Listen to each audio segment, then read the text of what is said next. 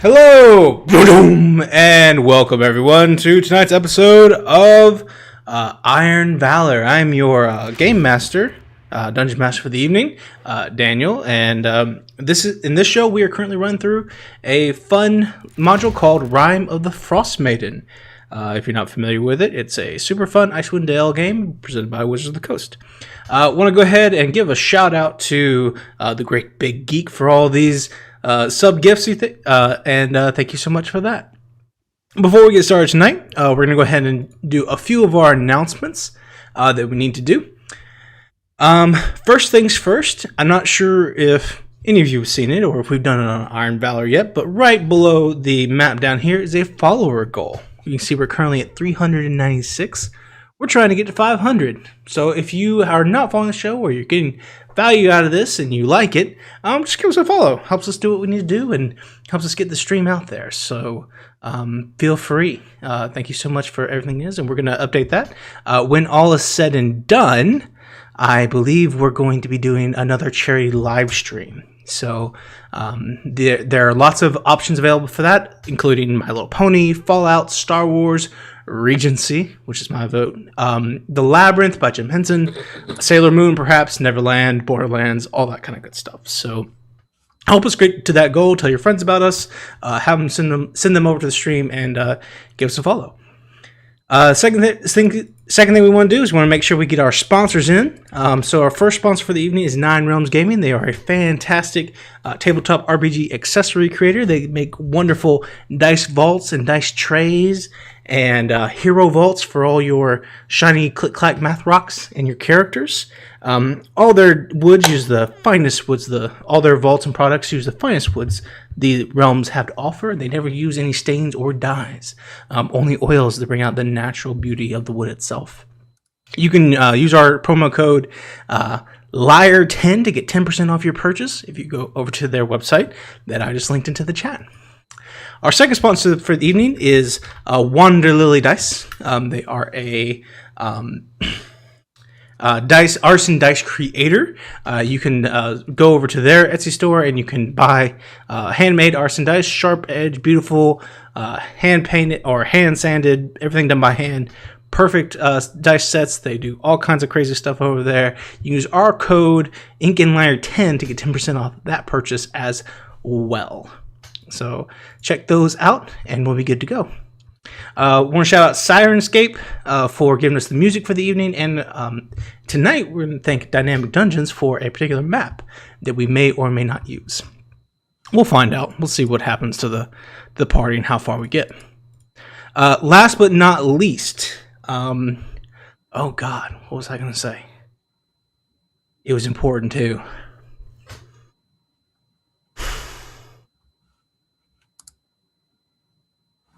Oh, is it about the VODs? It is. Thank you, Max. It is exactly about the VODs. Tonight, if you're watching the stream, or if you're in the future and you're watching this on video on demand, and you're just a follower of the stream, this will be the last episode of Iron Valor you're going to be able to see here on Twitch. You can check us out over on YouTube a week behind. And you can check that in the link below. It's all in our About page as well. But if you were on Twitch and you were following us here, you will no longer be able to see VODs as far as February 1st.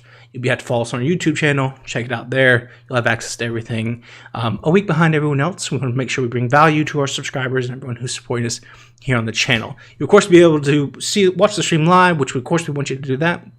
And go from there. So you can also get the same benefit of being able to watch the VODs earlier than everyone else by supporting us on Patreon at patreon.com/InkandLiar. So, without further ado, let's jump into tonight's episode of Iron Valor.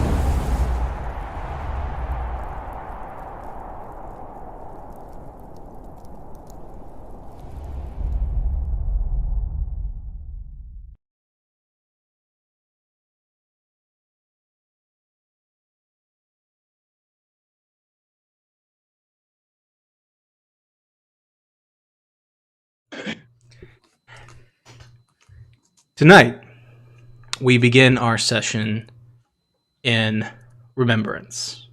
For those of you that were here last week, or if you don't recall what we were doing, the party was making their way from the Black Cabin past East Haven, heading to Targos, attempting to make contact with a particular individual who could help them gather a connection, maybe even a conversation with the Goliaths on the spine of the world, hoping to garner another ally for their assault upon the Sunblight Fortress. On their way, while carrying the Summer Star, a duo of frost druids approached the party and offered them their services as allies instead. But the party decided the Summer Star was worth more, and paid a horrible price. As the battle came to an end, a pet rock picked up our dear Thorvald, flew him up in the air, and dropped his body to the earth.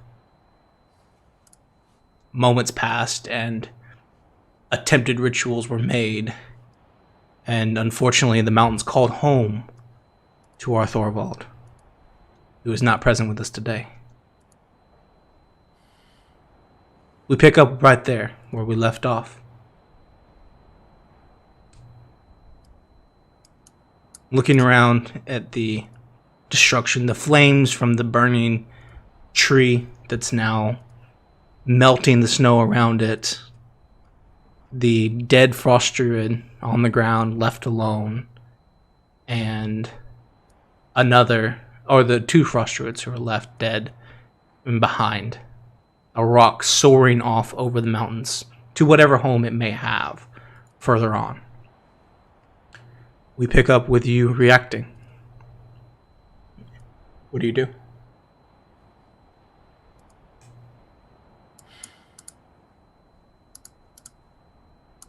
That's a tough question. Stuart begins to make a grave. We can't just leave him there. I mean, we could, but we're not gonna.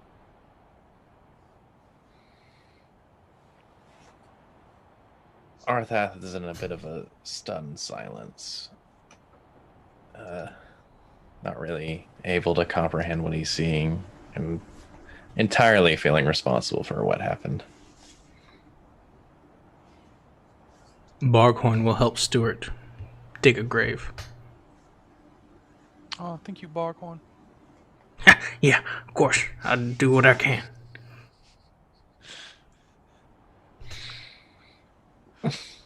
True to life. It's like he's here. Oh. Luther he's standing there and he's looking at this orb that he has in his hands, and he's just hoping that this was all worth it.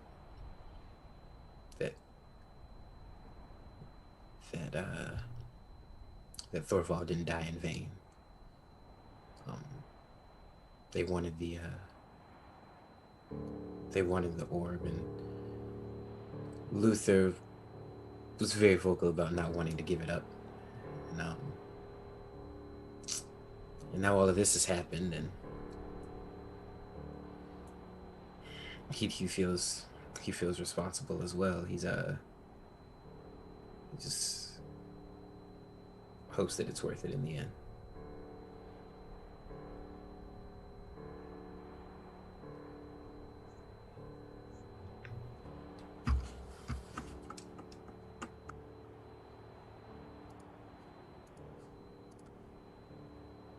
Over the next 20 or 30 minutes, the fires die and the wind begins to die down a little bit, as well as whatever swarm, and the world around you begins to reflect the serenity of what the party needs right now.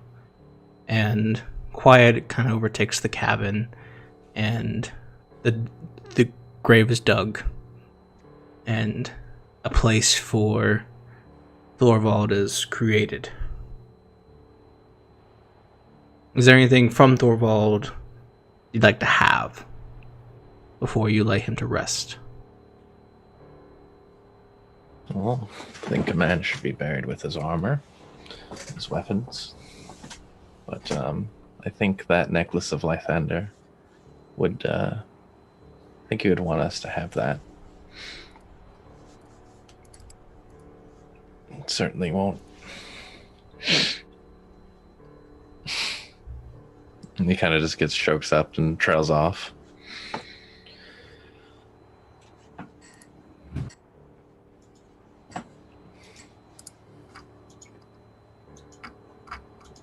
What else did he have on him?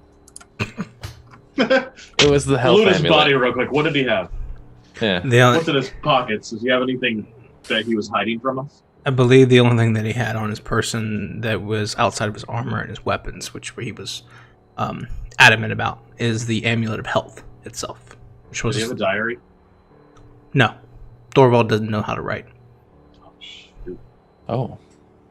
Makes two of us. That's almost the bigger. That explains a lot. The amulet of health. The amulet of health shows the symbol of Lathander. It's found in the Black Cabin. Came off of Macretus's body. It would definitely serve Felix well.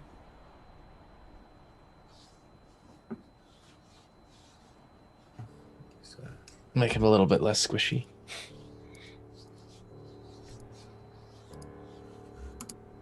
Most of us are pretty squishy.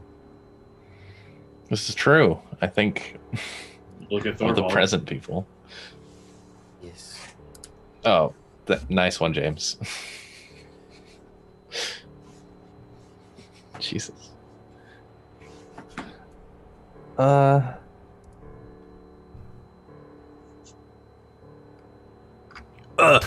I could take it, belong to my friend and everything. It belonged to his friend. Think you are hardy enough, yes? Barghorn looks sad, faced with the mortality of the situation that just arrived. He's like, I guess.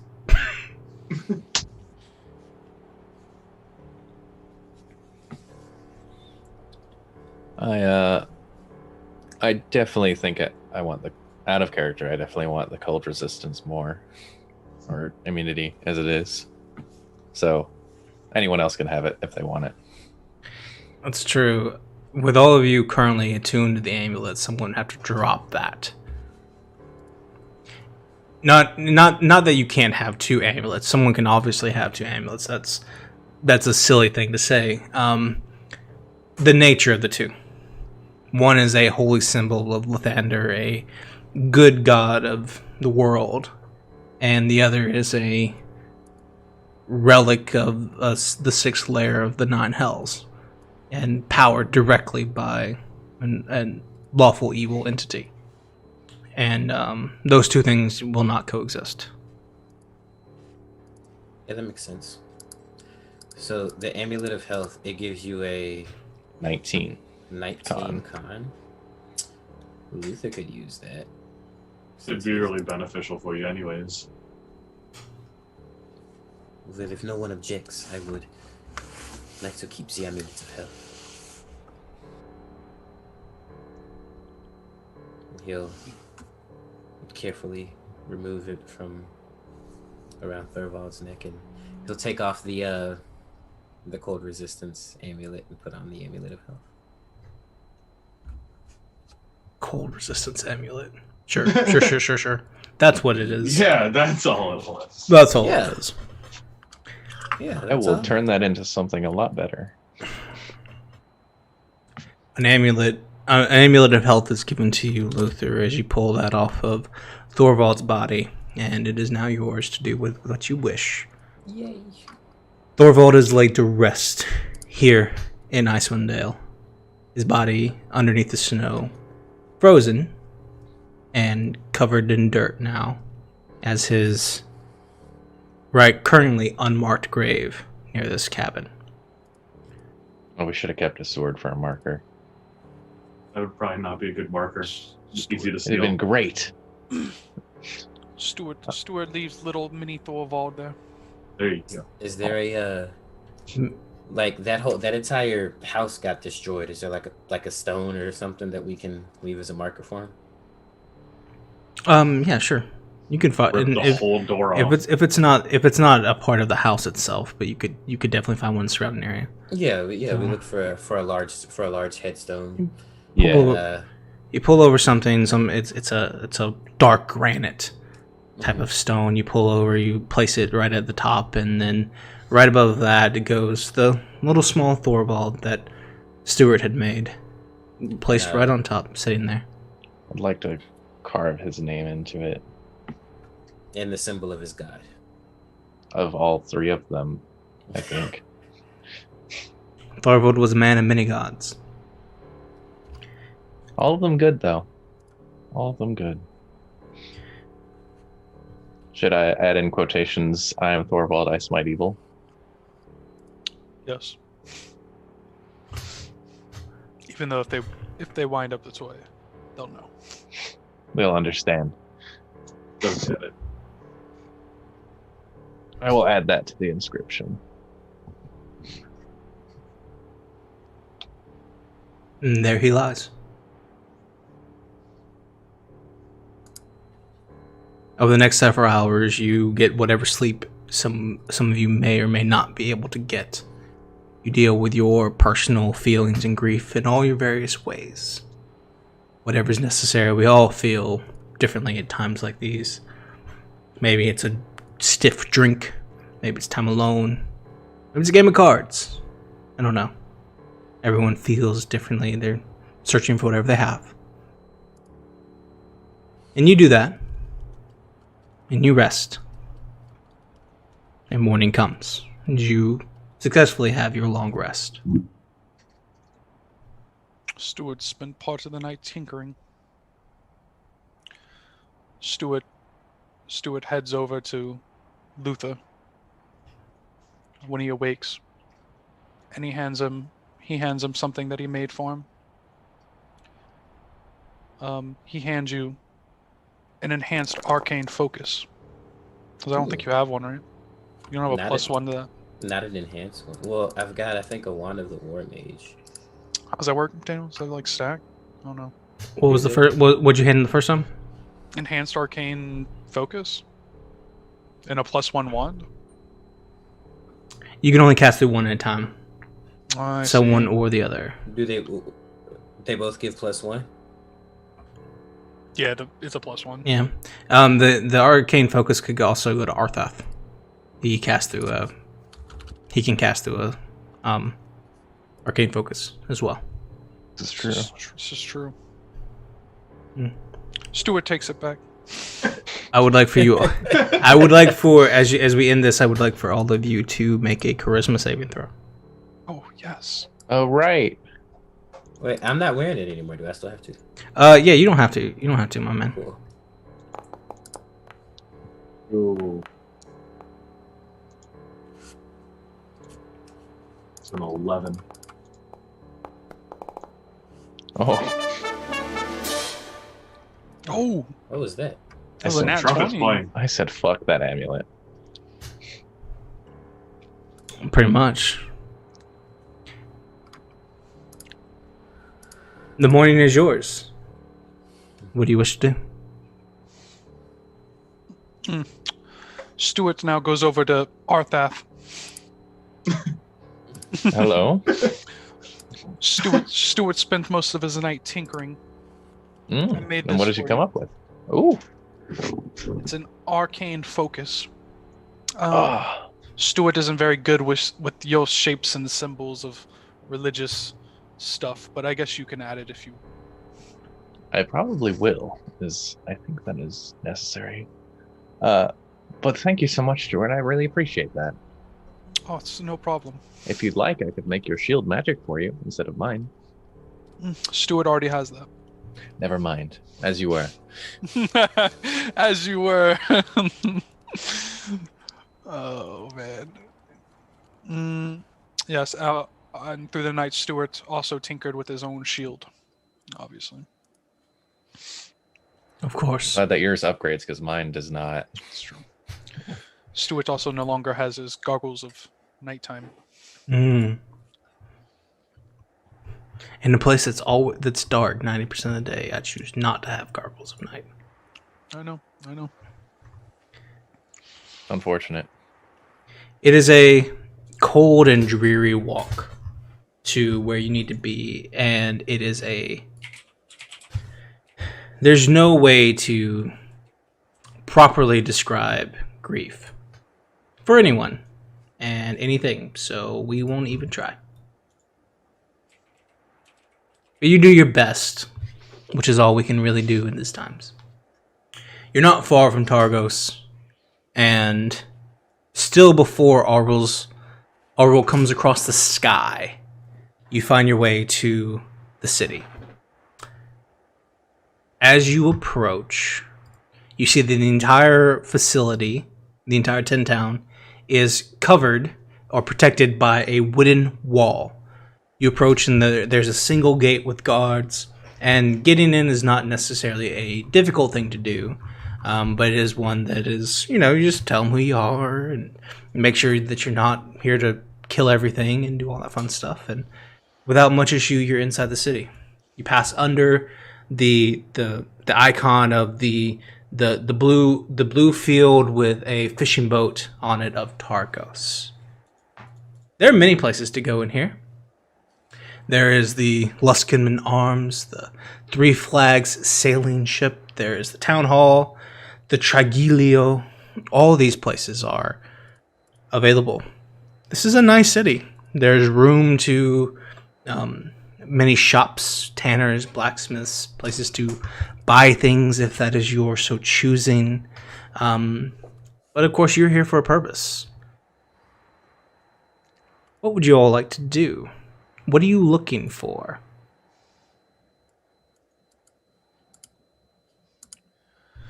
Well, Stuart believes we're here looking for the group heading out.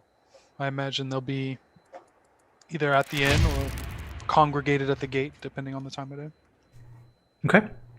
Go ahead and, as you're looking for this group and you're trying to search the city for it, I would like for you can either roll investigation or straight charisma, your choice. Investigation it is.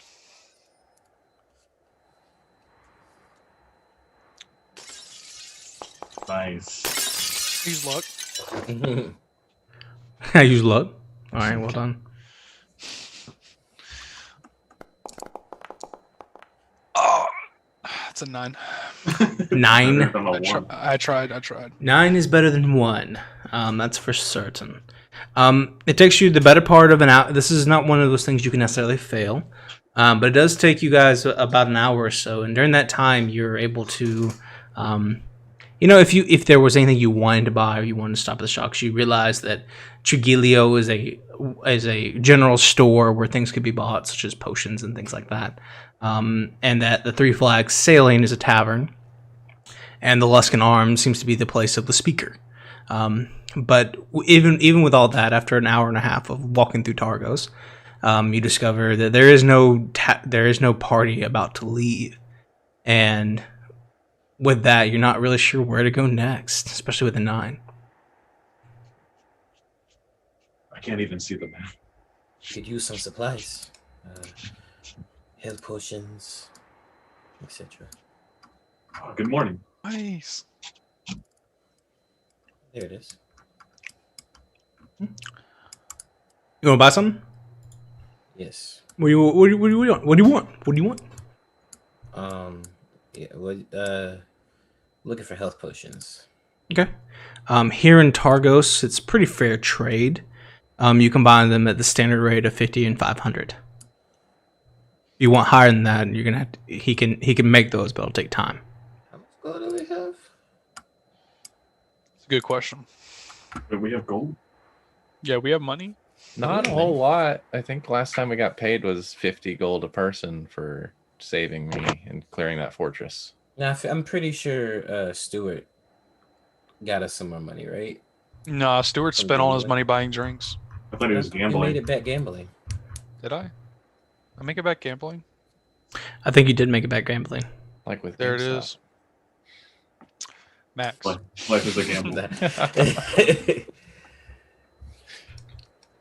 So yeah, if we have the funds, we'd like to get 2 or 3 health potions, or 4 if we can get one for everyone in the party. I'm right here.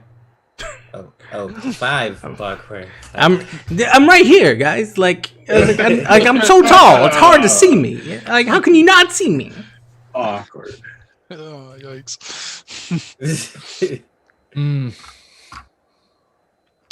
Yeah, so 5. So yeah, 5. Right, You get 5 though. for 5, you can spend 200 gold pieces if you have it to purchase those. I'll give you a discount for buying so many, Yeah, we do that. Bulk pricing. Bulk. and then it is yours. Okay. I didn't know Costco had a magic shop. Right? So Buy a everybody had pallet of potions, please. Yes.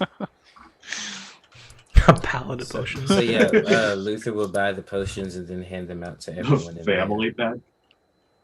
So everybody gets one. And you all have one?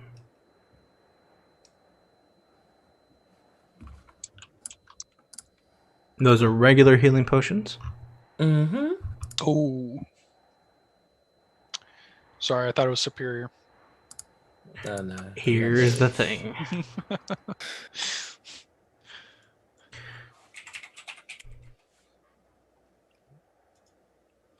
Noted. I'll remember this.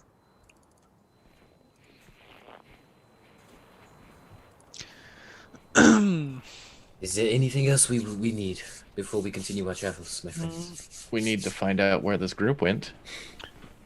Stuart thinks maybe the speaker or the tavern.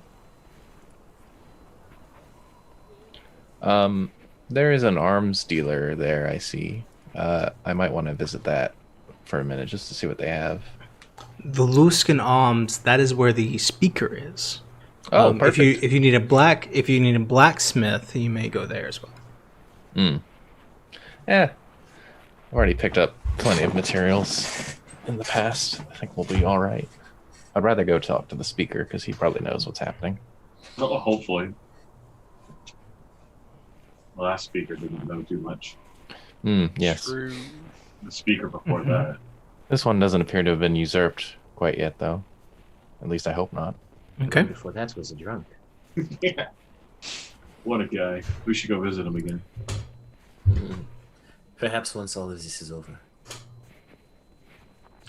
You make your way over to the Luskan Arms, and you see the familiar fishing boat on blue that is the sigil of Targos, and there's a small little sign that kind of creaks in the wind as it flows. It just says "Inn," which is a strange place for the townspeaker to reside, but here you are. As you pull up to the Luskan Arms, you open the door, and inside there's a small bar to get drinks. And in the middle of the space, there's this huge salt lick.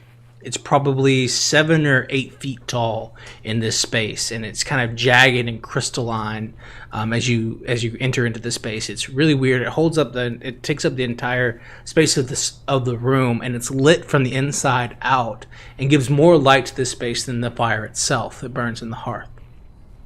Looking around the room, there are several tables, like 6, 7, maybe 8 or so, and then there's 1 or 2 people at those, each in separate groups. Behind the bar is a balding man who looks a little sad. We all look a little sad. Yeah. Stuart holds no facial expressions. Or is a facial expression. How rude. Wow. But not inaccurate. Stuart sees a bar. Stuart buys a drink. Stuart gathers salt. 1 drink for Stuart, please. Alrighty. What will you He's so have? sad. What will you have? Oh God. I got beer. I got some whiskey left. A red. And somewhere around here, I ain't seen it in a while, but we got water. Stuart will take whiskey. Whiskey's all around, my friend. Yeah. Do you want a whiskey? Hard. It's a hot. Yeah. Oh, I think I've had enough today. And then he Ah. he goes back he comes back with the bottle and glasses and pours them out for all of you and dips it out. It's like, oh, it's 2 silver a piece. Is that okay? Okay. He just passes it out. It's like, It appears that sorrow has found all of us on this day. The cold has seeped into our hearts, and there's nothing that can be done about it till we thaw.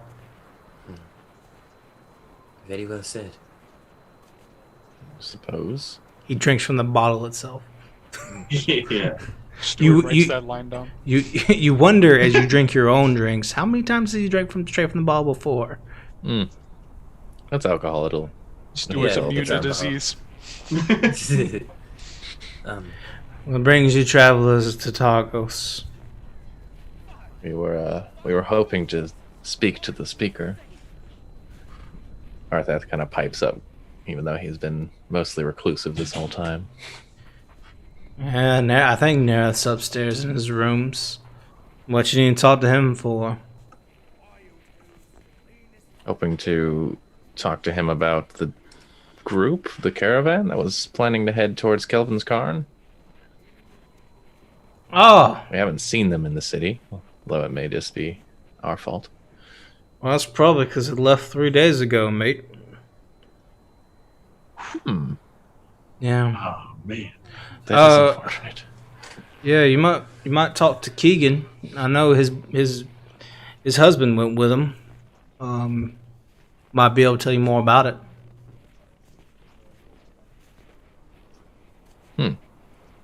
And where is he? Right now, I don't know. What kind of question is Well, that? that's I tried the inn. Ask about him there. If he's not there, he might be at his house. And he just like goes over and like grabs a piece of paper and like gives you numbers. It's like 318 trout. And he passes it over to you. much appreciated, friend. Trout Street. Stuart wonders if you need help with anything. Can you make the sun come back? Well, For a day. For a day. That would do a mighty good to all of the 10 towns, I'd say. Stuart wonders how long the sun's been gone, A long time. which is why Stuart wonders how you can stay sad so long. You misunderstand my capacity for sadness. Stuart got rid of that capacity unit. Well, I hope the capacity for happiness runs just as deep. That's what they say, anyway.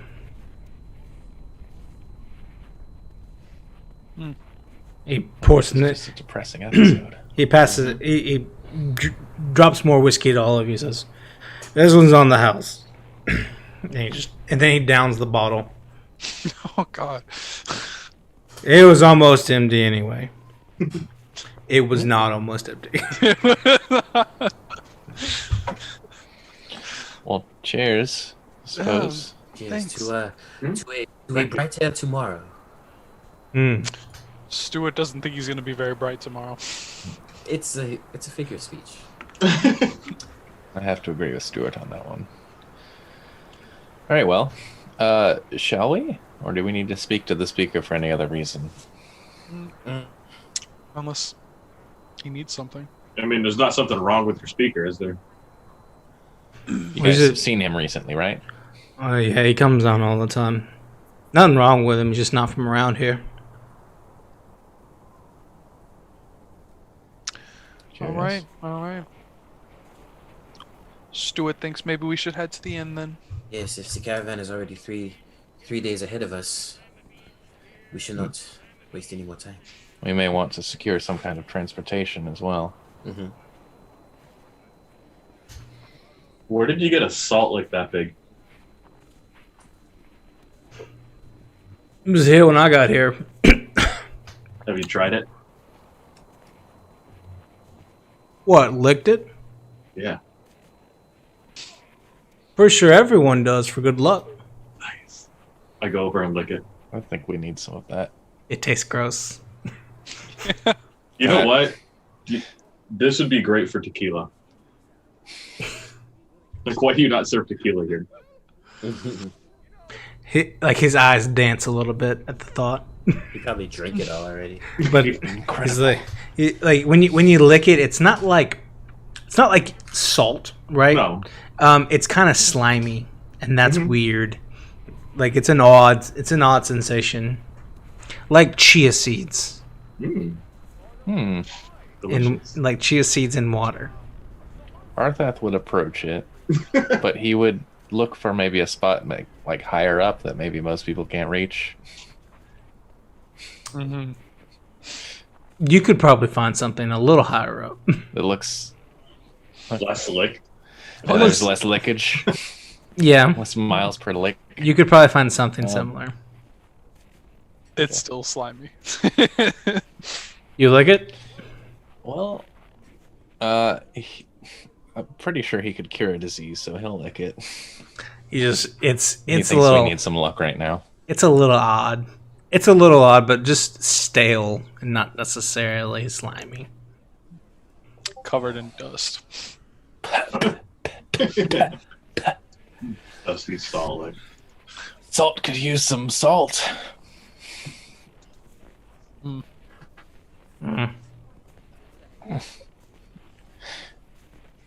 So Stuart wonders if we're done licking salt.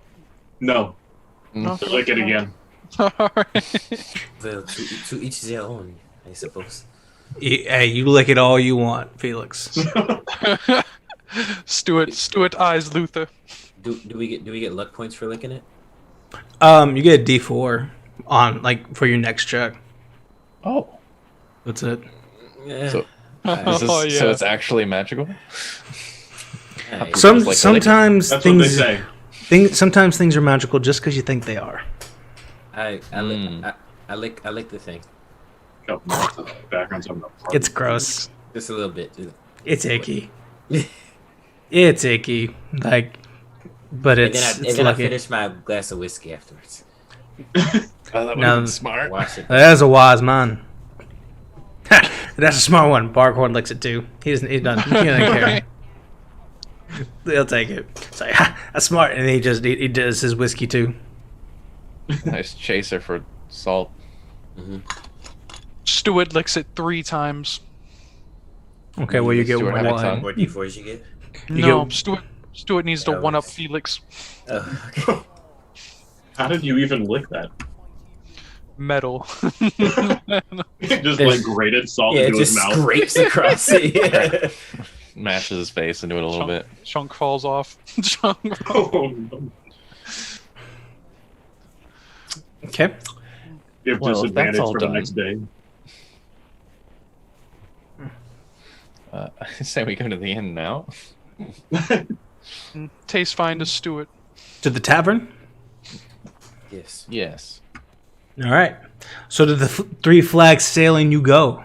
It is a tavern on the really kind of in the center of town, right by the docks. It is kind of close to. We liked our own stream. How amazing! Good for us. Nice. Yeah. About time. About Yeah. time. On Facebook, I'm sure. You go through Three Flags Sailing, which is really kind of in the center of town, but it's more importantly, it's in the center of the fishing docks. You look over to the right, and you can see that the immediate bay area is frozen solid all the way through, and many fishing boats are caught in that and frozen solid directly to the lake. But the fishing doesn't stop. Out on the ice, there are many men and women cutting holes in the ice and looking for knucklehead trout that may be in the adjacent lake. Many of them are pulling up large pieces and bring them back to the Three Flags Sailing and to the various markets for sale and all that kind of good stuff. It looks like a pretty difficult, hard work But the people here are doing their best and making the most of it, regardless of their circumstances. And with that in mind, it seems like they're being as industrious as they can during this time. By the time you make it to the Three Flags Sailing, you can see that there's like netting and kind of like fishing line and stuff that kind of decorates the tavern. Inside, there are many people, some of which are having kind of a lunch or an early like brunch kind of situation, preparing to go out again after their early morning fishing. It's all dark in here all the time, especially in Icewind Dale. But right now, they seem to be having, like a deep potato soup with some fish and things like that.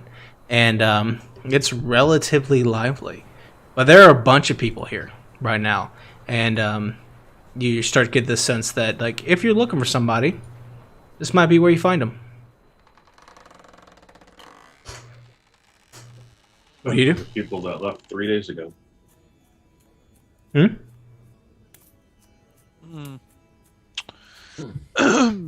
Stuart sees a bar. Stuart gets a drink. You go get you a drink. Stuart also asks the bartender if he could buy a drink for Keegan. Well, yeah. Keegan, he probably needs him a drink these days. Stuart. Rough time. Yeah. Well, Stuart hopes he can help with this, and Stuart will ask if he could point him in the direction. He points you over. You look over. He pours you 2 drinks, one for yourself and one for this Keegan fellow. He points you over to the corner. Over there, you see sitting by himself, looking rather antsy, wearing a cloak, a traveler's cloak of sorts of a deep blue. Is a human man. Looks like he's a little scared. He's got dark brown eyes, mid-30s, early 30s maybe. Shaven face, and he looks a little worried. But as he's looking around this tavern, and you can see that his eyes are flickering. They're moving back and forth, watching people. Interesting. And that's our man. It appears we are not the only ones looking for him. Stuart goes to the table. Before That looks concerned. Before Stuart reaches the table, Stuart proclaims Keegan. "Ah, Keegan, is that you?" As if Stuart knows him. He's Enjoy the show. He's far too polite to act like he doesn't know you and say it straight out. So he says, "Ah, yes, friend. Good to see you again." You must remember Stuart. Stuart got you a drink. You look as if you need one. I'm afraid I do. Jog my memory. It's been so long. I can't. These old ears, they forget. Forget names. I wouldn't forget a face, but I seem to have forgotten the name. Yes. Stuart was well, he went to the speaker earlier today, and he said a Keegan fellow might be able to help Stuart. And then I asked the bartender who Keegan was, and he said Keegan's right over there in the corner, and he said you could use a drink. So Stuart got you one, and Stuart was wondering if you could help Stuart. No, we've never actually met before, but I didn't know how else to introduce myself. Oh. Yes. You can see he like slumps back in his chair a little bit, like, I don't know, maybe. Okay. Like, he seems he's a little off put by the situation, but like he's not gonna turn down a drink. He takes the drink, offers you a seat. Oh yeah. He Stuart says, sits. "Well, I find myself in the need of help, but would be amiss to help a friend if they needed it. What can I help you with, Stuart?" Stuart's trying to make his way to Cairns Mountain. Cairn? Yes. Kelvin's Cairn? Yes, Stuart's trying to go there. Stuart heard there was a convoy of sorts that headed there, and that you knew. His eyes light up. It's like, that happens to be exactly what I need. I'm afraid it's probably no job for one person, though. Do you have other friends or can do you have the means to acquire sellswords? Oh, of course. Stuart always carries sellswords on him. Gentlemen, Stuart calls over to his compatriots. I approach. Arthath raises a single scaly brow. Yes, Stuart's very loyal men are here to help him. He's got Argorn in particular is very well suited for the task. Ha! Yeah, I'm good at every task, all of them, pretty much. Yeah.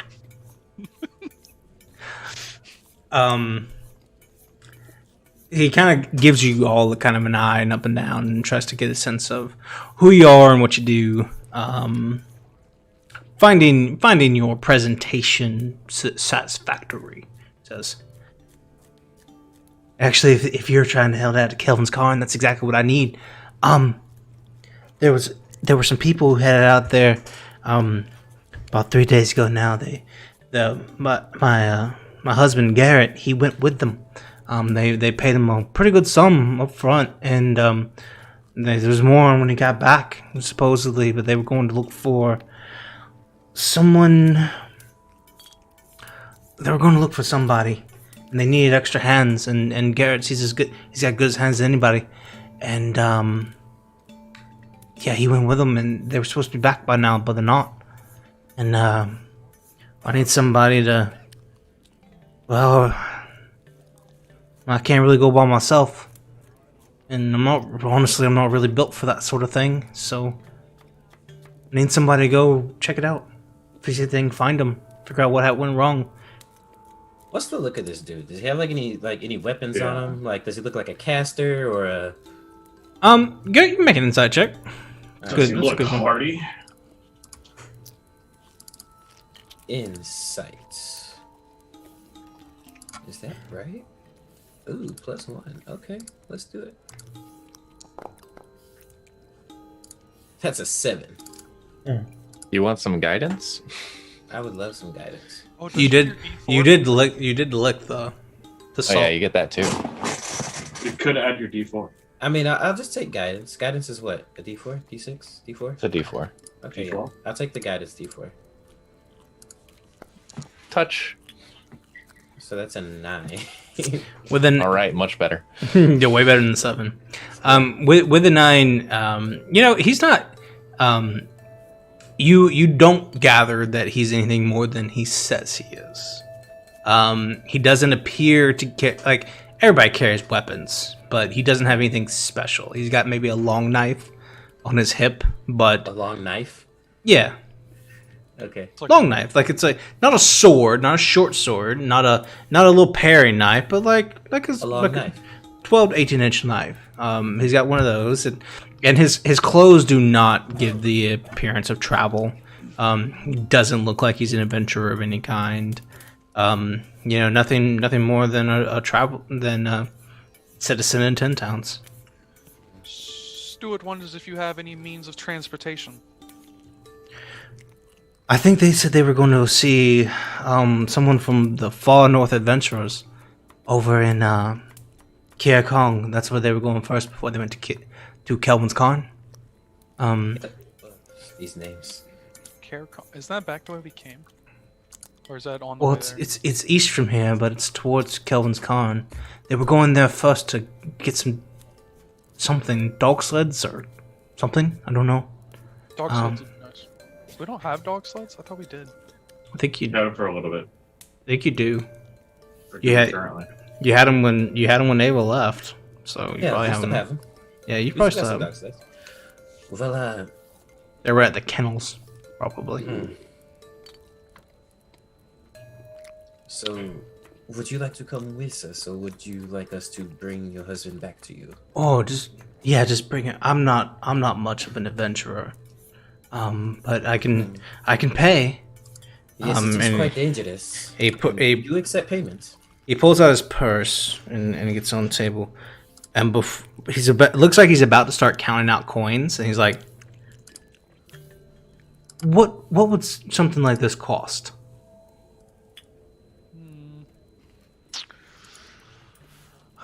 Stuart says, looking at a 3-day trip, search and rescue, possibly dangerous, endangering the lives of my sellswords. I'd say I paid a good 30 gold for each one of these men. I'd prefer not to lose any of them. 100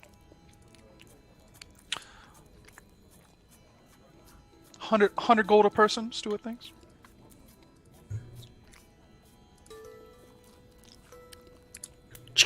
Starts looking through his coin purse. A lot of gold for a commoner to have. He reaches down to his elbow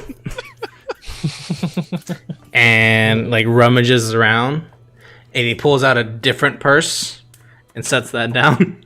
Okay. And he reaches down again, like further than it should okay.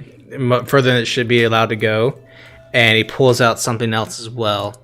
And so, Is that a boot of holding? Is that a bag of holding? A beautiful. he pulls what did you that say? out. A boot of holding. It's a thing. It's a thing. It laces all the way up to the thigh. Yeah. Bootlegging. Yeah, it goes Yeah. all the way. Yeah. He pulls out a stack of coins, and then he pulls out 2 rings. Or he pulls out a single ring and then takes one off his hand and puts that down too. He says,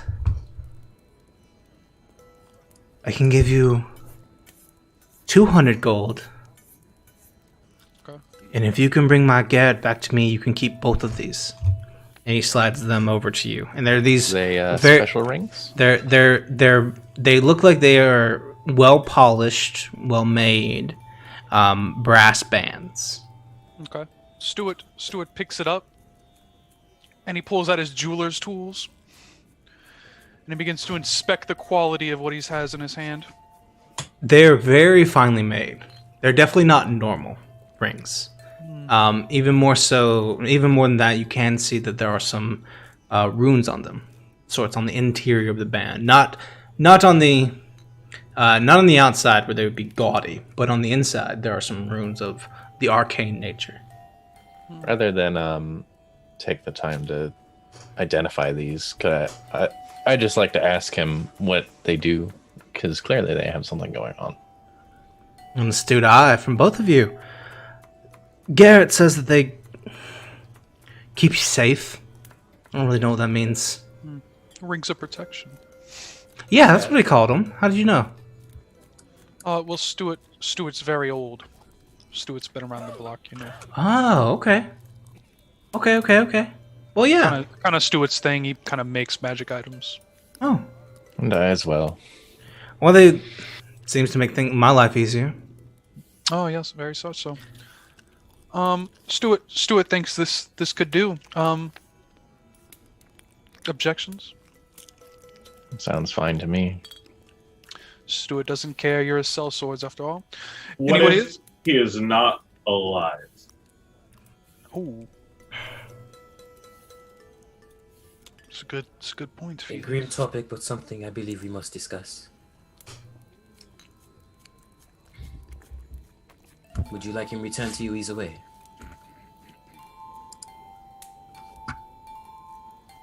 Of course. We'll do our best then.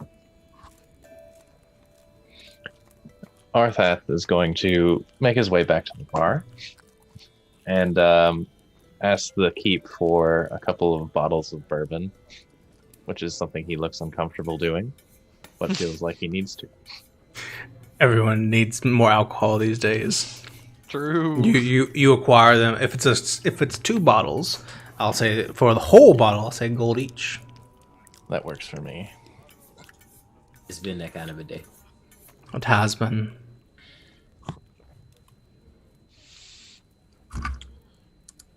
Stuart asks if you have any more information on their mission or what may have happened or the dangers of the trails. I don't like to ask when Garrett goes off to do these sorts of things. You start talking about Gettys and giants and that sort of thing, and I just don't want him to go. It's better if he doesn't say. I know where he's going this time. At least that's something. He and I think with 2 others were heading to Kelvin's Con. Did you say 2? That's not a lot. Well, they looked very strong. Yeah. So are the creatures in this wilderness. Oh well. This is fine. Stuart thinks we can handle. We will, since we're heading in that direction anyways, do you know anybody who might serve as a guide on the way there? Someone local, maybe? No? Garrett would have been good. Barkhorn's a guy, isn't he? He's Yeah, I know how to get around. Like, Yeah. I can get all over this place. I've been here a long time. Oh my god. Yeah. I mean, I'm pretty Stuart local takes too. it back. I hope Jade sees your edition of Barkhorn. This Yeah, is me too. Stuart takes it back. I don't even need a guide. I forgot I bought one. I was from the other side of 10 Towns, right? You? Or Barkhorn? Yes. Wait, what? No. Arthur. Yeah. yes. I mean, I guess. You could have been from anywhere. It's not a real big area. Yeah, there's only 10 towns. Yeah. Yeah. It's not. Oh, It's okay. not massive. You can go from one side to the other in like 14 hours. By dog. Well, it could be Barkhorn or me. Whoever you want to try and guide you. Barkhorn. Two guides are better than one. That's true. Just check over each other's suggestions for where we should go. I don't believe Stuart has any more questions. Well, have a drink, and then if you go now, you might be able to scale the mountain while Oral's light's still up. You know? Yes. Yes. That's smart. Take a drink. Stuart. We get What rations. drinks are you getting? Should we get rations? Should get some food. Yeah, Stuart food doesn't for the eat. road. Oh my! Stuart was thinking about yourself. He doesn't want to lose his investment. Yes, it's True. self-sense as it is. Stuart's going to be our cook. How nice of you to take us into consideration, Stuart. I know. Stuart paid good money. What's a You guide? you may buy rations if you wish. I choose not to. I assume that you are all capable, competent adventurers who would not be so foolish as to not buy enough rations for your journey. So That'd be like buying a sled with no dogs. yeah. Who does that? do that? What do we But even have on that? it's only been like 2 or 3 days. Felix, Arthath, Luther, you guys, and Stuart, I guess all of you would remember, like, you've been to far north expeditions. Mm-hmm. That's where we got our dogs. Oh, yeah. How long Why has did it we been come all there? this way then? I was like, I swear we've Yeah, been. we've been there before. So that was the first place that we were at. Yep, Yeah, The first town. Kier- Must I have missed thought them. he said it. I was like, I swear we've been there. you have been there. You know exactly where it's at. Yeah, And I if was you like, want to head that way with your dogs, you can be there about 2 or 3 hours. Dude, is it? You said it was on the way though, yeah. It is. That's where they were heading. Well, I don't They- think. Oh, so They were I thought heading- Expect 3 days ago though. They did. So they're probably not still there. I mean, we can go ahead and just head to the mountain, right? Either that or they didn't make it. One of the two. Yeah. So okay, all right. Yeah, Might as well let's just- stop You there can, and you see. can you can go straight to the mountain. Yeah, that's fine by me. Make sure they made the trip there and got their dogs. I mean, it's not hard to find Kelvin's Cairn.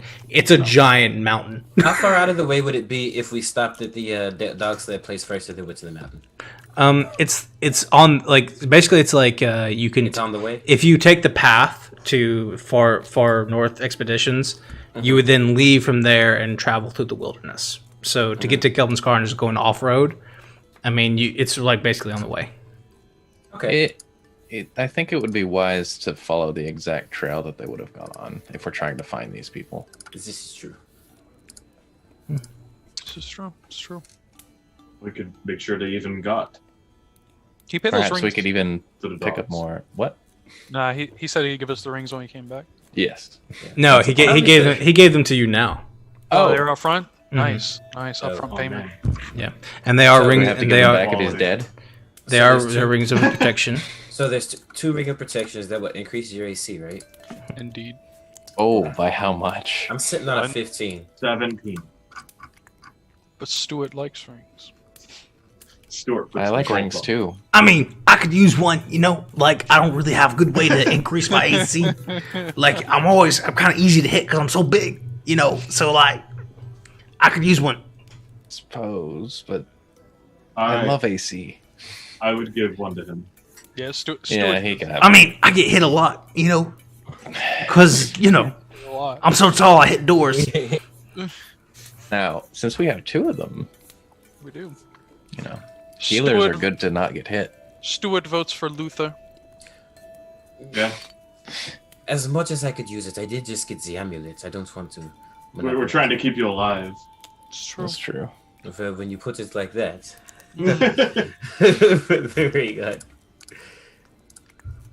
I will add a ring of protection to Barghorn's equipment. Nice.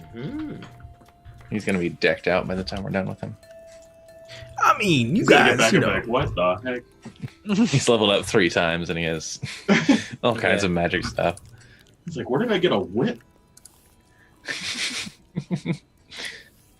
It's not just AC, it's also the saving throws. Yeah, it's really good. Great that's thing to pretty have. So that's gonna boost your con saving throws even more. So you can hold your concentration spells. Mhm. Yeah. Whichever That's ones you good. have. I don't think Fireball's a concentration spell, but you know. I mean, I've got a couple. I've Wall got of fire. quite a few. Yeah. 1, 2, 3. Ooh, Luther's the squishier target True. by Plus, a I long think shot. you have the highest AC in the group. Nah. I definitely don't, but I have a 16 AC right now. with the Stuart ring. does. Stuart does. I mean, I've got shield, but I wouldn't know. You never get hit, Stuart. As I said. that AC. Yeah, I've got 23. I'll be okay. Holy crap. 20. Those are. You serious? That's it. Baby. Yeah, because someone won't give me a ring. I'm not So- even heavy armor. He is. Hey, You are. A few You more, attach it to your body.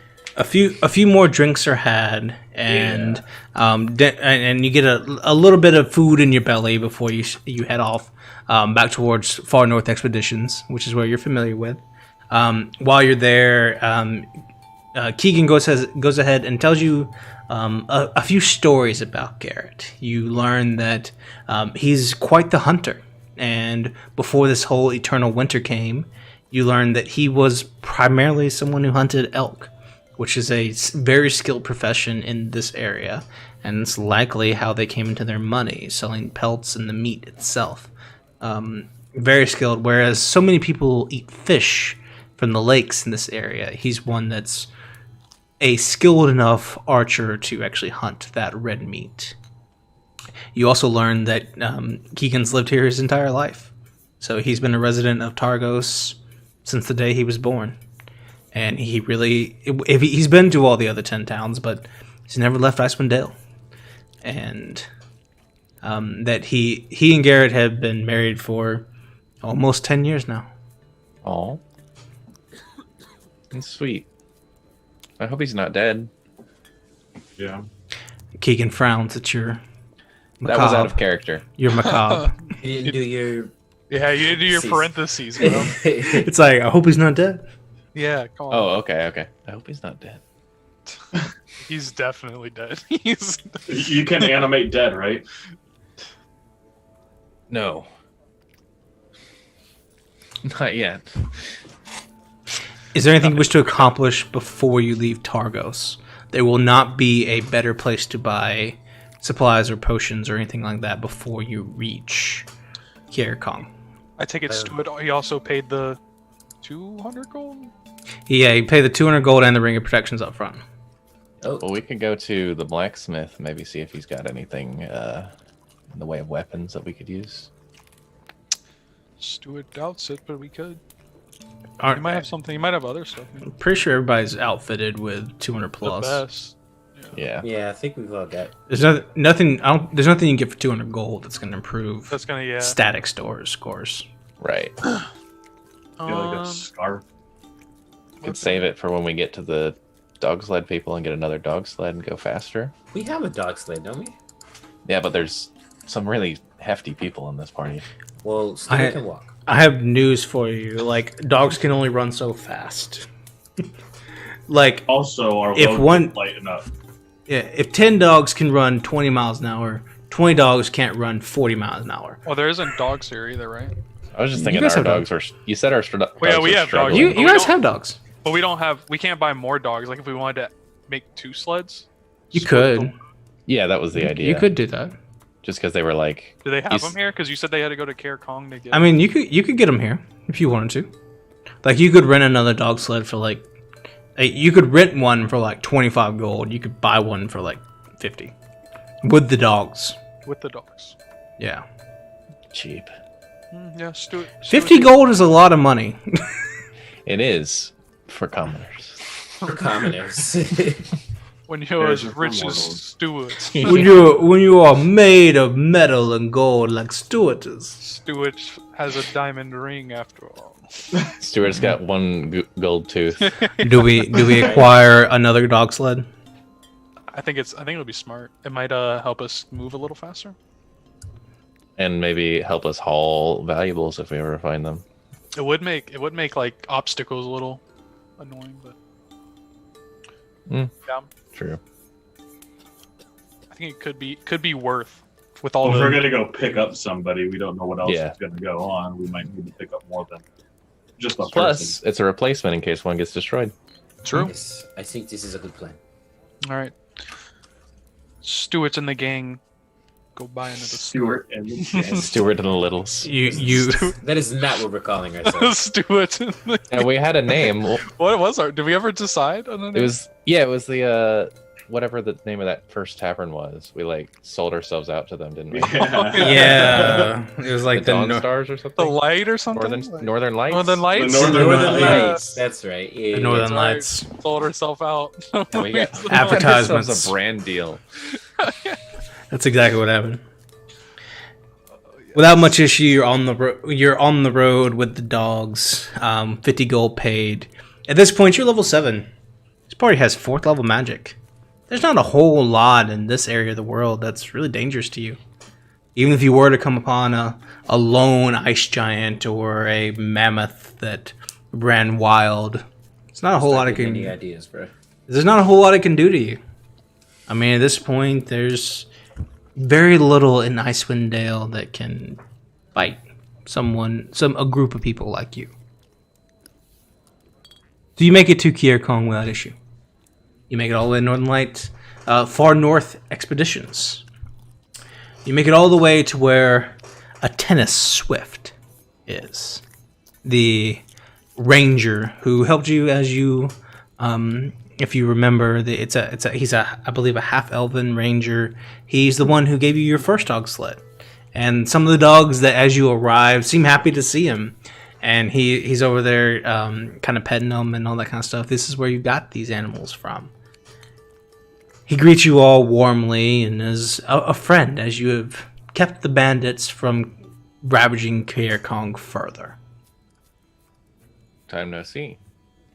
Long time no see. Well, I'm gonna give him a southern accent because I can't remember what I did the first time. Yeah, I think that's about Well, right. if you So- subscribe, you could go back and watch the vlog. It's true, you could. Well, what brings the Northern Lights back over here to our Kier Kong? Stuart's looking for a man named Keegan that may have came through. I don't know, Keegan. Uh-oh. Even in the last 3 days. No. No Now one's- there was a guy named Garrett came through with some friends. Yikes. But I don't know a Keegan. Oh, yeah, Garrett. Stuart meant Garrett. Oh yeah. Garrett came through. Strapping young man. Came through with a little halfling and a tiefling little lady. They're real sweet, heading up to the cairn. They made it this far then. Good. Did they mention what business they had up there? Yeah, I think Jareth went with them.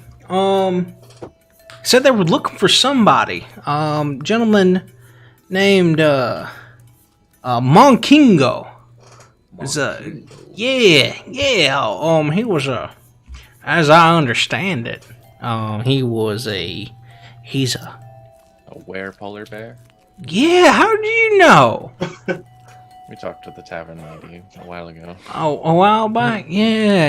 Apparently, he's a right fine man. They said that they were supposed to meet him there, or on the way, and there was something up in the mountains that he wanted. Not real sure what it was, but he said he'd pay handsomely for it, and they were going to help him out with it. But I told him it's a dangerous place. That's why they took Jareth. Now Jareth's gone too. Come to think of it, it's been a little too long. You have any way of getting in contact with him? No, I'll say that I can't. Smoke signals? With this wind, are you kidding me? You can see, like, it's a little windy and it's dark because you can see smoke in the dark. Yeah. And anyway, it's still dark, but the faint beginnings of dawn are starting to arrive. As basically it's like midday now. Well, yeah, I mean, y'all kind of know the way up here. It's just right northwest of here, and he points to the mountain. It's hard to miss. It's dark. I can't see. You head that way, you might find him. I'd recommend doing some of that tracking stuff that y'all did with them bandits. That'll help you out a lot. That's true. I think we can do that. In that case, onward. Shall I begin the tracking? Well, it was good to see you. Yeah. It was good to see you Bye. too. Sorry, we already have dogs. Yeah, we already have dogs. I can see that. I'm glad that you're happy. Oh, did you Stuart wonders if you would like to come? No, I would absolutely not. I would absolutely not. There's nothing that I should do from that direction for 30 gold. He's actually starting to recruit mercenaries now. But how much Daddy, would come it take with. to get you to go with us? Oh god. I don't know if there's any number you could pay me right now to head that way. Platinum. He said no. He's like, anyways, you guys go to the mountain. Anyways, That here we awkward are. conversation was done. Oh no, Thorvald. Oh no. Yeah, Oh, he didn't even no. care. He didn't even... He's gone. That was just his ghost. Go ahead and give me a survival check. Let's see how long this takes. Okay. Can I guidance that one? You may not. Okay. We got that D4 though. Yeah. Let's see if we You may do that. Yeah. You can Or do use I your need to declare it? you can use your salt guidance. Yeah, let's use the salt guidance. Salt guidance. And that'll be a 19. Good salt guidance. 19. You make your way directly towards the mountain. There By it the- is. By the time you arrive, the sun has slightly risen over the mountain, and the entire area is baked in the bright blue light of dawn here in Icewind Dale. The mountain face itself is a shimmering mirror of blue and frost. Ooh, something happened. Ooh, Brandon, you get luck. Congratulations. Thank you. Look. Shout out to the Great Big Geek.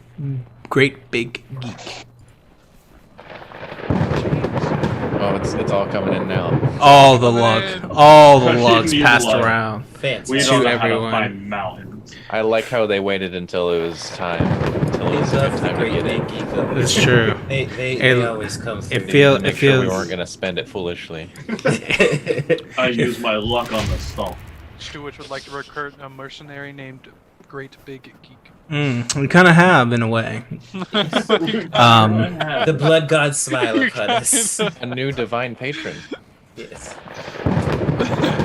So, you move up to the mountain, and it is a combination of frost and rock.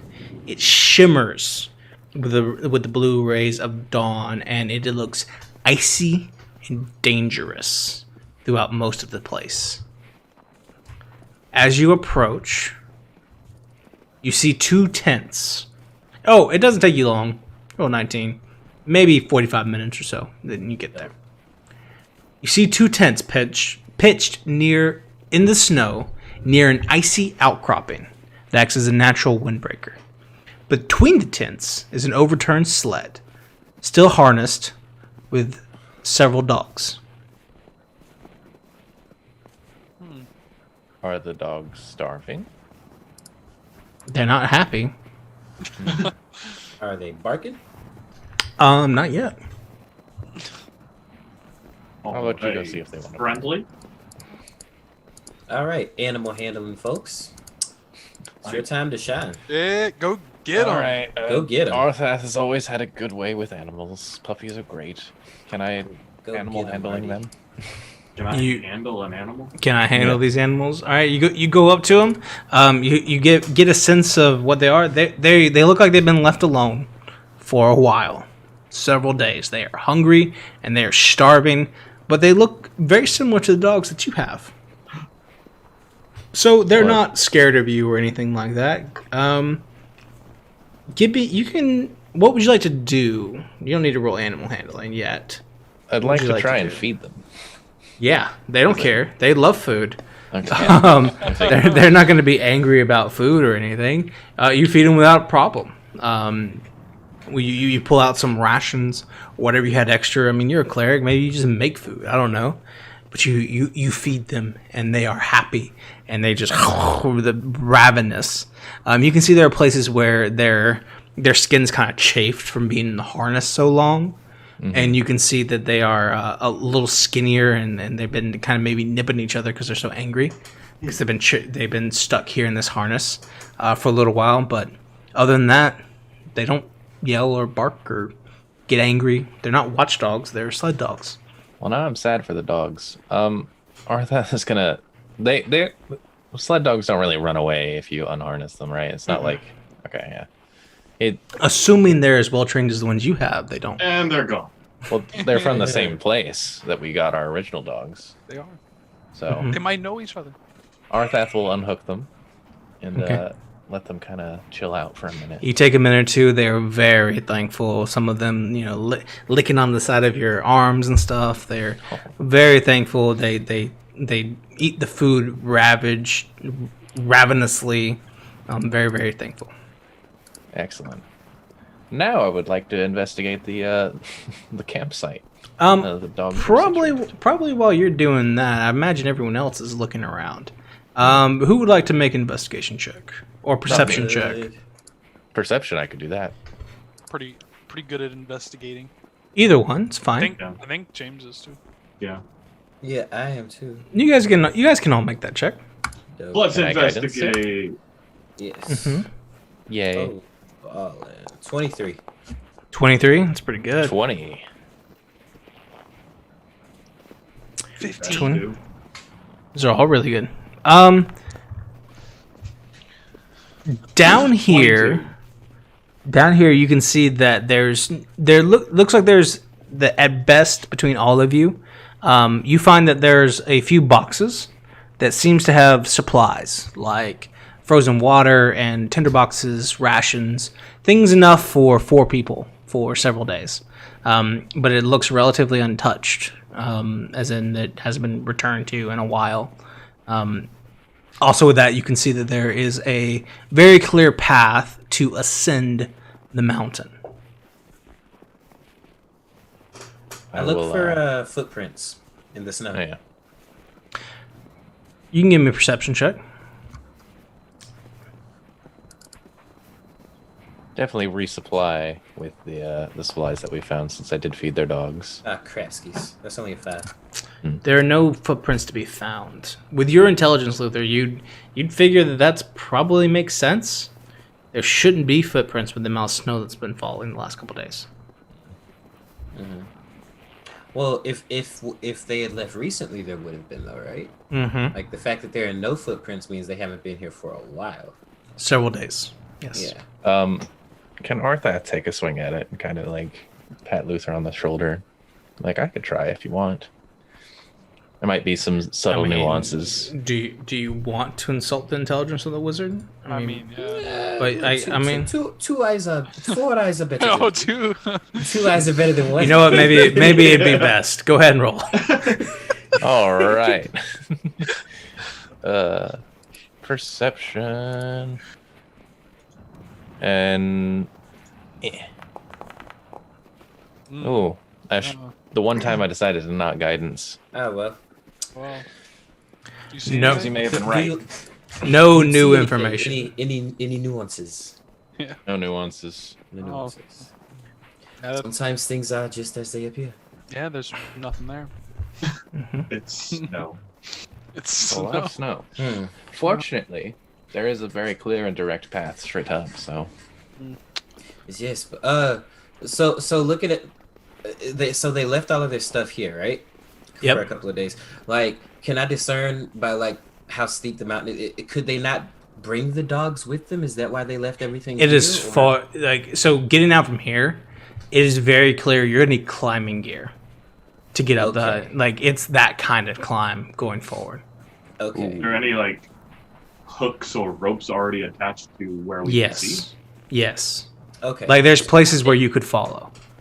that could make us climbing gear. Does Probably. the camp have it? There's ropes Yeah, that are right left there. behind where they went up Where they did already. it? Yeah. Yeah. And they've been left behind so that they could come down. So Okay, cool. Oh, nice. Makes sense. In that So we- case, onward We and don't up. need climbing gear. No, because it's already there.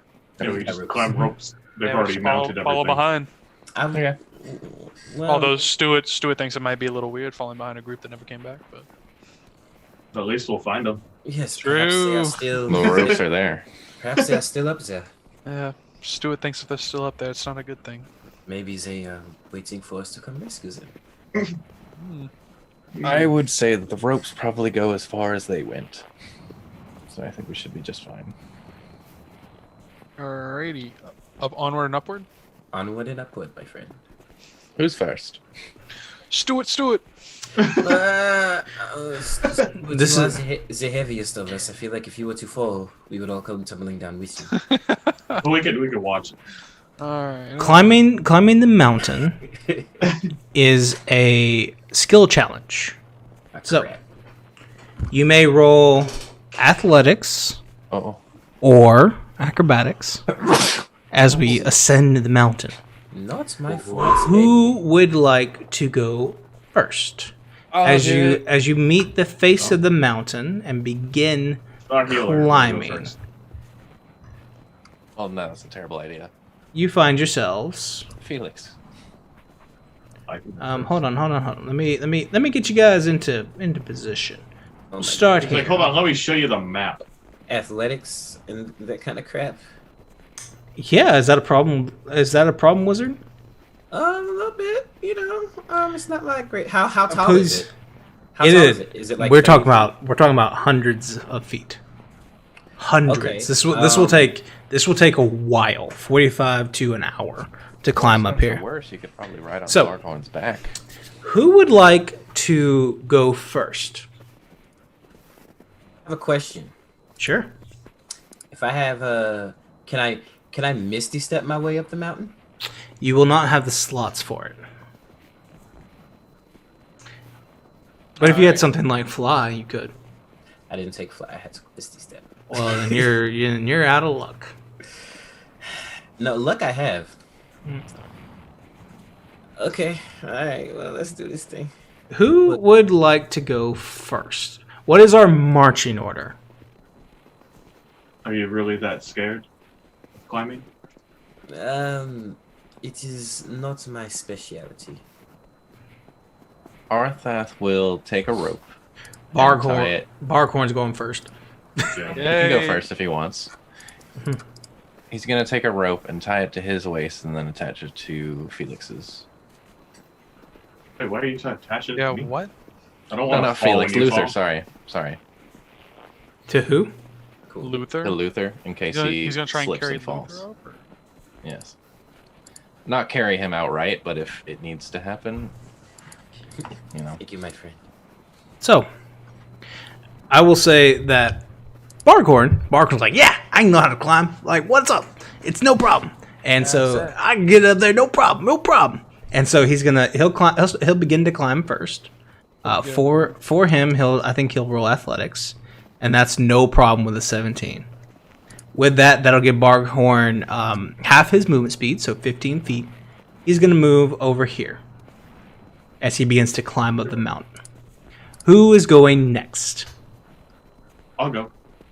All right, give me athletics or acrobatics check. This is your first of 3. With acrobatics.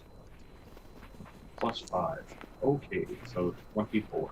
No problem. As you begin to climb the face of the mountain, you've got the rope pulled up. You pull forward. You take one of an ice pick or a knife or something. You stab in the side, pull yourself up. You can move up to 15 feet. This is a vertical face, if you guys haven't figured it out already. I assume you had. Great time to have a tabaxi. Would be. Oh well. Oh, I'll go next. Because I don't want Stuart to crush me on the way down. The wind. You're very lucky in this particular situation. The wind has died slightly. It's dangerous climbing up here and whatnot, but as a general rule, the wind has slowed down a little bit. It's starting to clear up. There's actually not any clouds in the sky. Wow.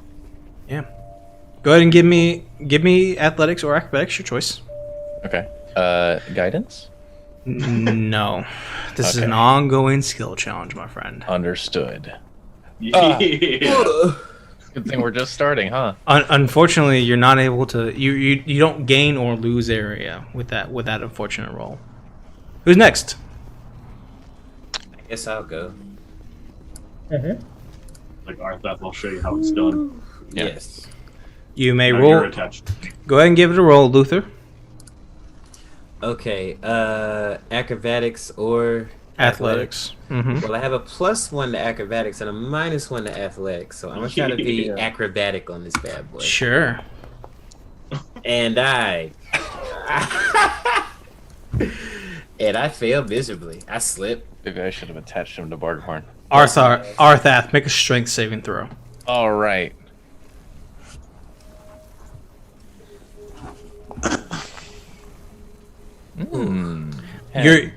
Luther, you begin moving about 5 feet up, but as you do, you reach up and the ice pick that you were using to help climb, the handle breaks and you fall with it. And it's no fault of your own, but you begin swinging underneath. Arthath, you were able to hold on in place. You will not get a roll next turn, but Luther does not fall to his death either. Oh, good. good. So hanging there, Luther, you kind of, the rope goes taut. You grab Arthath and hug the wall tight and hold yourself in place. And there you are. Help. It's a dangerous place climbing the wall. Maybe we should have had more ropes. Stuart! Stuart, onward and upward. It's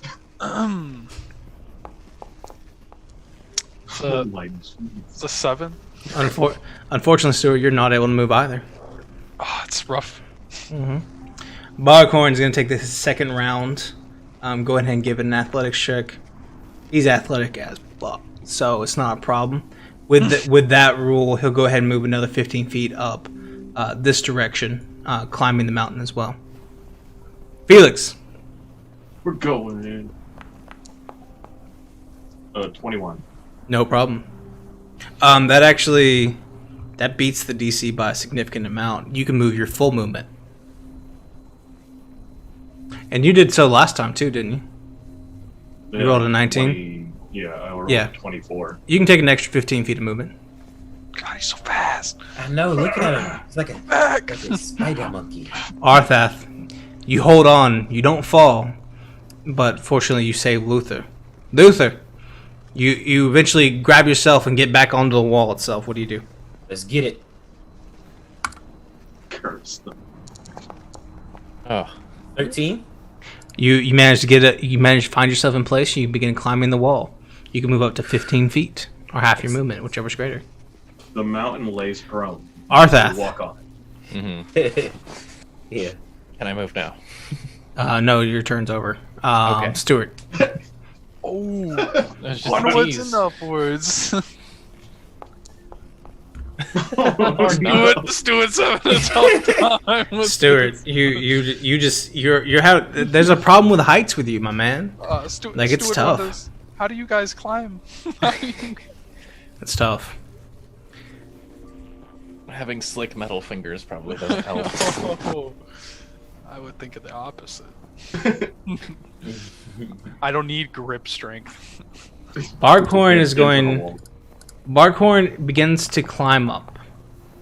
Uh-oh.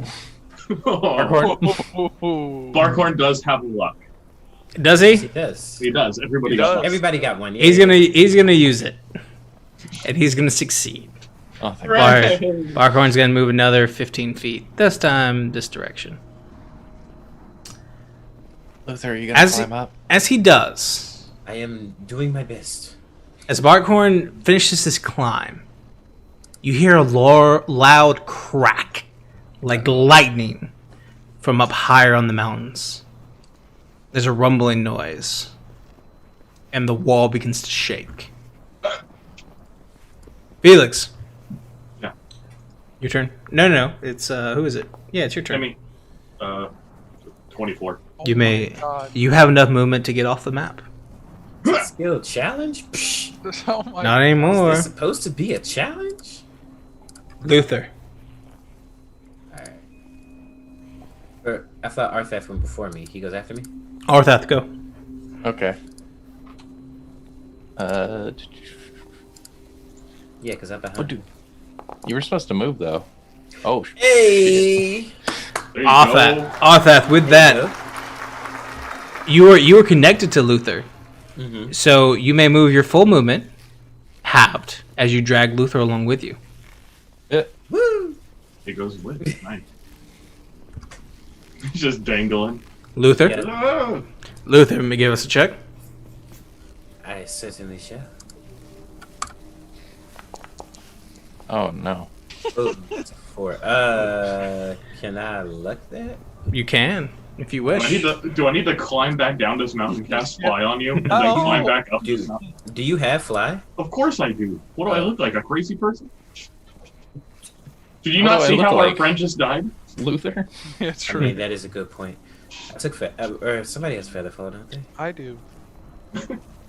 He might need it. Alright, we're gonna try this again. Hey. A 9? Unfortunately, with a 9, you don't succeed. Oh my god. Could I use my salty luck too? Can I use? No, it's a D4. It's a D4, so yeah, you can do that. Will that... Yeah, you can do that if you want. Alright, cool. Yeah. You yeah. might make it. Okay. You can make it. Let's find out. Oh, you And you do. You may move 15 feet any direction you wish. The gods are on my side. Are they? And then give me a roll, Stuart. Alright, here we go. Onwards and upwards. Alright, we're staying right here, baby. Okay. Holy crap. And just like, Jesus. Wait, I feel like, aren't we higher? As you guys make it up there, Oh, yeah, like the zigzag. mountain begins to roar. That doesn't sound good. You start to feel the wall shake even further. Felix, you've made it up and over, and as you crest up to the wall, you actually pull yourself up onto this ledge, and you look over, and you can see that there's a safe place, a few caves that are hidden there, and you look up, and there is a rolling wall of snow. We're running to die. As an avalanche comes over, you duck straight into the hole, and snow barrels out right where you left. Barkhorn, Luther, Stuart, all of you are caught up, and as the avalanche begins to fall and go over, you can go ahead and take 15 feet of movement now, and then make a strength saving throw. Yeah, I would love to. Upwards? You could have climbed up. Trying to get And up, make a Bark, strength save? and then make a strength saving throw as my the God. snow begins to pour over the ledge and onto you. Oh, hey, I'm not 29. Does Luke- that cancel out Arthas Nat 1 since we're connected? It does not. But I'm not 20. Make a second strength saving throw, Luther. Okay. Wait. Stuart, you hold on into place. Luther, you holding on too. Arthath, you are broken from the wall and begin to fall as well. Oh, Okay, go he ahead. uses that? Well, go ahead. Yeah. We should have said so at the beginning, but go ahead. I did. You save as well. Luther, everybody saves, and so the snow begins to move over you as the avalanche is crushing down all of you. All the snow. You hold on tight to the wall, and you can climb a little bit further. Everyone, make another strength saving throw. Oh boy. Boy, All right. let's go. So I get to climb further? All right. 15 feet if you save. Oh. Luther, you begin to fall this time. You're attached to Arthath. Arthath, make a strength saving throw. All right. Another one. No. That's not bad. You hold on to the wall, but neither one of you are able to move. Luther, you fall 15 feet back. This time, Barkhorn makes it up. He makes it over the edge and slowly climbs towards Felix, where he's able to get to safety. Stuart, Luther, Arthur, make another strength saving throw. Let's go. Man, my dude. Can't climb the wall. Another nat 20. Let's Another go. one. Another one. That's 2 nat 20. Successfully, you all move 15 more feet. It's nothing. Run it again as the entire mountain is coming down on you. This is nothing. 19. Let's go. Luther makes it. An 18. When did you end up with Stuart? Think about 10. Stuart, the mountain takes you and you're pulled from the wall. And you're surrounded by the avalanche. And you begin to fall in the snow and it's taken down with you. Luther, you and Arthath may make one more check.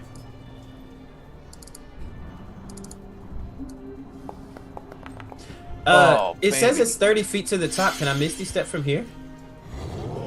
Maybe. Maybe. At 20. Yeah, I would say you can. Okay. Arthath yeah. makes a natural 20. Crazy. Fantastic. Yeah, I'm not gonna push my luck. I'm just gonna misty step to the top. Yeah. I disappeared. As you all make your way up there, Stuart, the snow runs over you. It pummels you in your chest. You're taken off with it, and you begin to fall and fall. You take. Go to Featherfall Helper. No, it's bludgeoning. You take 1 bludgeoning damage, and you are covered. That ain't bad. And the snow keeps coming and coming, It's a lot of snow. and it Don't stops. breathe. Good thing he doesn't have to. You find yourself completely blind, covered by the snow. The wind is gone. Your friends are gone. You are encased in ice. Make a strength check. Strength check? Okay. I almost thought that was gonna be one. Those Yo, have not been good for him. Yo, I lucked that? Are you out of luck? Oh, you have regular luck. Yeah, feel free. Yeah, regular. No, never mind. You begin to claw and scrape at the ice. You make just enough space for yourself to get movement, but you still feel claustrophobic. The ice is covering you in its entirety. Make another check.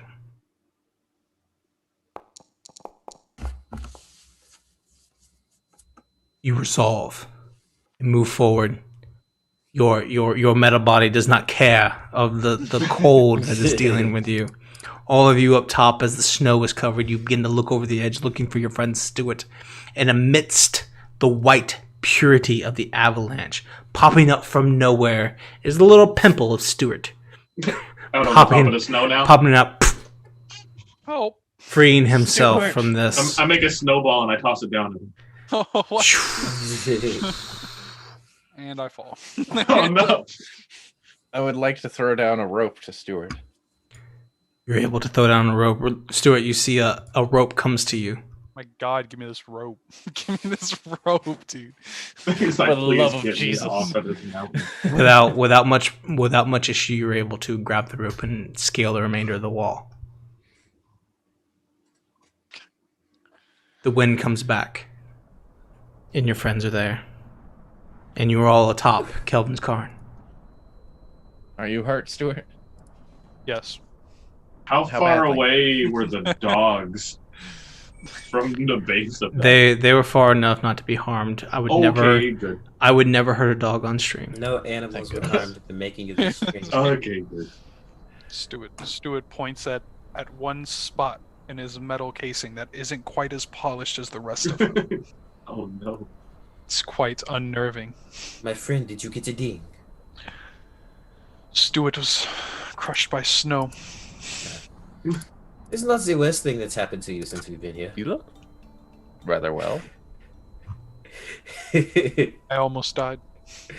Well, you did die a few days ago. So, I don't know. You worse. don't look close to death to me, but tell me when you take another ding, and then we'll sort it out. Okay? Stuart stabs himself. Heal me now.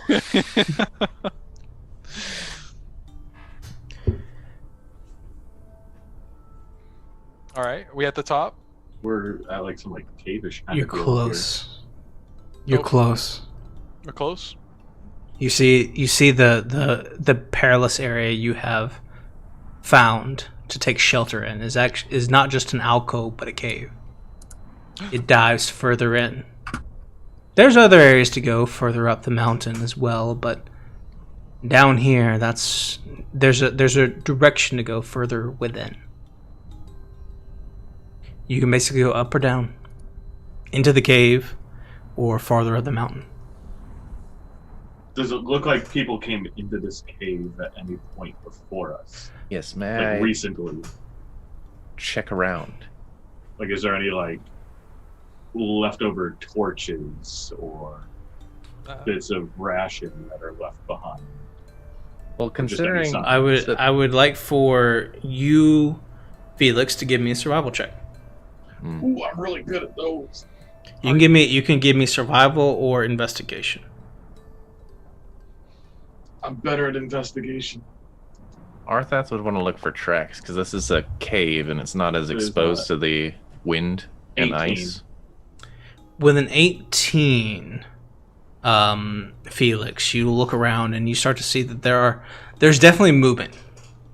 Not only from where you guys have been, where the avalanches come through, but further in, there are footprints in the mud.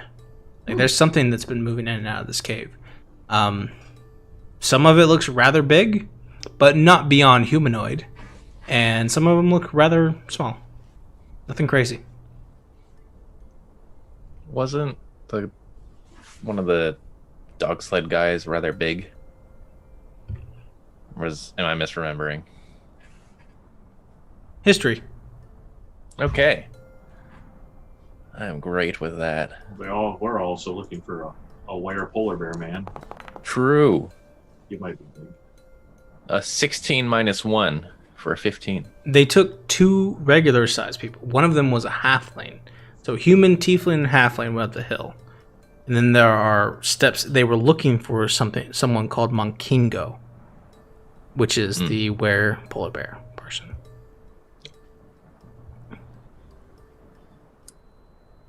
I thought they took one of the Sled dog sled people. guys. Yeah. Oh yeah, you did say they took one of like the sheriff or someone like that? They took Jaren too. But he's a regular sized dude. Yeah, you guys have met him. Like He's regular size. Okay. he's a regular ass dude. Regular ass dude. Okay. Well, there's a variety of tracks. No idea who they belong to, but we should follow them, I think. That's the spirit. I'm game. I mean, our other option is we could go climbing again. I hated that. Let's not do that again. Yes. Oh. Alright. Oh, You yeah. can do that if you want. Yeah, go ahead. You and Barghorn can. You handled it well. Go Split the ahead. party. Split the party. Yeah, exactly. Terrible idea. Are we heading into the cave? Yes. Yes. All right. We make our way into the cave. As you do,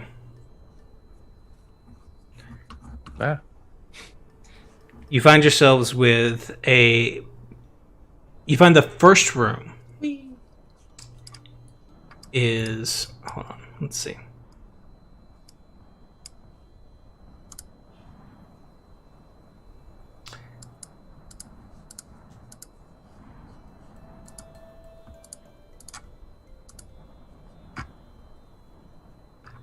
Look to your left, and there is a thin layer of ice that is almost like an ice bridge that leads left down a path. Underneath the ice, and it's probably a couple feet thick, there is a large chasm, maybe 80 feet down, that goes into just plummeting death. And over to the right, there's a path that's strewn with bones. Well, I'm gonna take the right path. I think Felix should go down the left path. Wait, the ice path? Yeah. That's clearly going to break and drop him down the chasm of death? Well, he's nimble and small. I mean, Bones and is he has just, fly. Bones is just creatures. Creatures can be set on fire, so... Creatures are no issue. We can deal with that. We can deal with creatures. So I think we should go forward. Just We're what not if good there's at dealing treasure with down the falling. left? Well, I mean, if you're so interested, by all means. Well, Felix, you did say you took fly, so... I did. If you want to go the other way, you'd be fine. I should adjust my spells. That'd be good. Oh well, whatever. If nobody wants to go down that path, because I don't, I say we go forward, down the right path. What it is. I've had enough falling for one adventure. Stuart, would you like to lead the party? What about Barkhorn? Oh yeah. Oh yeah, I'll go. It's fine. No worries. Yeah, put me first, guys. I got this. I'll be right behind you. Barkhorn walks through, and you can I will be right behind you. This is a very strange cave. It's quiet in here. The avalanche went through, but it was pretty clear outside, and the sun was starting to dawn. But as you make it your way in here, it's dark, quiet. I cast produce flame. I have that. Small Who all light. can't see. Yeah. I don't know if I have dark vision, but I got torches and stuff. So In- it's fine. You begin making your I way. got produce flame. You begin making your way down, and you follow these footprints. Some of them look very fresh. The bones that are here look like they're not humanoid. They're kind of animalistic. Some sort of four-legged creature of types. Goat, lamb, perhaps. It's hard to say.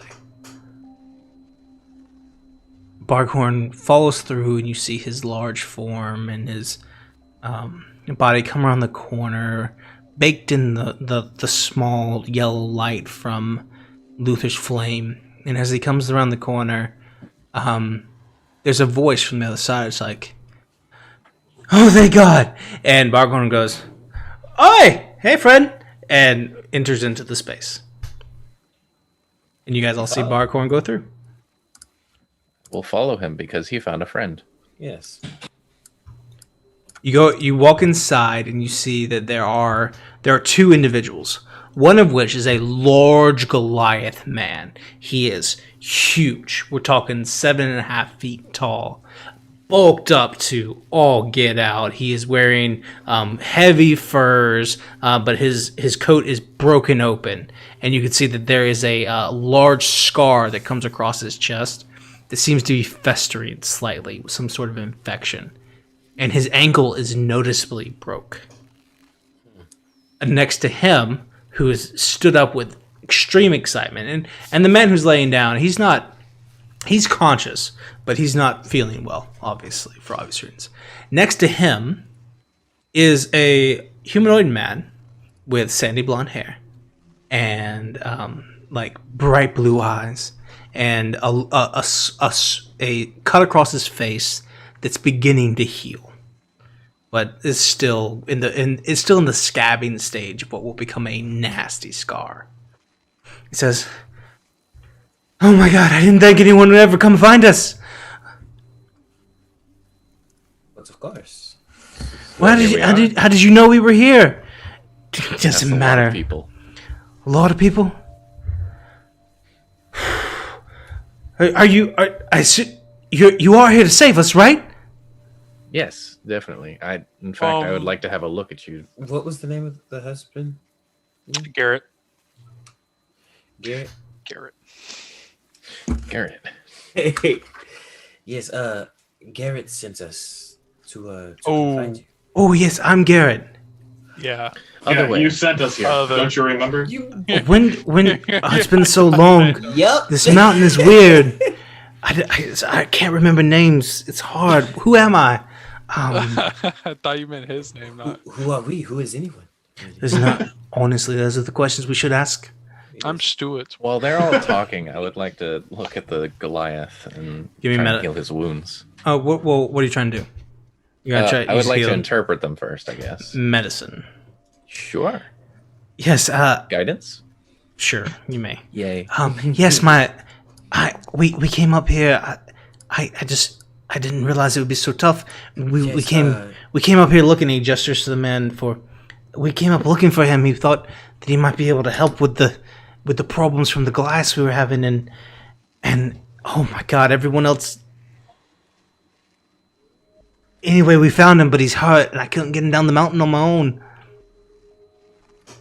How long have you been up here? A couple days.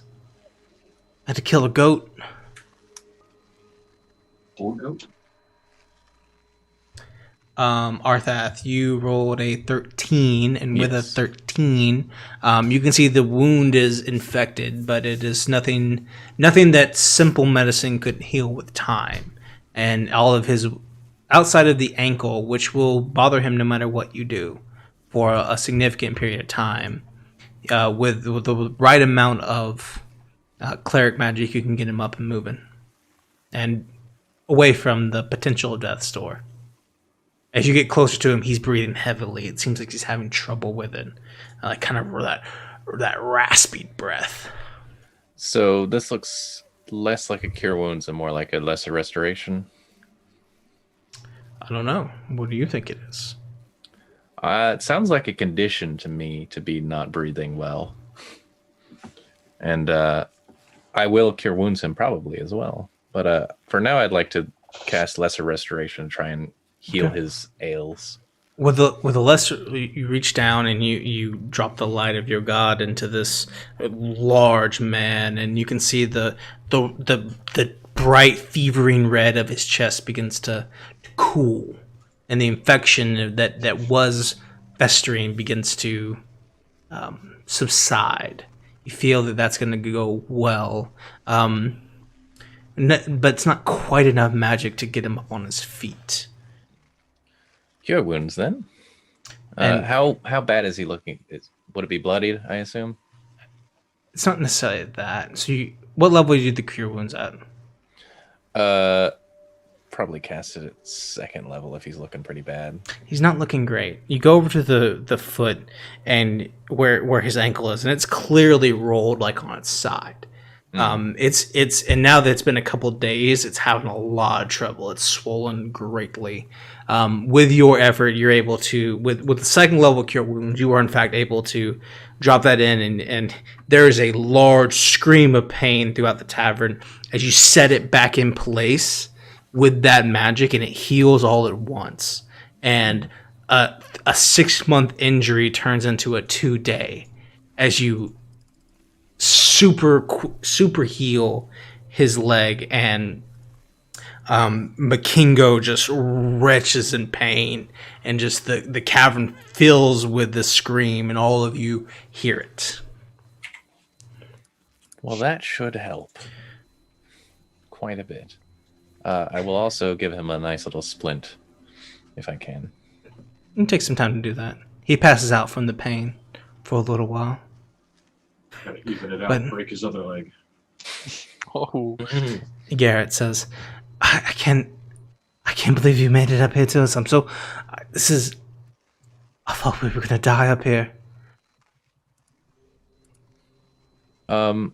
Just, While he's talking, I'm going to interrupt him and look at his face wound and see if it's something that I could attend to as well. Oh, he's fine. Yeah, He's let that fine? thing scar up. It's a scar. He's had a long rest since then. Hmm. He's relatively fine. Okay. Just being paranoid. Sure. I need to make sure you get back to your husband safely. Keegan? You know Keegan? Yes, he sent us here, actually. I love that man. Anyway. With what you've done over there, I imagine we could get out of there quick. Did he say we'd pay you, or has he already paid you? We've been paid. Don't worry about it. He just hugs one of you. I don't know which, whoever's closest. Probably me, because I was touching his face. Probably.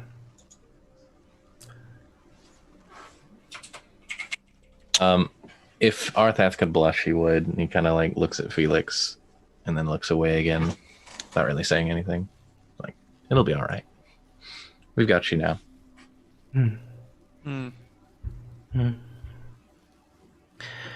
I would greatly like to get off this mountain.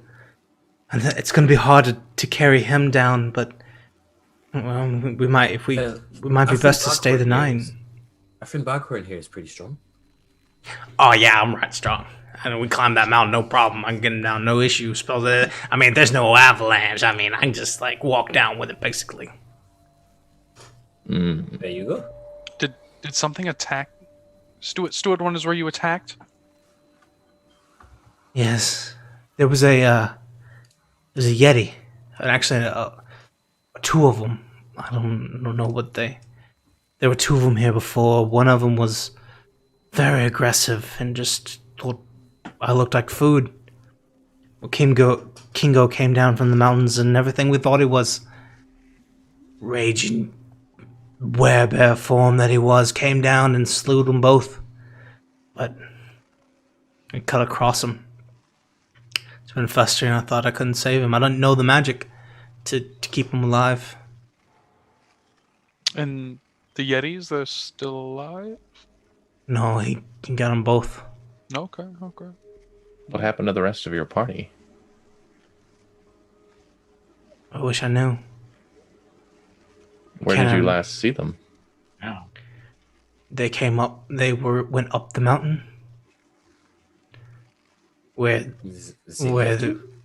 Yeah, I'd stay down here. I was gonna check out the cave. They went up the mountain. The Yetis came down, followed by Makingo.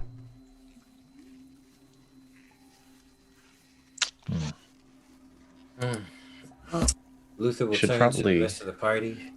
Should we search for them, or I believe so. What? We need to make sure they're dead, otherwise we'd be leaving them to die. I mean, they got up there just fine. yes? What if they are Yetis? They could be wounded like these two were and not able to get down. Shouldn't have split the Stuart. party. Maybe didn't say they will be that. very happy that we saved them and will pay Money? us. Ooh, that's all I need to hear. Thorvald would do it. Rewards? Thorvald would do He it. would do it. I'll go with you. Arthath kind of gives Felix a side eye, kind of questioning that decision or why he persuaded Stuart like that. But he'll keep it to himself for now. Because Stuart likes money. I can. No, but He'll be fine for now. Let's go find my friends. Yeah. If they're alive, I'll be happy. Do we leave? we can't really move the Goliath right now, can we? He'll be fine. We'll get him on the way Yeah, back. He's definitely a lot safer in here than trying to transport him. Oh yeah. When he wakes up in an hour or two, we'll take him down. Okay. Onward enough. and upward. Garrett leads you guys out of the tavern, or not out of the tavern, out of the cave, Out of the town. and onto the precipice. As he steps out onto the edge, you see his form cut by the blue light of Aurel's, of dawn, as it just crests over the mountains. And his face, if it could go paler, it would, as just color drains from everything he is. And he says, "Oh God!" He falls to his knees.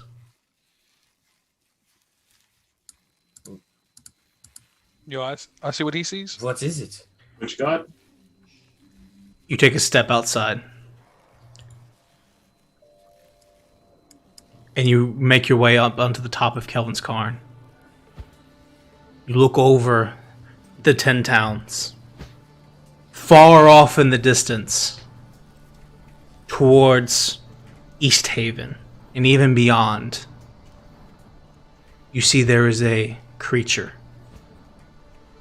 A monster. A beast. Over the top of everything, this winged creature blasts a just beam of radiant energy down onto the town, lighting everything on fire beneath it, destroying cities and towns and people alike across the map. It gleams in the dawn. From here, miles away, you can hear its creaks and roars as the wings bat against the ground. It soars up into the air, screaming as it comes back down, all the way over by Dugan's Hole. When it gets over there, it careens down again, splintering the entire town, eventually landing, its tail thrashing. And from here, you can see its size as it topples trees with its tail and its claw covers everything. You are miles away.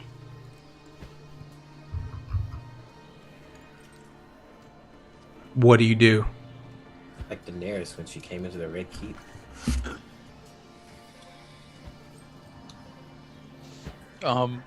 You have 10 minutes. To do what? He's like miles away, yeah? Mm-hmm. You were told We need to summon that the dawn. you were told something would come to destroy all of 10 towns. Oh, And that's right. that thing has come. It's that old witch lady, yeah? Thing? It is one. It seems to be starting with the first town. Now, Just eat. Yep. What town is that? Dugan's Hole. You have 10 minutes to decide if you're going to fight this thing or let it roll, and if so, where. I don't know if we can handle that thing. Here is Icewind Dale. Even if we could, how are we gonna get there? Yeah. You're not going to be able to get there before this fight is over. So you are at Kelvin's Cairn. Over here. Can everybody see the map? Yeah. It is over here by Dugan's Hole. Oh my god, it's miles, bro. Wait, where's Dugan? Miles. Oh, way over there. Oh wow, yeah, we'd have to cross every town to get there. It's only about It's over 30 here. feet away. I think I can get there in one turn. Action dash, maybe. Yeah, action dash. Yo, we trying to Stewart fights. I think we need to go try and fight it. Orvald would fight it. Get the- Would fight it. Get the Black Swords from East Haven to help us. It's on the way. Arthur, if you Might look, even be there by the time we get there. considering your map, you know that there is one town between here and East Haven. And you know that the Black Swords are in Caradon of All. So it's Dugan's Hole. Oh, wrong Dugan's Hole and East Haven and Caradon of All, assuming it goes to the right. You don't know which direction it's going to go next.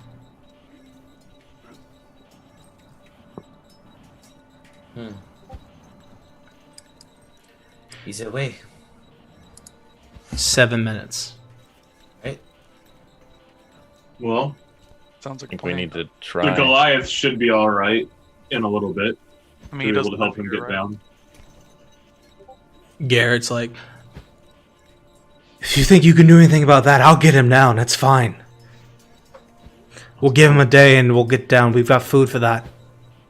Find your friends. Do what you can. I'm sorry we couldn't bring you back ourselves, but you should be able to get there on your own now. Hopefully, we'll be able to make it so there's a place for you to go back to. Where are you going? You're done Off the mountain. Care Yeah, Ball? we gotta. Guess we're going to fight a freaking dragon. Care Ball. A radiant dragon. Stuart's favorite The dragon. beast Battle dragon. the beast rises from where it was and shakes off some smoke and comes across. It seems to be growing some sort of great billows of heat in its belly, and it comes down again across Dugan's Hole like one more time.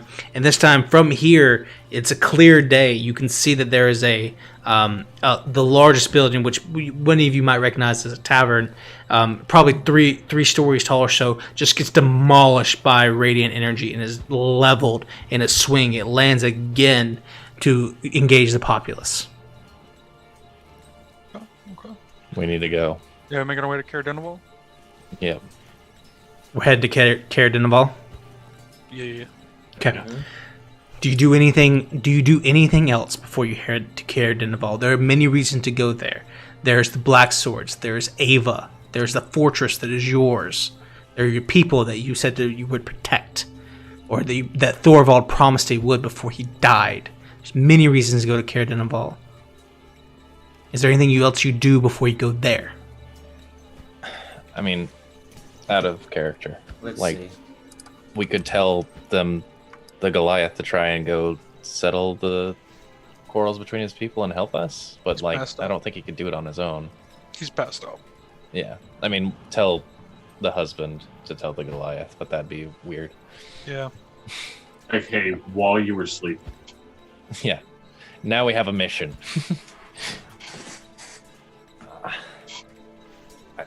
I think we're good. How long would We it need take us go. to get to Caradenival? Based on where you are at now, with the dog sleds from getting down this mountain, if you make your way as normal, you can get there in about 4 hours. And how would Three, not normal go? if you're lucky. How long does it look like it's going to take this monstrosity to destroy it now? He's been there probably at this point, because I will say part of this conversation is having when you're climbing down. I would say he's been there 20 or 30 minutes, and he's not done yet. Good and bad. Well, it doesn't really matter, does it? No. If You just go as fast as we can. we save half of them, if we save one of them, we can't. We can't save them all, Clearly. but we can try and save at least something. Yes, let's meet up with the Black Swords and Ava, get as much help as we can in Caradenival, and then fight for our lives. And for Maybe they've already everyone. seen it. Well, it's hard to miss. No? Hopefully they're waiting for us. And Or with they think that, we're dead. the decision is made. Caradenival is where you will make your stand against this dragon. You make your way quickly down the mountain over to the dogs. You hitch them as quickly as can be done, and with as haste that you can move, you pass the far northern the far northern expeditions. You forget about the pleasantries and everything else that is where Torvus was, and you are sprinting, and we're going to break. So we will be right back in just a few minutes to deal with this scenario over the next few minutes, but we will be back quickly, and we'll see what happens. So y'all hang out.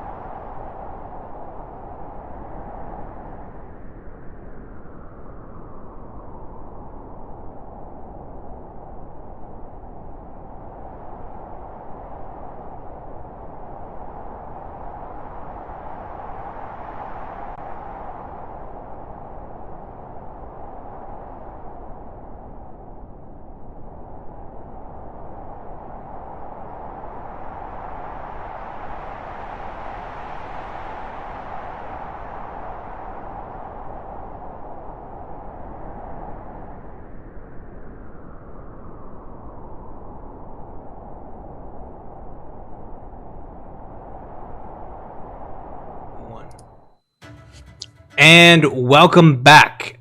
We are here. Thank you for everyone who stayed with us this whole time. As you can see, there is a plethora of things happening right now with the party as we get into those. So thank you everyone for staying with us. And we're just going to jump right back in. So you make your way down the mountain quickly, efficiently. You hitch the dogs and begin racing. As you do, the creature moves from Dugan's Hole over to East Haven. In the time that it takes you to travel this distance, you can do nothing but watch as this dragon incinerates the people that you knew, the tavern that you drank in, the individuals that you met along the way, the man you bought potions from there, the man who forged Thorvald's shield. He and everything that he knows are destroyed by this creature. The Chardalyn dragon is a massive construct of radiant light and steel. It more burrows through the sky than flies, and looks like a monstrous beast as it clamors about. It incinerates a piece of Caer Naval before you arrive. Much of the town is destroyed, especially the outer walls, and taken by surprise, without the notice of everything, Ava and the Black Swords rally their senses and try to defend the city from the Chardalyn dragon.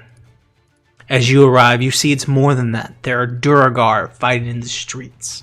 Soldiers from the militia have gathered together, and they themselves fighting with the cultists and the Duragar. These Duragar enlarged and strong, similar to the ones you found and fought at the bandit tower before you got here.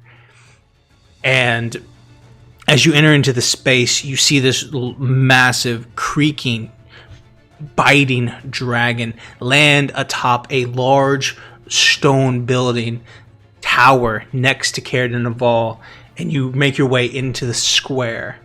You find yourselves in this location. Looking to your left, you see Ava and one cultist who gets his head caved in by Duragar up to the top. She is surrounded by 5 Duragar, all on her lonesome. Further to the right, around the corner, Duragar and cultists engage, and Black Swords engage in a fight all on their own. And above all, towering above everything, is the dragon. Its pieces intermingling with one another, scraping and biting against one, as it breathes a radiant beam of energy into the floor itself, creating this molten pit in the middle of the floor, just incinerating the frozen fountain that was there previously. The molten flames scour the entire area, and it begins to smoke and melt. And we will roll initiative. Before we begin, you may all move 30 feet from where you are now. Oh, wait. Shit.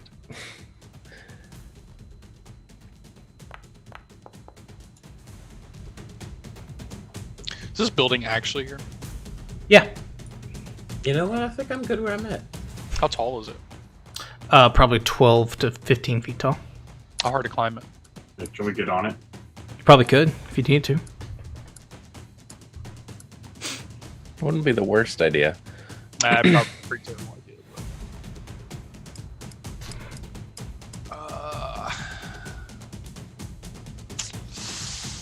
But, 25 to 20.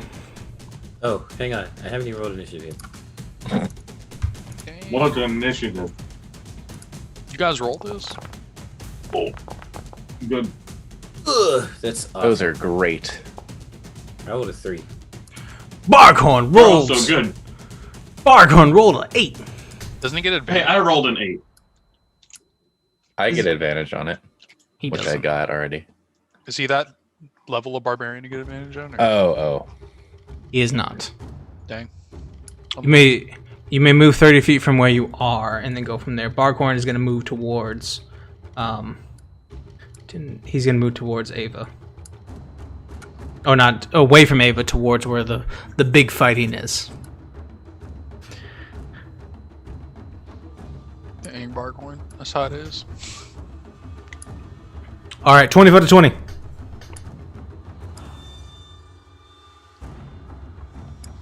Nah. Yeah, sounds about right. 15 to 20. 19. 19 for Arthath. 10 to 15. 14. 14.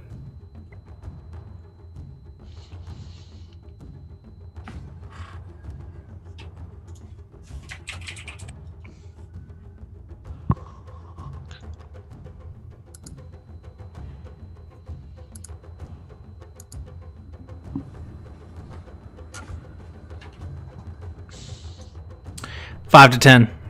8.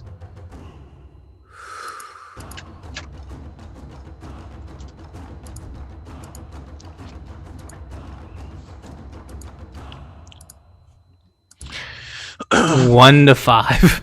3. Phew. Yeah.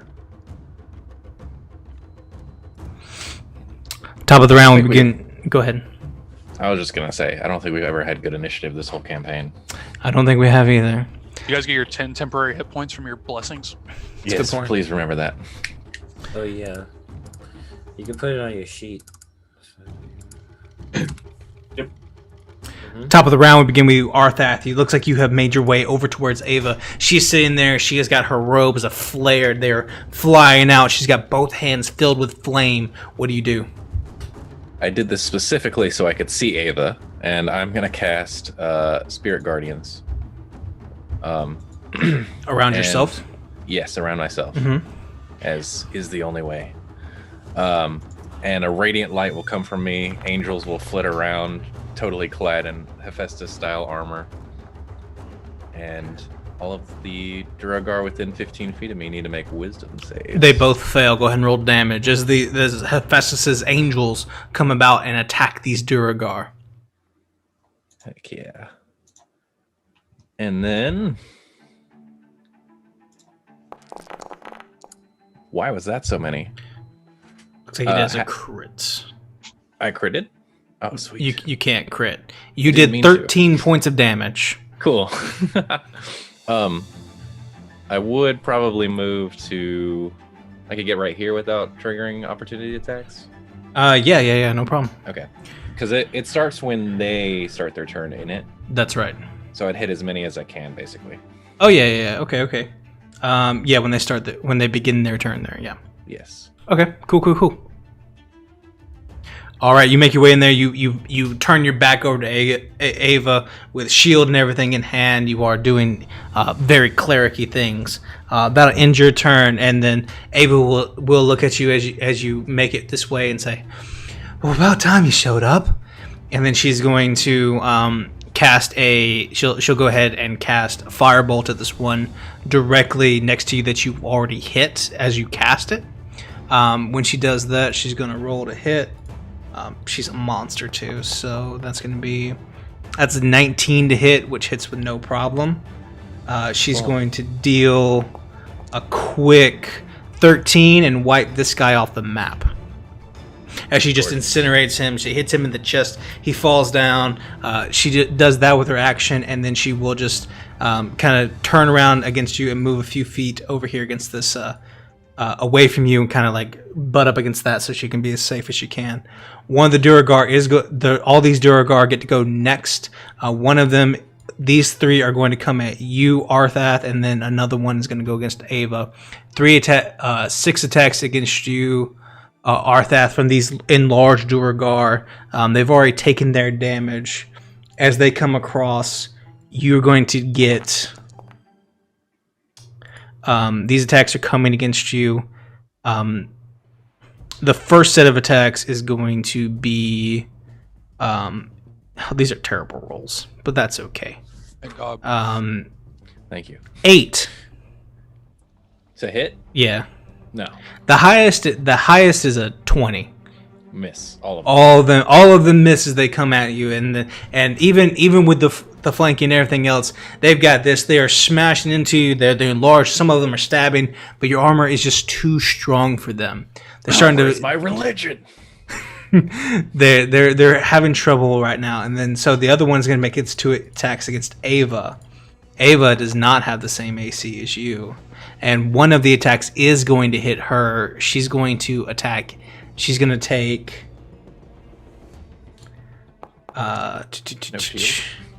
No, she doesn't. Not high enough.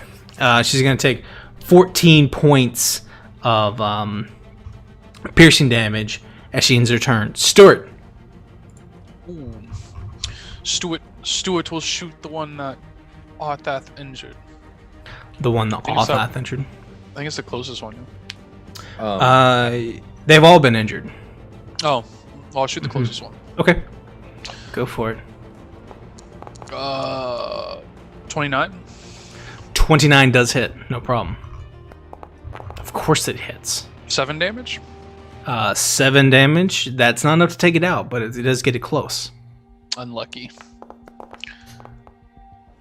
Yo, 28. 28 does hit. Both those hit. 13.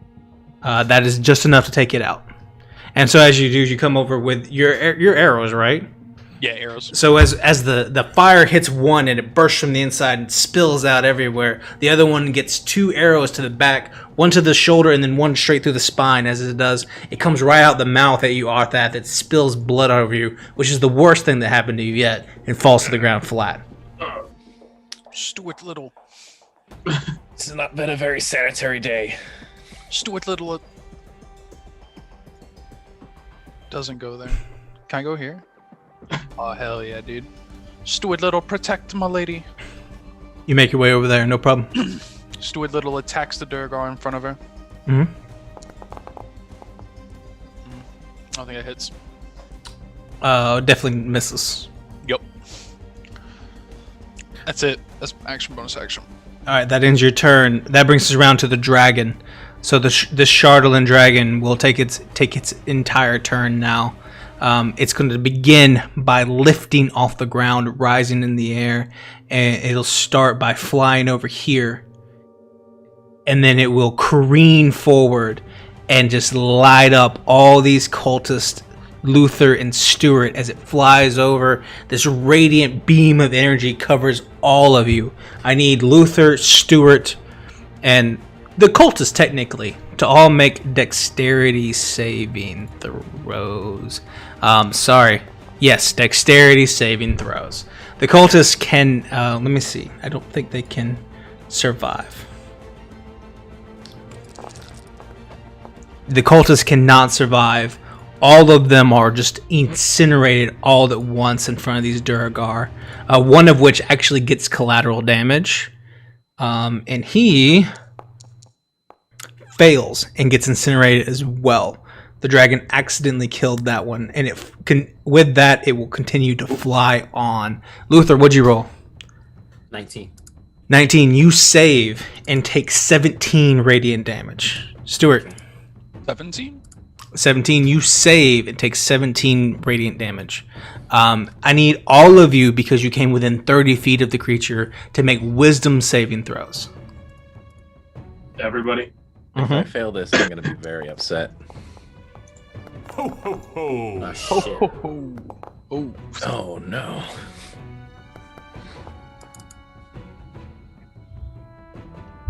Oh, no. Technically, you can make them all with advantage. Oh, well, that's good to know. Wait, why? Because it's fighting you. No. That's a lot better. Much better. Not like that. Luther, you and Felix are both charmed by the creature. You regard it as friendly to you and you may repeat the saving throw with advantage at the end of your turn. The others of you realize this is a bad thing. You know you're still in battle and that the Durgar are your enemy, but you don't think the dragon is. Both Dragon's all right, guys. Felix and Luther, you think maybe this is best for 10 towns. Wipe this off the map. You're charmed by the creature as it flies up. He's melting the snow. I mean, look how cool he is. Yeah, look at He, this he guy. is cool AF. That ends his turn. That brings to these cultists and Durgar. The cultists have been destroyed. These will make their way as quickly as they can towards Barghorn, and will kind of separate as well and make their way there. They're going to hold their action until someone comes closer because Barghorn is charging. Felix. Oh. Well, the dragon's pretty cool. But these Duragar are not. And how close are they? Are they like in? I mean, like, you can they're see not, they're not gonna run anymore. they've ended their turns. Yeah. Okay. Well, let me soften them up a little bit, and I'll split an Eldritch Blast between the two of them to see. Roll a hit for getting ready to charge in there. Roll a hit for both. Oh, first one and the second one. They both miss. So. You're getting a look at this dragon, and it is gleaming in the Still, firelight, and It's both pretty go cool. wide. Bonus action.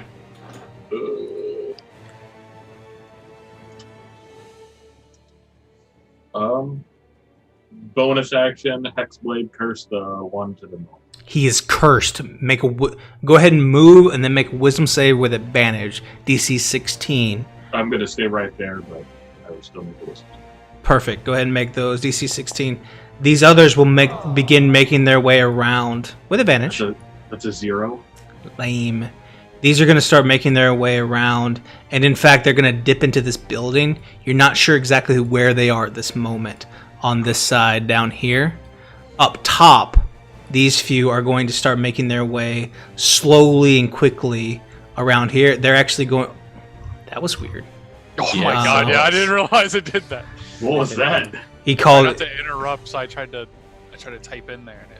He tried to call me to a position. That's no worries. He's like, These "Get are over here." these Duragar are actually gonna break through all of this, running through and make their way over to this side. Actually, technically, this guy's here and here. More guys. They start making their way out, and these are gonna finish their turn by kind of like crouching down and getting kind of hidden with a dodge action of sorts. That brings you around to Luther. James, can you roll another d20? Would roll another d20? He said with you had advantage? advantage on that one save, yeah. He did roll it with advantage. Did he? No, This was the one. one? Just one. You got a nat one. No, it was just the one. Oh, you're right. He did. I Oh, know. that's a 10. You are still charmed. Yeah. Okay, dope. Well, I had something I was gonna do, but then these three guys they're they're right there That is in a awesome. little formation. So I'm gonna toss a fireball over there at them. All right, go for it. Fireball comes flying out. As it does, the creatures roll their max score is a 10, so they all fail. Go ahead and roll damage on that. Yeah, boom. Right 2, in the 3, center. 9. For my talents. I was like, dang, 14 on 3d20. Cannot do it any better. 22 points. It is not quite enough to kill them, unfortunately. But it does a significant amount of damage as you are able to incinerate them, as it were. Dope. That will end. That's your action, bonus action?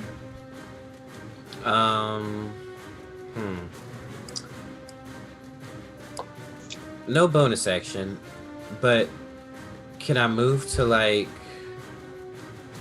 because seeing the dragon swoop over me and being on the roof just doesn't feel like the move. So I'm gonna come over here and kind of hang out behind Boghorn, if that's okay. Sounds Okay. smart to me. You quickly slide down and get over there, and you're good to go. Yes. Barghorn's going to run forward. As that ends your turn, Barghorn's going to make his way over to these Duragar, raging, tail out, reckless against this Duragar at burst. That is going to hit no problem. And then he's going to go ahead and I think he rolls a d10. Pretty sure he rolls a d10. Hold up, Barghorn, who's not here. He rolls a d8. This guy is going to take not a lot of damage, 7 damage. So he's going to get another attack from Barghorn with advantage. That's going to hit as well. he's going to take an additional minimum damage, which is 14 total.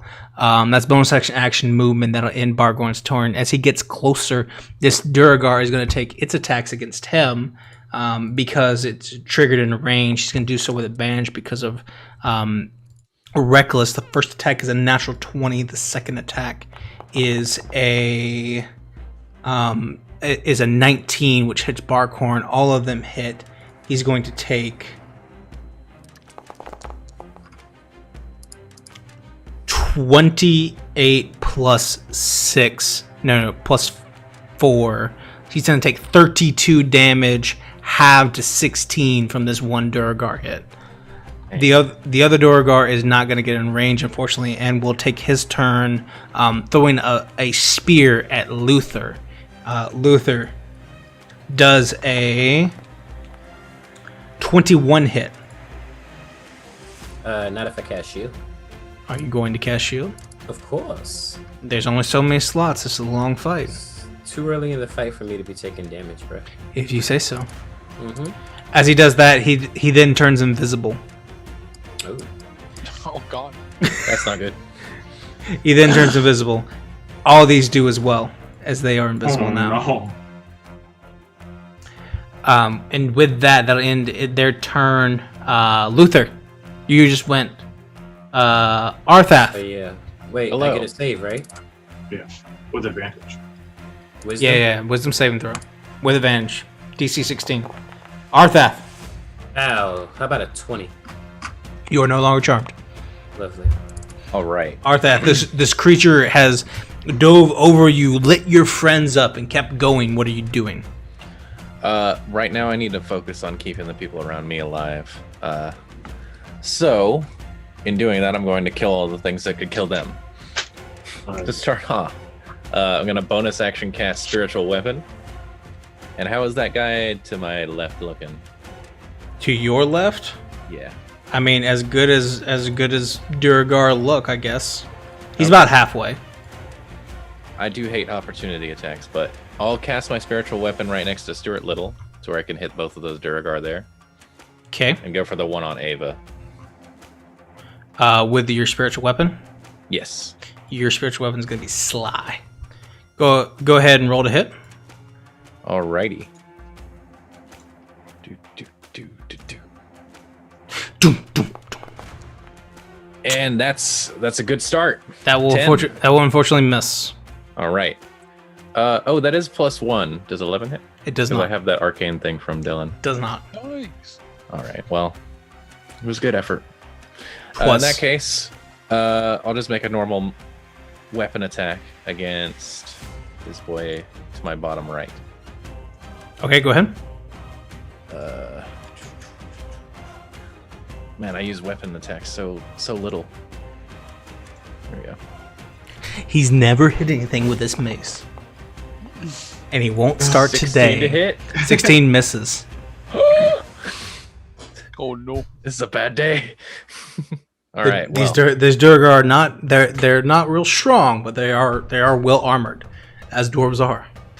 most important thing is that my Spirit Guardians is still up. So. It is, and so that will you move? No.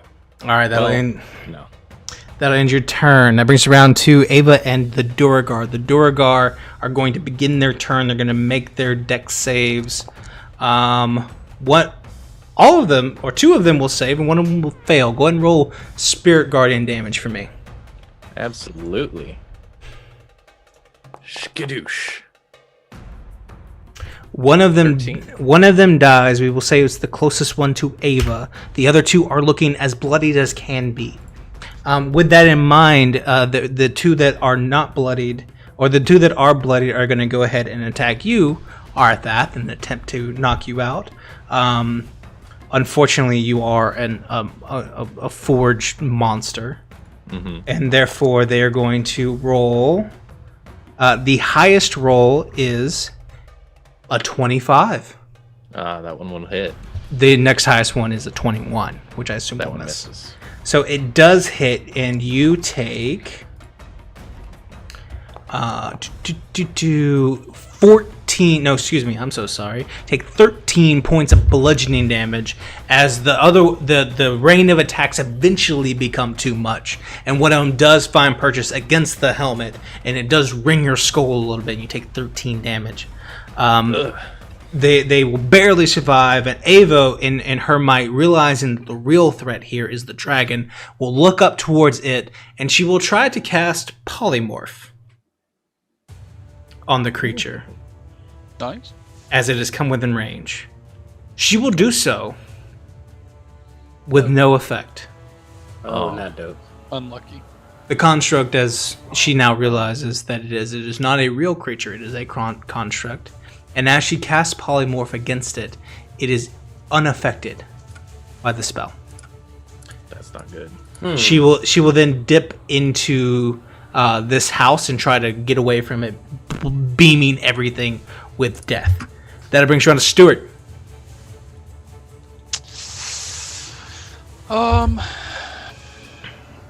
Yikes.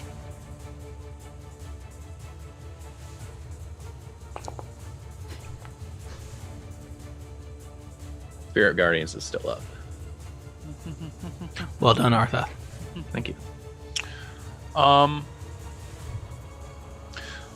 Stuart cast heroism on himself.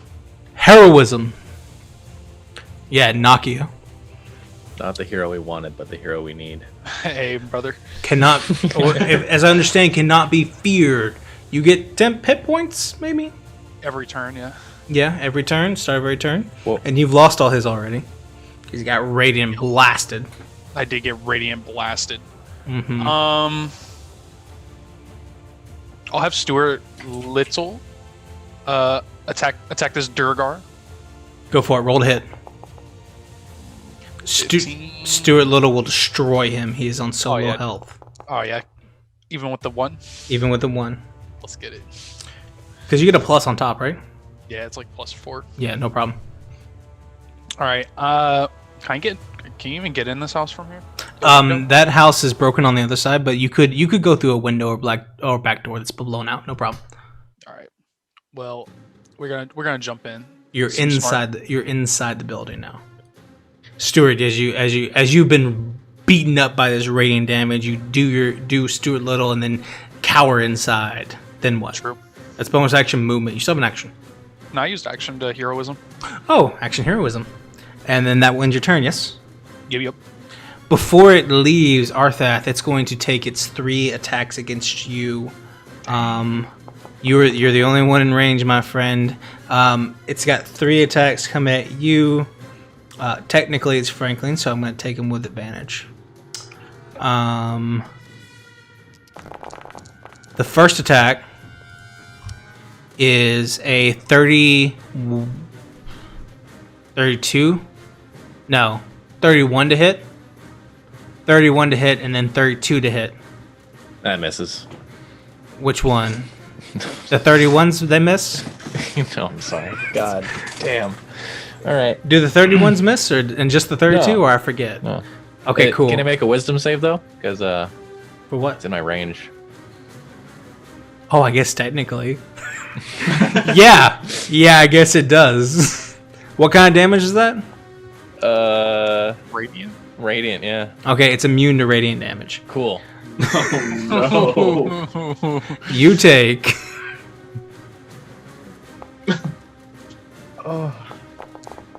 As the claws and the tail and the wings smash at you, you take 34 plus... Take 55 points of a combination of bludgeoning and slashing damage. Before it flies away, and it careens up in the air 100 feet or so, and it begins to prepare for another swoop around. It is out of range of anything outside of anything more than currently it is sweeping around the battlefield.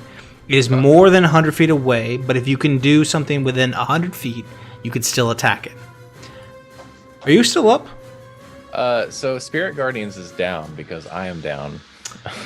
Oh, you're down as well? Yeah. That was more than my health points. Arthath, you go unconscious. Oh, that's not How did the music change that quickly? I didn't plan that. Arthath, you go unconscious as you fall at the feet of this Durgar. That will end the... Where did my music go? There it is. That'll end the dragon's turn as it is now circling. It is more than 100 feet away, and it's going to stay 100 feet away until it recharges its breath. Stuart. My turn again? No, it's not your turn. It's the cultist and the Durgar who are currently engaged. Again. Stuart again. Sorry, I got distracted because Arthath is down. This Durgar is going to attack our dear friend Barghorn again with his 2 attacks. Those are going to be probably not enough to hit. Well, 16 will hit. The other will miss. Barghorn is going to take 2d8 plus the 4. That's 16 halved to 8 for Barghorn.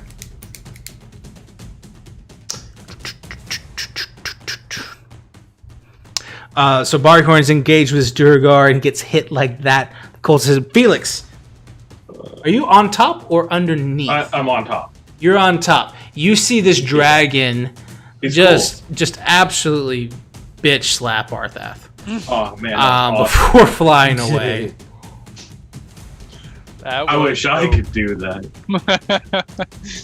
He's wanted to all along. Well, that was fancy. But It's your turn. Wait, where did all the Duragar go? I was distracted by the dragon. Well, there's still one down there. So we will just launch some Eldritch Blast at him. I forgot that this one was invisible. It made its way to Luther in its invisibility and will attack with advantage before it takes another attack against Luther. Luther does a 21 hit? Do I still have shield up? Technically speaking, yes. Then no. Because you have had a turn since then. You'd have to cast it again. Wait, no, I haven't. I go after Felix. He goes last. Yeah, I go last. Yeah, but they took their turn on Barghorn's turn, which was after yours. So you do have shield up. Yes. Does a 21 hit? Nope. In that case, they both miss you, as it is even with advantage, even with 2 attacks, both miss the nimbly wizard. Can't Your- touch me. Felix, it's your turn. Sorry. We attack the Duragar in front of. Wait. So do I see that one now? Yeah, so Here? they're both visible now. Bro, I'm gonna protect my squishy wizard friend more. I love you, bro. So I'm gonna shoot twice at him. Go for it. So a Ugh. 15 Oh, okay. and a 13. Both will miss. Dang. Would you do you mind rolling better, James? Like there are numbers Yeah. above 10 if you'd like. No, there are not. He ain't lying. Would you like to move? So I feel comfy here on this roof. I'll just Sure you kind of do. tuck down a little bit. Yeah, roofs are cool. I bet you do. So are Luther. dragons. That'll end your turn, Felix. These enemies are going to stay invisible while these are actually going to make their way up to the roof with them remaining their turn. Pull out longbows and take shots at you, Felix. So 4 arrows launch across the building Wait, who moved to towards the roof? these Duragar up here. Oh, I see him down They're there. hiding. Yeah. They're So gonna they- get cover from the slant on the roof. That's partial cover. Partial cover. We will say that you got partial cover from that. 4 attacks come at you. 6, 21, 18, 26, or 25. What does that increase my AC by? Plus 2. So the 25 hits. Everything else misses. Everything else misses. You take 9 points of piercing damage as one finds persons. The rest go over the top and hit the ground, and one of them actually hits a clay shingle on the roof in front of you, and as it hits, 4 or 5 others slip down. It seems like this roof itself is starting to get a little bit antsy as it's burning dicey. and everything else is happening here. As they come out, these others are going to stay invisible for now up at the top, and they do not move, but they are still present Luther, it's your turn. Alright, I got this Durgar in front of me. I set him on fire. Burning hands. Burn hands. Is that it's a roll to hit, right? I don't think so. So I think it's a save. yeah, I believe it is a save. Let me look on D&D Beyond. If it's a save, he rolled a 15. A 15. Mm-hmm. That is the DC. So I guess he saves. He saves and probably takes half. Yeah. Wait, why wouldn't it let me cast it?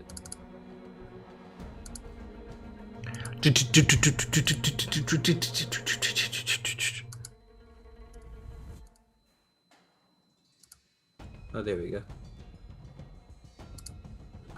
Yeah. Yeah, so it does save with a 15. Go ahead and roll that 3d6. Yep. That's gonna be 10 5. to 5.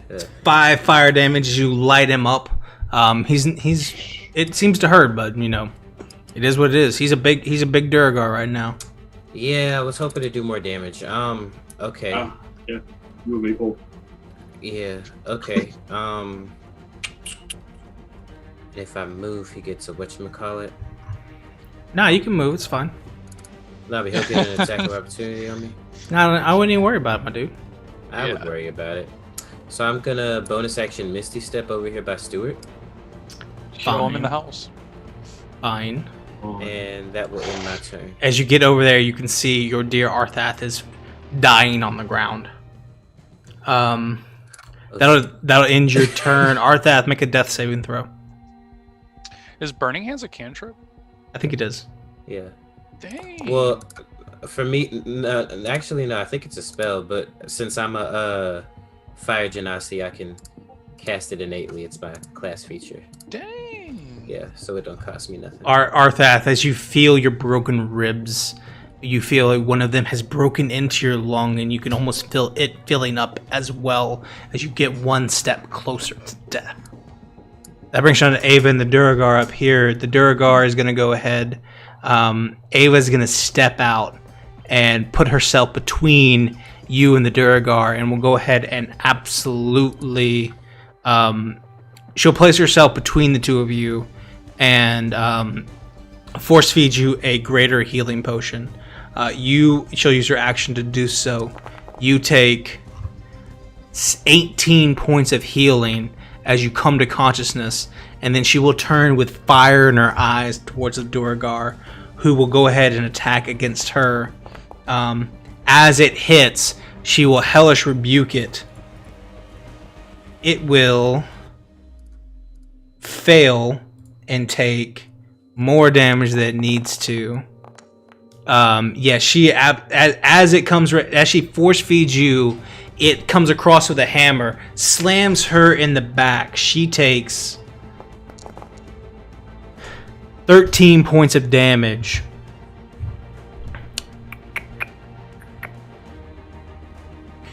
But she turns around with a ferocity that is unknown to you at this point, Arthath, and her albino skin turns red, and it seems to leave her body and go into the Durgar as he turns to straight ash. And it is magic beyond what you are accustomed to.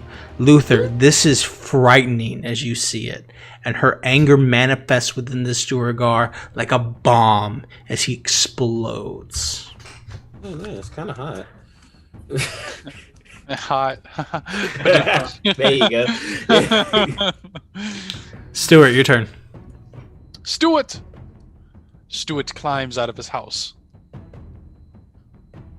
I shoot the dragon. It's more than 100 feet. That's fine. Sharpshooter, yeah. That reminds me, I need to make a save. I'm not going to use sharpshooter, but... Oh yeah, you attack without disadvantage. Yep. 21? That hits. God. Oh, God. 26? Also hit. Both of those hit. Oh, double sixes. 22 damage? 22 damage. You realize as you hit it with that bow that it doesn't do quite as much damage as you think it should. Even with magical? Even with magical. Oh no. Oh no. Oh no. Full disclosure, like normally, like in a regular game, that's the case. Like magic Yeah. would help you, but I don't do that. Oh, we don't do. Oh, we don't do We that. don't do that here. Oh, We don't do that here. it's a little. Unlucky. So you know, Mm-hmm. life's hard, but it does some damage. 22 damage, half to 11. Okay. Both find purchase in the Chardalyn Dragon. I mean, obviously. I'm jumping back in my house, dude. You guys have fun out here. Sure. Is that end your turn? Yeah, just move Stuart Little and that's it. Perfect. The dragon will continue to circle as it does. You can see the billowing is beginning to burn, but it doesn't attempt to come down. It actually lands elsewhere, and you see the tail start swinging and smashing. A nearby inn is completely destroyed with a single swipe as this construct mashes the building, but it leaves the fight as it were from the moment. And at this point, it's not even in the sky, but you feel as though it's got a chance to come back. That brings us around to the cultists and the Duragar, the ones that are engaged with Luther and then Barghorn. Against Barghorn, he's gonna a Barghorn didn't get a turn after Luther. We're gonna say he kills this one because that's a general Barghorn level stuff. This Duragar will make his way over to Barghorn and make its attacks against him. One of which will hit, actually both of which will hit, and Barghorn's going to take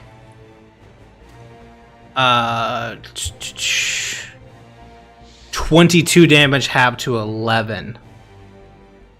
We did get blessed, by the way. I don't know if you saw that. We got blessed. Yes, sir. Oh, I did not see that. That's really Thank you, good. Blood Gods. Thank you to the blood gods. I like that.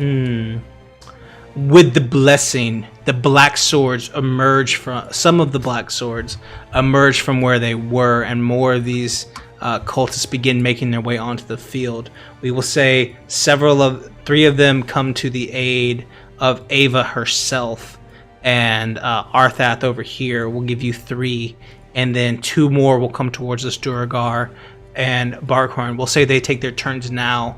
2 of them will cast a Cure Wounds on Arthath to help him out. The other will hold its action in case something else comes up. A Guiding Bolt, perhaps. Arthath, you gain...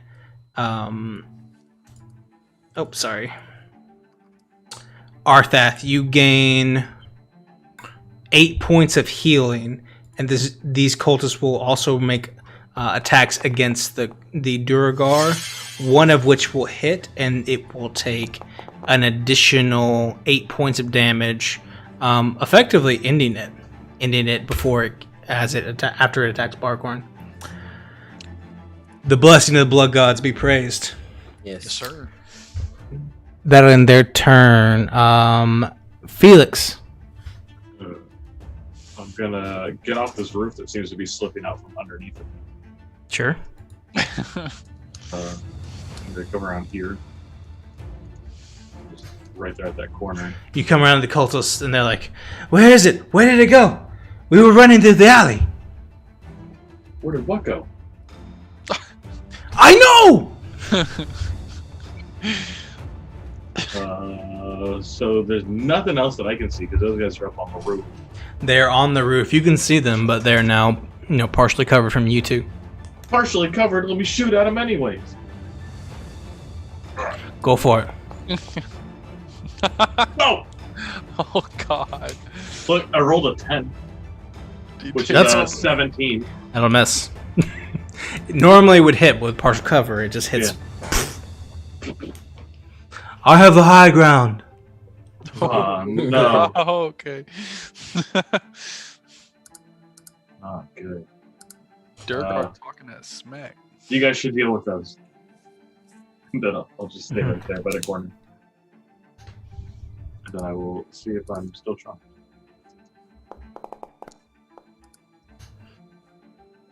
Natural 20? So, 19. What is that for? Oh, For you're the not will charmed. save. You're no longer charmed, my friend. Ooh. Yeah, Natural 20 is gonna do it.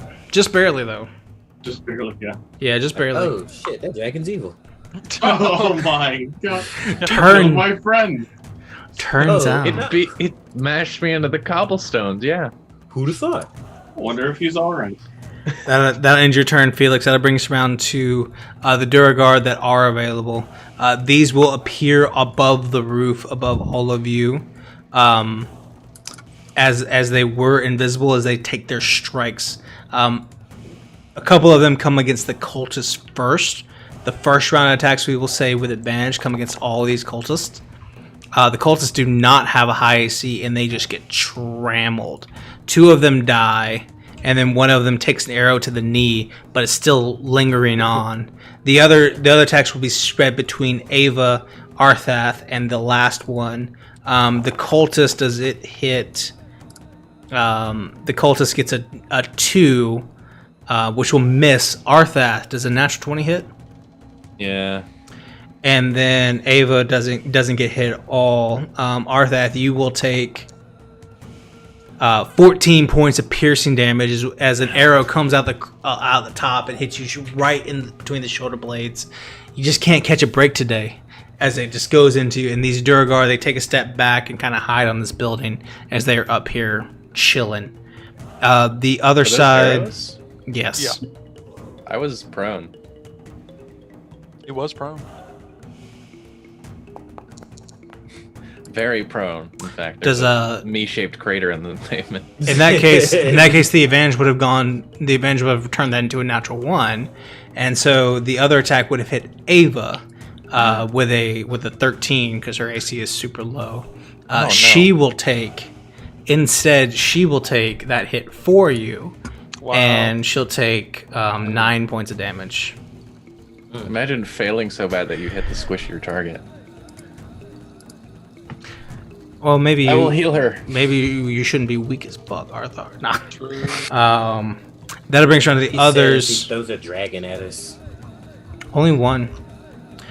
These other Duragar will take their turns. One to go to Felix, one to the cultist, and one to Bargorn. Felix does a 14 hit. Oh. The cultist takes one to the chest and just dies. Barghorn, the one goes wide and misses. That'll end their turns. Luther. Okay. Destroy the building. Destroy the child. What, the ones that these 3 are sitting up on top of? Yeah. I mean, I was gonna be a little more. I feel like I should save my fireballs for the dragon when he comes back. I don't want to do that right now. Killing all of our friends. Yeah, they're shooting arrows and junk, right? Yeah. So I got some for them. I am going to swirl my hands around and kind of collect the heat and the fire from everything burning, and then send it over to them, but not as a fireball. I'm going to use summon elemental. Ooh. Yeah. Sorry, what? Think Summon it's gonna elemental. be a fire elemental? What was your first guess? I was thinking Yeah. Earth. Is that a 4th level spell? It certainly is. It's my only 4th level spell, so it better work. Yeah, it says I can summon it 90 feet from where I am, and I checked the range. It's perfect. So I want to summon it on top of the building with them. So you can put it like right here, right here. You know what, Brandon? I didn't bring a fire elemental to this you fight. serious? I know, like an idiot. I, Oh my god. so unprepared, Daniel. Should have Yeah. known that I was gonna be slinging some fire elementals at you. Can I get a new DM, please? You may use this wyvern. Slide. It's a dog. You can use this Hey. wyvern as your fire Hey. elemental. Wyvern. Dang, he kind Excellent. of big. I can't. Well, oh, wait, yes. Can I move it? I can't move it. I can. Okay. Where do Move it. you want it? I want him right on top of this this one in the middle right here, because that's who he's On attacking. the other side. Okay, well, for simplicity's sake, he's right there. So, Right where? so what are you doing? How does this work? You can control him. It begs your verbal commands. What do you say? What do you tell it to do? I tell it to kill the Duragar. Sure, perfect. Well done. In that case, it's going to light them the hell on fire. Yes. With its slam attack. It's going to take 2 attacks against the one right there in the middle. Those are just going to absolutely incinerate it because one of them is a natural 20. Yes. Dope. That is going to be a total of way more than their minimum hit points. And this guy, as the fire elemental is summoned, it comes up and around. It almost summons inside this thing, around it, and it just like burns it to ash. And you guys see this like charred corpse hit the ground in front as this Duragar dies. I think he was going for the ones on the bottom. Yeah, I was about to say you have them on the wrong side. Is that right? Yeah. Down here is where I wanted them. Not up there. Seems like they got that up there. Yeah, other side.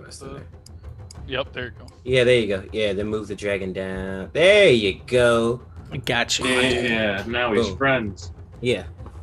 Sure, go ahead. That's perfect. conjure elemental, yes? Yes. Summon elemental. That's correct. And yeah, so that's my action. Okay. And for my movement, I will come over here with, well, actually, I think I'm good right here. I'm just gonna kind of position myself a little bit. Actually, yeah, a little bit closer to here, and I'll end my turn. All right, that'll end your turn. That brings you on Barkhorn. Barkhorn will, Barkhorn is not sure what to do, as a man of no relative. Few intelligence points. With no intelligence points and no range attacks. He's gonna take the dodge action and then come back. He's gonna go over here and kind of get up next to the building, so he's not like within. He's gonna take the dodge action from the people across and then get up next to the building, so he's hard to hit via prone, and he'll chill right there and not die. Arthath. Wow, that was a lot of things that just happened to me. Pick himself up from the Arthath-shaped crater in the ground, dust off the rubble, and go for the cure wounds on Ava, because she probably doesn't look so good right now, right? She does not. Okay. She looks may have worse this than then. you've ever seen her. Never thought I'd see the day that you are in a sticky situation. You don't know me very well. Really not yet. 9 hit points to her. 9 hit points. And then we're taking fire from all these Duragar up here, right? We are. Okay. It's bad for us. It is bad. Methinks I should pull Ava behind me. And try and guide her towards the cover of the buildings. Do you do so? Yes, if I can. Okay. She'll go with you. You use your action to pull her behind here as she is and get her underneath this building. She seems very safe, perhaps. That's good. If they want to fight, they can come out and do it. And I think that'll just be it for my turn. Okay. Yeah. As you end your turn, you pull her back around. You've got her by both shoulders. You pull her around to the corner, kind of like press her against the stone wall there, both hands on your shoulders. And you're like, "Hey, what are you doing? This is not safe." And her eyes are literally, her irises themselves are flame. And she turns around, comes across, and her whole body just, with the full amount of her effort, comes out, and there is a launch of a fireball where the Duragar are, and she's going to incinerate them as she does that, as she launches that fireball. For 26 damage. The 3 of them will make dex saves. For her, they all fail, and as she just turns them into carcasses as she lights that entire roof on fire. And her eyes turn back to you, and the flames die and turn to embers. And this is why I chose to heal you. Well done. She looks angry at your impotence. She's always angry with me. She's always angry with me. That would bring us around to the Durgar, who are dead now, but there's another cultist who's been joined into this fray. It will come around to here and kind of hide. It'll look up and see that there are some of these over here. That is within 60 feet. So they're going to Sacred Flame one of these dudes. That guy is going to he's going to fail his save and take 2d6. Take 7 radiant damage and still be okay, but not dead yet. That in their turn, Stuart. Stuart. Coming back out. Dragon's gone, right? He's fled the scene. Yeah. He's no threat at all. Wouldn't even worry Is he about still it. here? I thought he landed. What, now? Wouldn't worry about it. Wouldn't worry about it. I can't see him, right? Yeah, you can't see him. I wouldn't worry about it at all. Wait, we could see him from like 1,000 miles away, but we can't see him right now. He's like 100 feet away, destroying shit. Oh, To be for real? fair, we were He's on over the there? mountain. He's over there destroying. Yeah. All right. Well, I'm gonna tickle him some more then, I guess. He's behind total cover from you right now. There are So buildings I'm a- between you I'm and a him. sharpshooter, bro. He's made out of metal, right? You All cannot right. see him where he is All now. right. Yo, Arthur. Or it, Yeah, rather. heat metal. You Trust packing me. a yeah. I've always got heat metal, baby. All right, bro. Bro, I'm surprised I don't have heat metal. give me over here. I see that Hey. dude over there. I see that dude getting attacked by a fire elemental up there. Yeah, my man. I'm gonna shoot him. Alright, you shoot him. Stuart's come to take the show. Oh, 15. 15 will miss. Oh, this happens. Oh, Ooh. 13. 13 this happens. misses as well. This happens. That's what happens when you stand next to me. God, dude. hmm Very, very hard to hit these fellows. I know. Stuart Little. Stuart Little sounds exactly like regular Stuart. Stuart is here to protect. Little 3-foot guy. Hello, Stuart Little. Looking up. I will protect you. Hello, Arthur. He said, I will protect you. That's it. That's it. Bonus action. That's it. We chilling. Any attack? That'll bring us. Yeah. That'll bring us around to the dragon, who will launch from where it was, the billowing chest of flame and radiant energy in its chest. It will rise from the ground and begin a sweep across. I need Luther, Stuart, Oh my God. Felix, the cultist, and Barghorn all to make dexterity saving throws as the dragon flies down. It careens back into our location, comes down past Luther. Using my With luck. with all of this, it just breathes just a flame as it comes down. Stuart, Felix, the cultist, across to Barghorn and the fire elemental before landing back on the citadel, perching in its anger. The fire elemental saves. Yeah, buddy. 15. 1 second.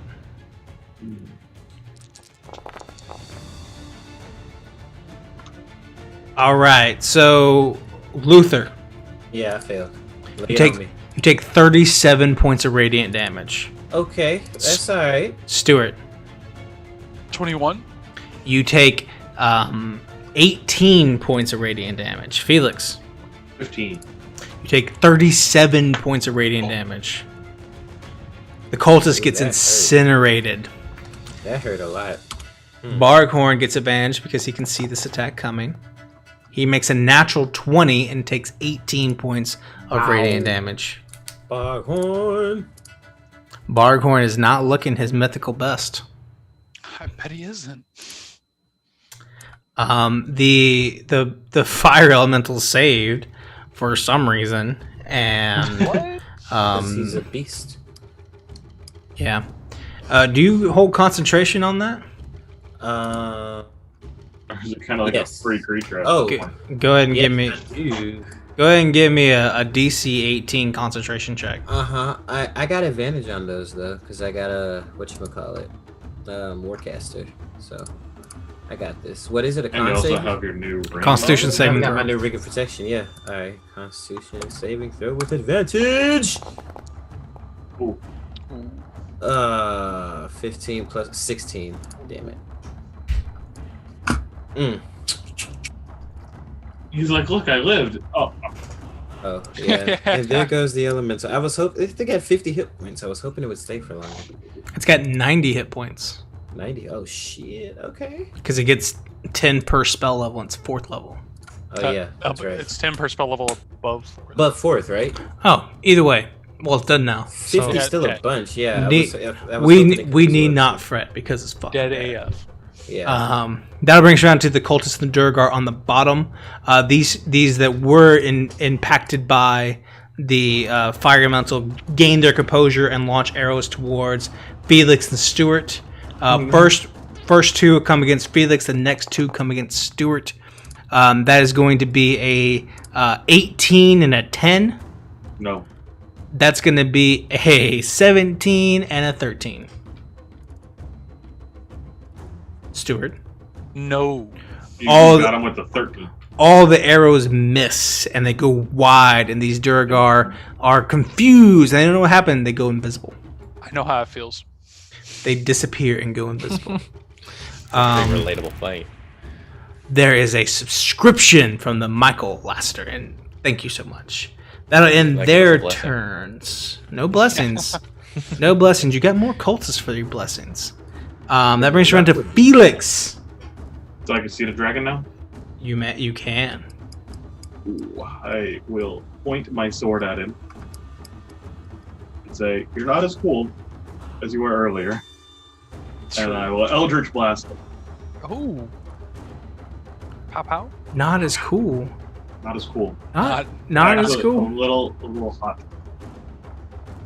It's too much fire. Too much fire. 21. 21 does hit. Oh my god. Oh my I god. hit something? You got him. How, Got him. how do I do things now? There's no way to know. Just guess. Oh, okay. We'll just pick a random 17 die points. at random. Alright, that is 7 points of damage.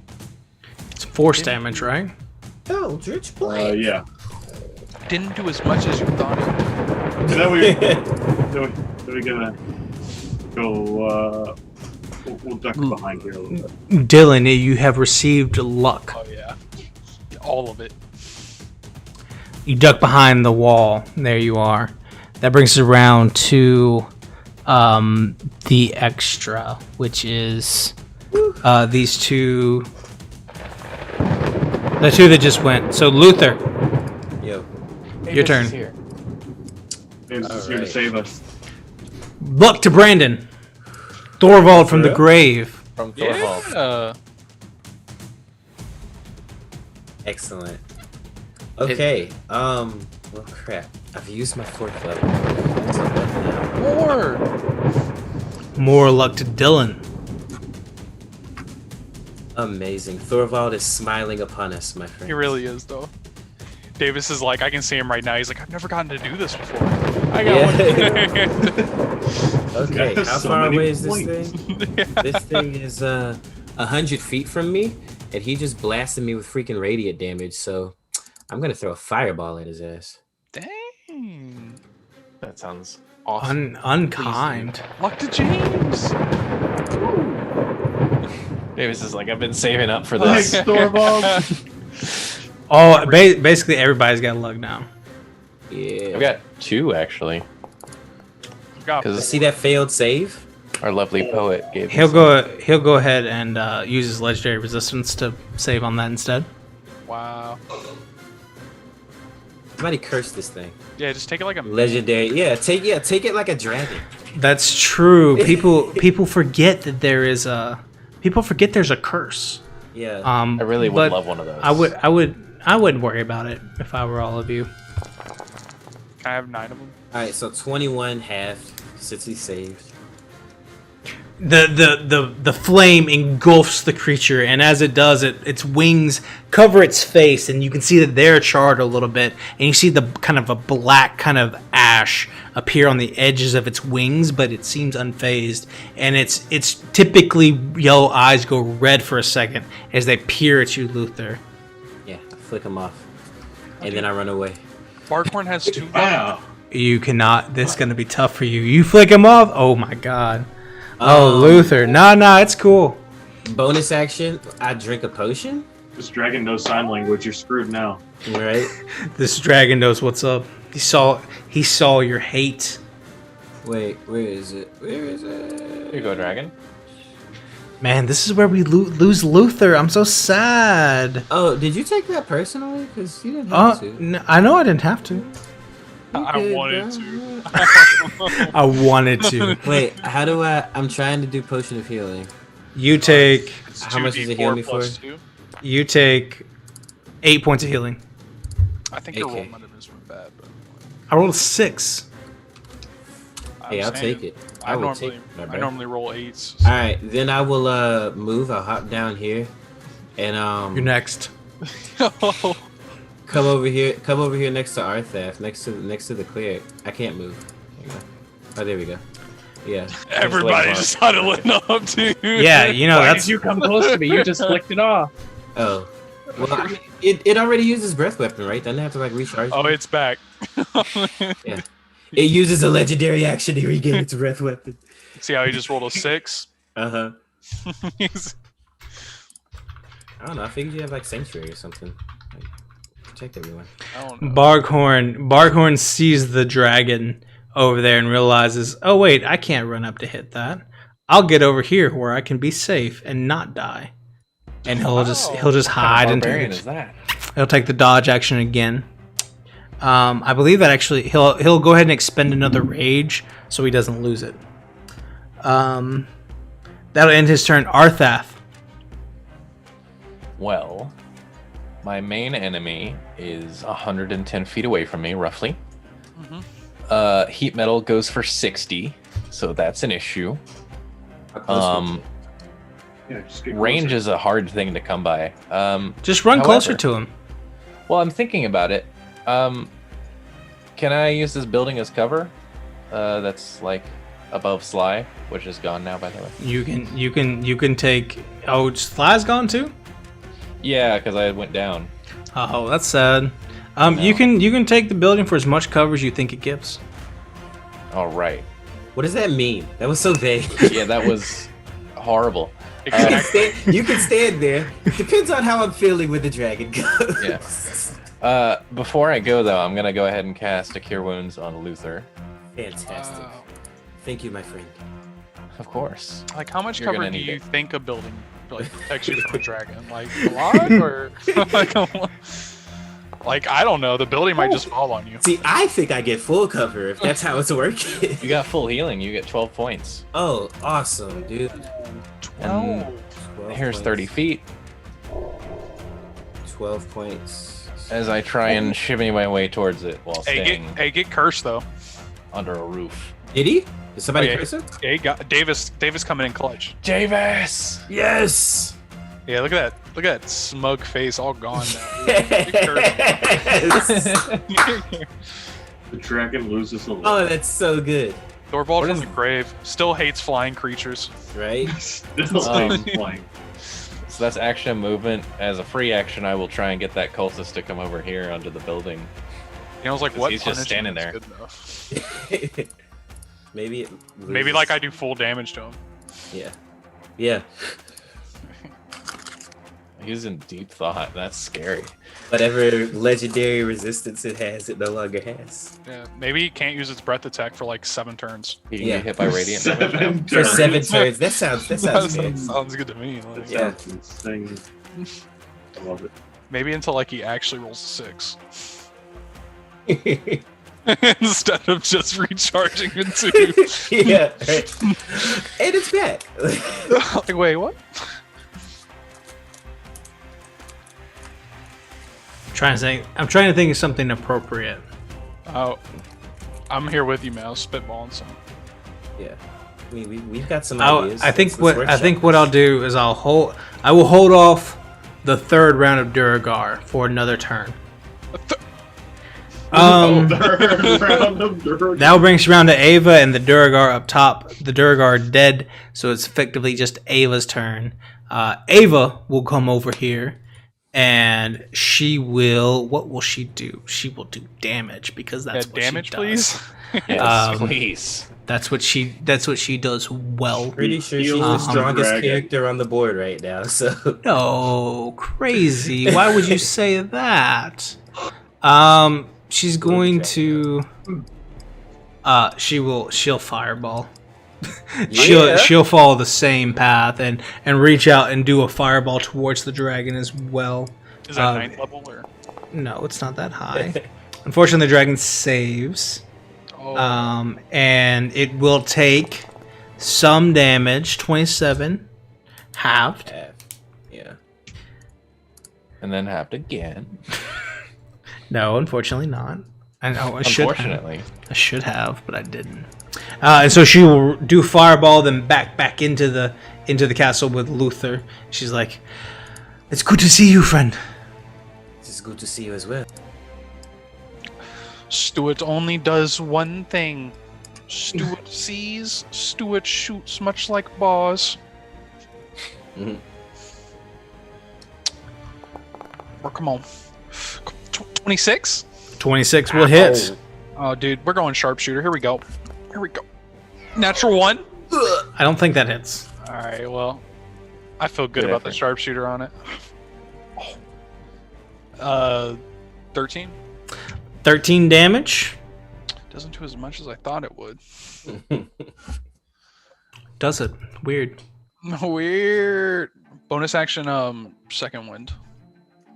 Give me some of that HP. What? That's a lot of HP. I feel kind of scam. That's as much as like a cure wounds from a cleric. Anyways, All right. I'm gonna go back I wouldn't shit talk the clerics, Stuart. Whatever, bro. I am a cleric. I'm back in the building. I'm back. That'll bring us around to the dragon's turn. It will launch off the building like a bat out of hell, and it will come down with the tons of its weight, everything that it has, onto the building. Luther, Ava, and Stuart Little are in. Oh, crap. With its power, as it comes down onto that space, the entire building will collapse upon you. Stuart Little uses his reaction to deflect. In what What's the way? whole dragon? Deflect what? The dragon.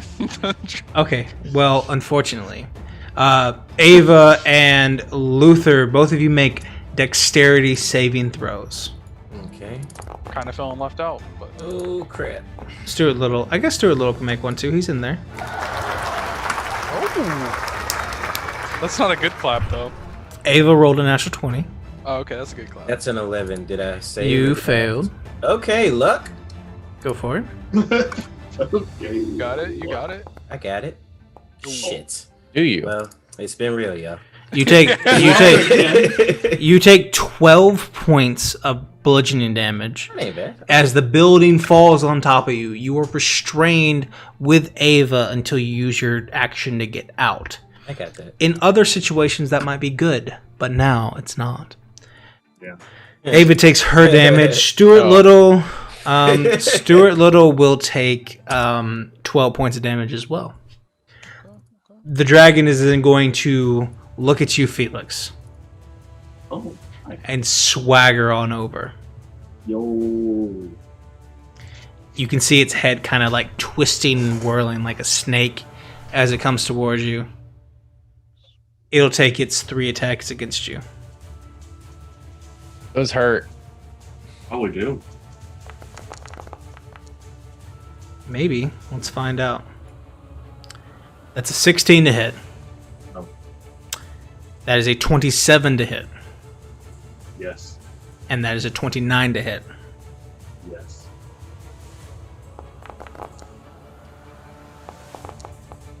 You take 34 points I'm out. of bludgeoning damage as the creature Really? Jesus. Oh, yeah. It takes it as it's coming up to you with its head. It tries to bite. You dodge to the left, and it spins with a quickness you didn't expect. The tail comes across, smacks you into the wall, pressing you against it, and then the claw comes down right on your neck, and it breaks your armor, and you go unconscious as it's stepping on you. That'll end. Stuart, you see all this happen right in front of you, and the eyes turn to you. In the build? In the building. He looks through the hole that he just put in it with my bro. body. These Duragar step out from the building, seeing all their friends. They're still on the roof. From their invisibility porch, they'll take their attacks against Barghorn, who is right underneath them. The first ones are straight rolls. The next two are with disadvantage because he's taking the dodge action. The first two attacks hit. Actually, they all hit, amazingly enough. And then I actually need one more with disadvantage. No, that's right. No, I need two more attacks. No, I did it correct the first time. I'm sorry, I'm an idiot. They all just hit. He takes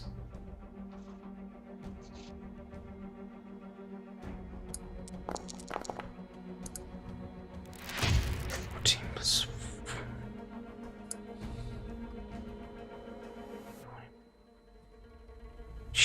Goodness, I'm struggling with this math. Takes 28 points damage, halved to 14. Barghorn is not looking his mythical best anymore. Last time. I know. He's at like half health. You guys should do something about our friend Barghorn. Half health. Oh no. He's at like, oh, are you not at half health yet? I can fix I am that. well beyond half health, bro. Oh, we can fix Or that. below. Wait, you guys have lost health? That'll end the cultist's turn, and half health right now. that'll end the cultist and the Duragar's turn. That'll bring us around to Felix. You're unconscious. Make a death save.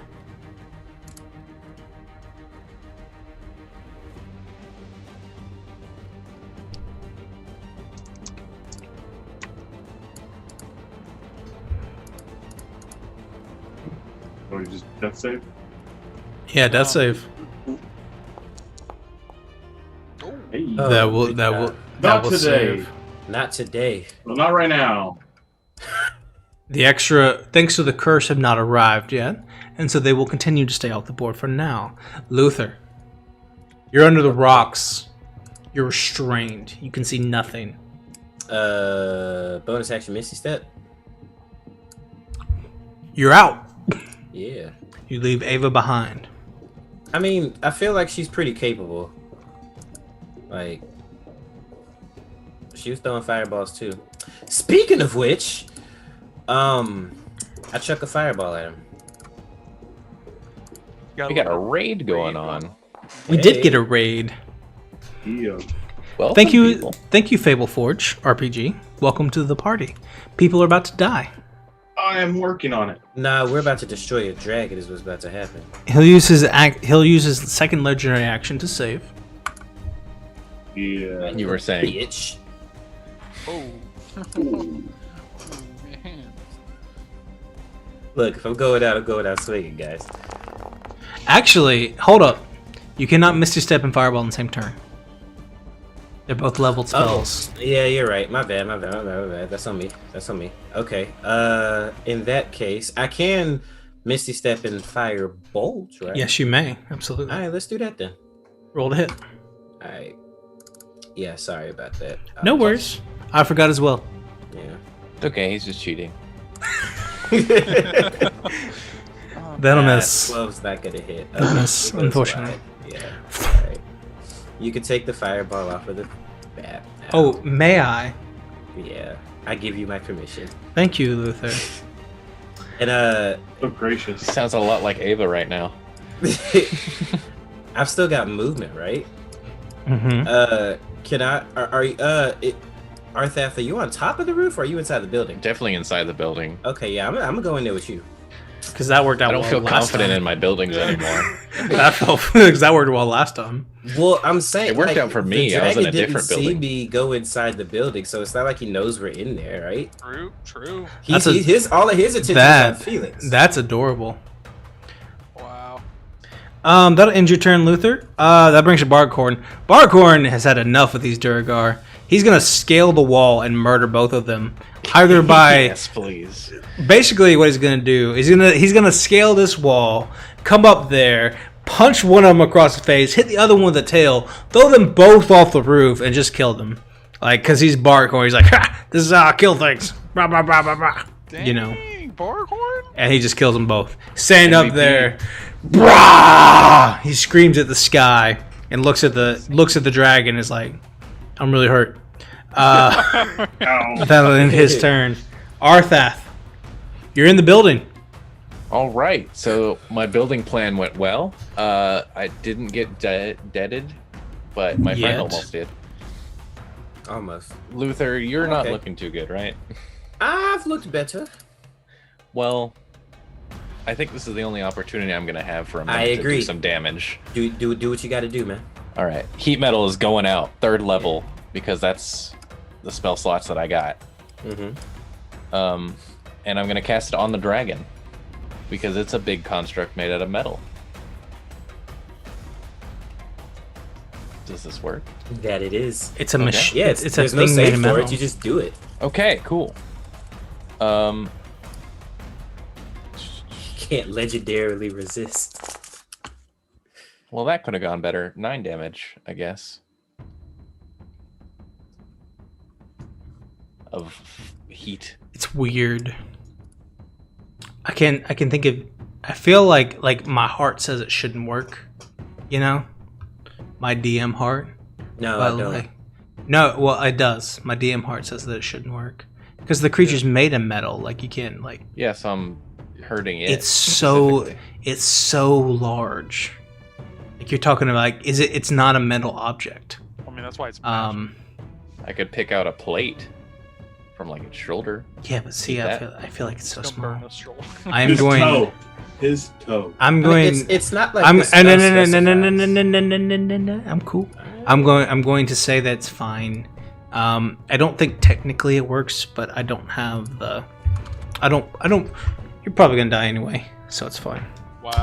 Wow. Wow. No, it's not that. I think it's cool and it makes some sense, but I'm not 100% sure on that, and I'm pretty sure I could make a good argument against it. But I will so- not. 9 damage to the construct. He is technically manufactured. He is manufactured. But he's not an object. I don't know. Well, he wasn't affected by polymorph. He's not. Yeah. Creature.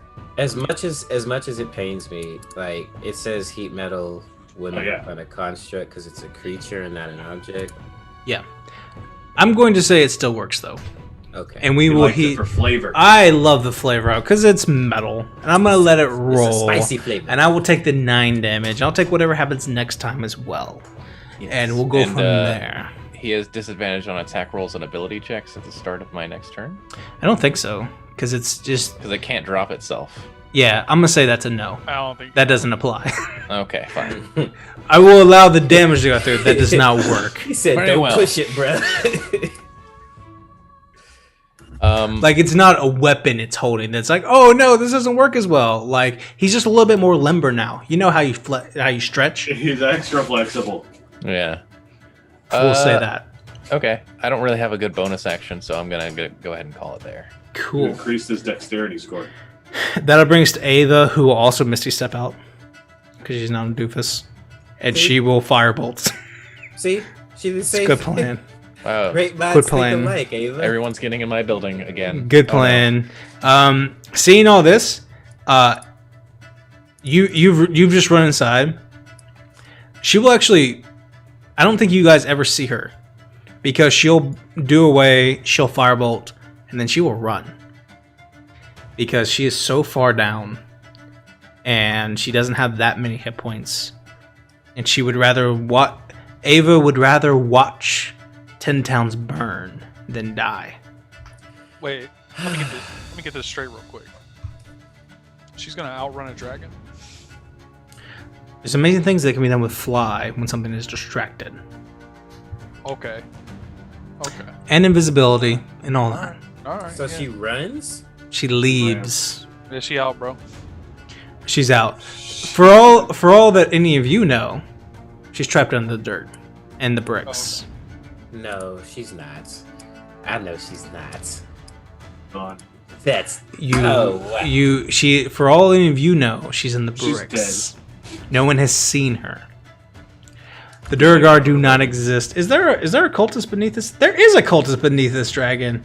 I was trying Kill to. him, bro. Yeah, while you were thinking about how the curse was going to go, I said I was going to use my free action to tell him to get in my building. He'll get in your building. Okay. Hey, buddy, what's up? And he is promptly crushed. No, Stuart. Oh, Your turn. Stuart. It's your turn. Is it my turn? Yeah. So is this man being held down by a dragon? He just got stepped on. He just No got big stepped deal. on and it hurt a lot. All right. Let me hop back out. Yo, what's My up? insides are on my outsides. Well, I'll heal you, buddy. Here's cure wounds, 2nd level. Oh. A 9 hit points. You back? I'm alive. I don't know for how It long, hurts. buddy. Yo, I drag this man inside.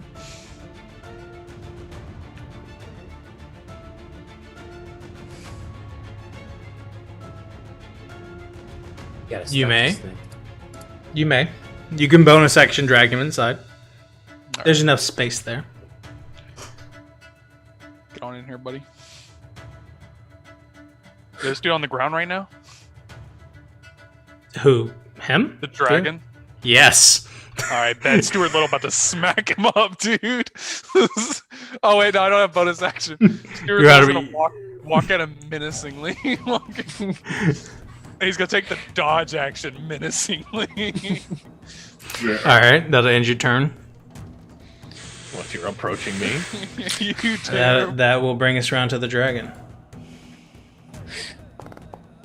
Oops, wrong one. Oh god. Oh no.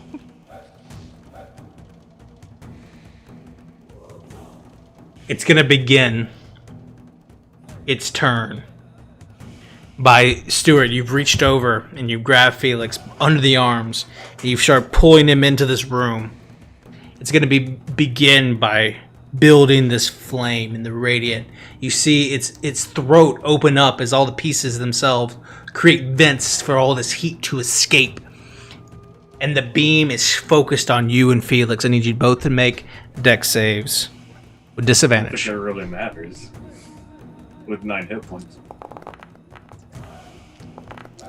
Yeah, probably not. With disadvantage? Disadvantage. Alright, so I use lucky. Because Stuart's carrying him. Alright, I use lucky. Sure. 17. 17 saves. James, what'd you roll? An 11. James, you take 36 points of radiant damage. I'm dead again. Full unconscious. Stuart, you rolled a what? 17? You save and take 18 points of radiant damage. No. You still up? Oh yeah. As it does that and it smashes into all of you, it's going to come around and smash the tail. It's going to turn around and destroy this building that you, Luther, Arthrath, and the cultist are in. I need you all to make dexterity saving throws as it smashes its tail, claws, and bite and brings down the entire building upon you. I'm going to say this a little bit more than last time because it's so much more of its attacks. Arthath, that's a 3. You take 25 points of bludgeoning damage. Oh. Luther, that's a 7. You take 25 points of bludgeoning damage. And I'm down. And it kills the cultist. Oh. I have 1 hit point. I have -2. Oh wait, that's the wrong button. It does that, and then it flies away. Probably about 70 feet in the air as it begins to circle. That'll end its turn. The cultists are gone. Felix, you're unconscious. Make a death save.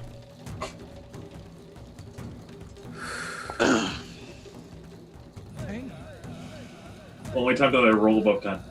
You save. It's on The my- extra gone. Luther, you're unconscious. Make a death save. You fail. Barghorn will rage run to where he saw his friends fall, jumping off the building and running, using his full action to get all the way across and get all the way to you like, oh, my friends, this is so bad. And he starts running and running and running, and he crosses the flame. As he does, he takes a d6 worth of fire damage, but he doesn't even care, as he takes 1 total hit point worth of damage as he runs over to you to try and assist with the situation. Arthath, you conscious? I'm not. I have 1 hit point. You are restrained by the building. You are covered in blind. What do you do? Can I feel Luther? I'm right here. You may use your bonus action to try and find him. Oh, shit. Investigation. I don't want him to die. Okay. Since we need damage, and he's the only one with ranged damage at this point. Well, except for Stuart, but Stuart's also dying. I'll do that. Let's try it. Okay. I don't know where he is. You start feeling around, and the amount of damage you've taken and how you feel down here and all of this covered in the bricks. You take your full turn. I will say if you wanted to use your I will say that with a 1, a total of a 1, a dirty 1, you cannot find him. You're not sure where you not that you can't find him, but he's far enough away that you can't just reach out and grab him. You were far enough apart when the attack happened that the bricks between you separated you. You'll need to get out and then find him if you want to help him out. Okay. And it's an action to get out. Unless you have a spell. I don't have that kind of spell, no. Okay. Give me a strength check. Crap. Okay.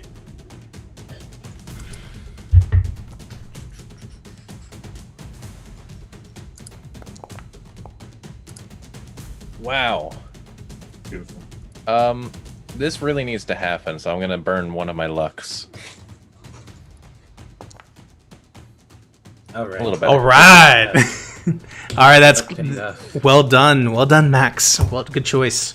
You with your 18, you are successfully able to pull yourself from the rubble, and you reach out and you break out. And as you do, Barghorn's hand grabs yours, and he helps pull you free. You're bloodied and bruised, and you lost a tooth, and things are not looking good for you, Arthur. But you are free for now. You look over. The Chardolin dragon is landing on a building, preparing its final counter assault. But your turn is over. That'll end your turn, Arthur. That'll bring us around to Ava and the Duragar. Ava's gonna keep going. She's worried about her death. Stuart, still alive. What's this dragon looking like? This dragon is almost bloodied. Oh, that's actually a lot better than I thought it was gonna Not be. bloody. Nah, I mean he like about down to half. That's what that means. He's gonna be like, Yeah, I this know. dragon is almost damaged. Yeah, that's what I thought was gonna happen.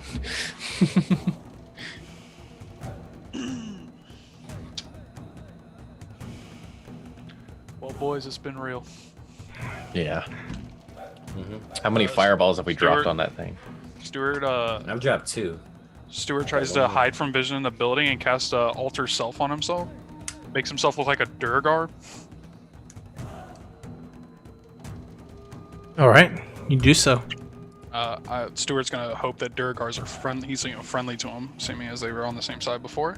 Okay. Stuart's out. Action, Duragar, and then start moving out. Action, be- God, my thing is Duragar. going Oh my, crazy. what the? I don't know, it's going crazy, bro. No one sees anything. You make it about 30 feet, and as you run out with your Duragar in large form, you begin to move away. That'll end your turn. Stuart. That brings us around to the dragon's turn. He's in mid-flight, so he's going to come going up and around. He will continue to move up and about and wait for his radiant energy to come back around. That ends the dragon's turn. As he's now out of range, probably 150 feet in the air, preparing for his final assault. That'll bring us around to the Colston Durgar who are dead. Felix, you're unconscious. That's dying. Death save. You save. That's 2, right? Or 1? It's 2 saves. You're currently fine, Felix. That brings around to Luther. You're unconscious. Make a death save. You're fine. Barkhorn is going to do everything that he can to pull you out. He'll use his action to try and free you. As he pulls Arthath out, he'll then try to pull you out. He'll use well, that might work anyway. He's a strong dude. Let me check. No, not quite. He reaches in and tries to pull you out, but he just can't get to you. Can't quite find you. He's doing his best, but he just can't. But he's doing everything that he can. You know what? He's raging. Actually, he gets advantage on these. I'm sorry. Oh, dope. You know how rage is. Natural 1 doesn't help. Oh no. And that won't work. Arthath. Yo, he does have luck though. Does he have luck? He does have a luck, yeah. He does. Everyone got one. Then got he'll use it He got 2. because Luther needs it. That'll work. With the luck, he'll pull that out and he'll pull you free, Luther. He finds his way and pulls you out. Arthath, you see the unconscious body as Barkhorn pulls him out of this, and the near unconscious, the unconscious near dead body of Luther pops up. It's your turn. Definitely feel like we might need a cure wounds on that boy, because that's about what I got to offer. I could do life transference, but then I would definitely be dead, so I can't do that. So here's a cure wounds. Enjoy. Mm-hmm. He reaches out and touches the unconscious body, pumping as much of the golden light into him as he can. That's 11 okay. hit points. 11 hit points. That's 11. He wakes up, spitting up blood. Oh my man, I'm glad you're alive. Haha. You saved me. Yeah. Where's Stuart Thorvald would be proud. and Felix? Where's everybody? If they're not making noise, they're probably hurt. They're probably I say dead. as I run down here. You run down there. You get across. You look over. You do not see Stuart. You do see Felix unconscious on the ground. That's not good. That'll end your turn. That brings you on to Ava. Ava has not left the fight entirely. She didn't say nothing. She just dipped out. You guys look up. Such a thing. You guys look up, and above all of this, there is a flying creature coming up in the base, and you look up to the sky, and above is the albino tiefling flying up, engaging with the dragon, and coming forth is her staff. And she comes up and throws that forward, and a cone of cold flies at the creature, and it needs to make a dexterity saving throw. As Ava comes at it, it'll save, and it'll take... how much does it take? It takes a bunch. 8d8. Halved. It takes 21 points of cold damage as Ava comes up and engages with Ava? it. Yes. As Ava left Castfly and saw the creature coming around and engaged it with a cone of cold, it saved, and then she's going to continue to run away from it. Look at that. But it hit with something. That'll bring you around to Stuart. You're bolting. Ah, dude. He's running. He's getting out of here. Stuart does feel bad about leaving Felix. He's committing to the bit. Stuart does feel bad though. What do you do? He's leaving Stuart Not little. that bad, apparently. I mean, like, all right, it's not my fault. You guys got death wishes, bro. What would Thorvald do? All right, bro. I'm not going. What would Thorvald do? I'm gonna heal this man. You come back? I'm coming back, bro. I'm gonna heal him. I had second thoughts. Hold up. I know. Hold up. I'm coming back. Tell me about this. Walk me through this, Stuart. All right. You got to the point Felix was down. You turned yourself into a Duragar to try and escape. Self-preservation took hold. Yes. Tell me why you come back for Felix. All right. Stuart does feel bad. Stuart's not an evil person, but Stuart also doesn't want to die. Stuart doesn't know Felix very well. He doesn't really talk much. That's no reason for Stuart to let him die when he could save him. So Stuart's gonna attempt to save him in hopes that his Duragar disguise keeps him safe from danger. And he's gonna run. Then I'm still gonna run, yeah. You come back. What do? I'm gonna hit him with a Cure Wounds. Cure wounds to you. 9. 9. That 9 hit points to you. Felix, you come to consciousness. Again, what a roller coaster. All right. Oh god, it's a Duragar.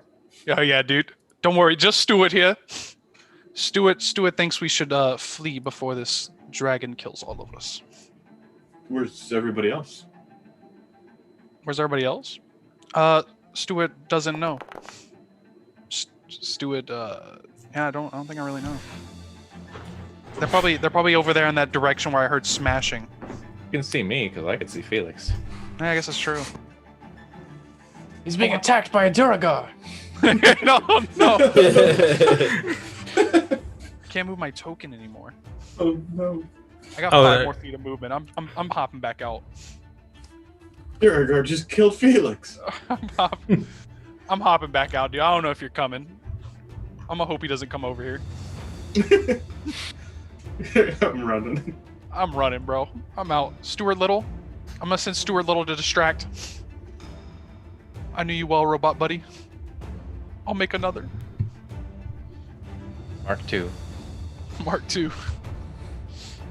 Coming across the sky, Oh no. the dragon turns its attention on the arcane wizard who has, for whatever reason, decided that whatever squad here was worth saving. And unfortunately has caught the attention of our dear Chardolin dragon. So looking up and catching this glimpse, you see the tail swing at Ava. That's a 18 to hit, which hits. Oh god. The second attack is a claw to 19 naturally. Ava takes both those hits to start.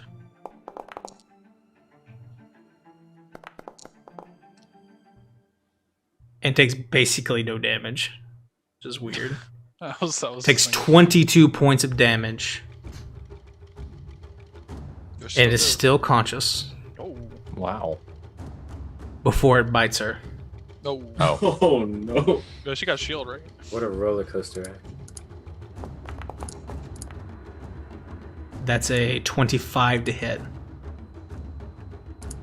As it bites her, her flight falls as she goes unconscious, and she falls straight to the. As it bites her, her concentration drops, her body goes limp, and she falls and falls and falls, smashing into the ground out of the sky. As the dragon's wings flare against the full moon, and you see its full silhouette as it turns attention on all of you, as Ava buys a turn and takes a death save. Felix, you're conscious. Oh god, I hurt. I'm gonna bonus action drink my potion. And then you're gonna action dash your way out of here. Come on, buddy.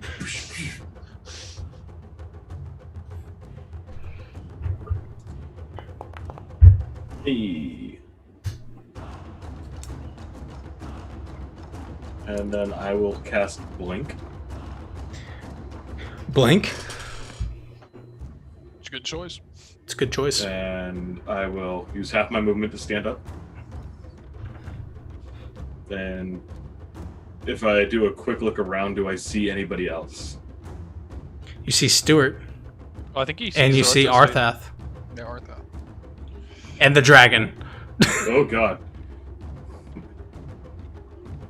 I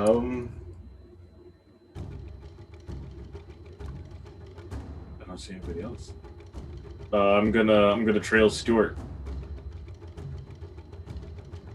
He brought me back to life twice so far. Stuart and So Felix. I'll use half my movement to follow Stuart. Okay. And I'll just like motion to Arthath like to come with us. Let's get out of here. Or at least retreat back a little bit further, gain some time.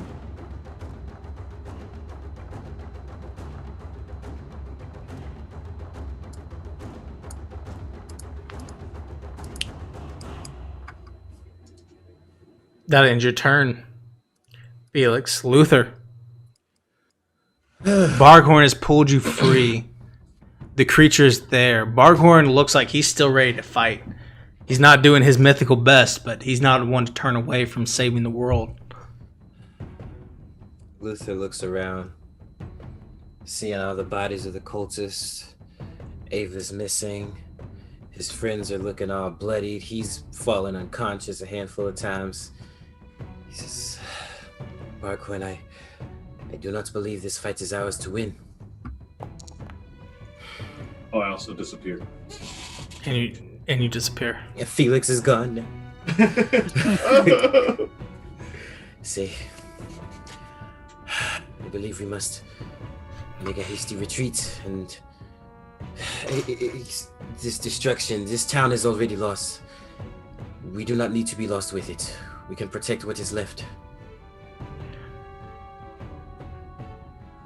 Barghorn will say, but if we leave now, then it's just gonna go to the next town, and everything's gonna die.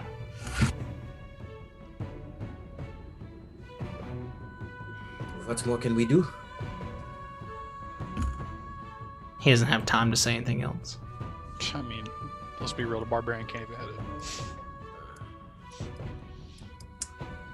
So, yeah, Luther is... Sheesh, this really sucks. Luther is going to cast, what's the range on? Fog Cloud. Let's cover our escape.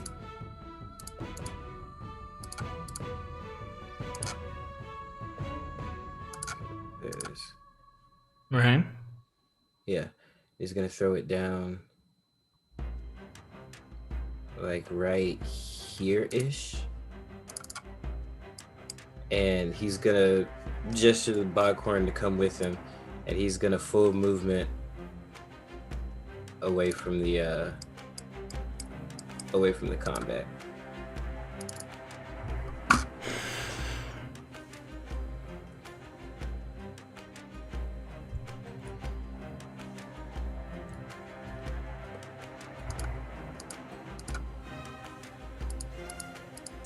That brings around to Barghorn's turn.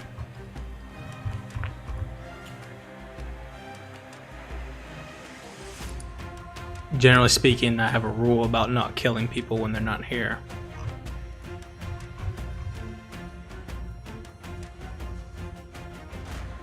In general.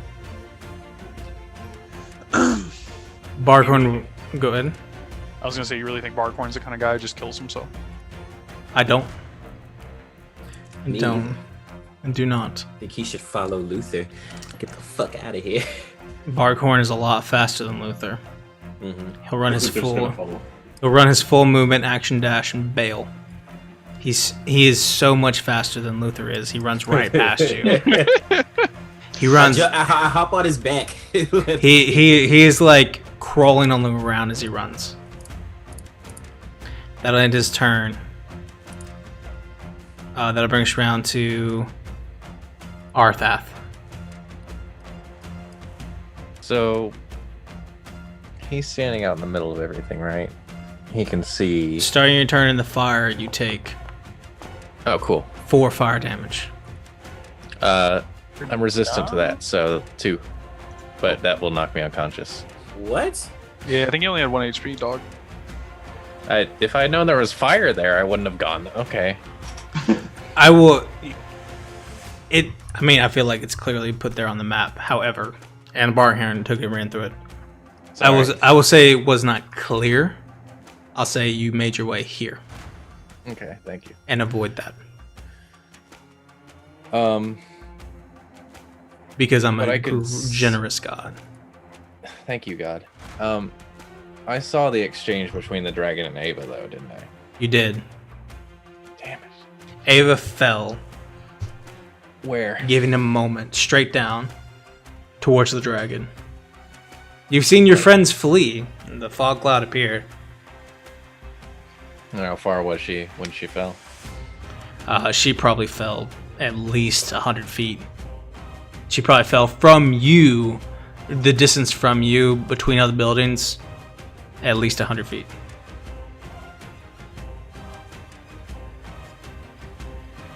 Full action dash towards where she last was. As he shakes his head, but starts running after her anyways. How many hit points you got left? 2 killed him, so Mm-hmm. I know. I don't know if he knows. I don't know if Full he action knows that dash. he could Full trip action over a dash rock to and go die. down. Could die. If someone Let me- farts in my general direction, I am dead. that would bring us around to Stuart. And then it would bring us around to the dragon's turn. And Felix has disappeared. You made a choice to go.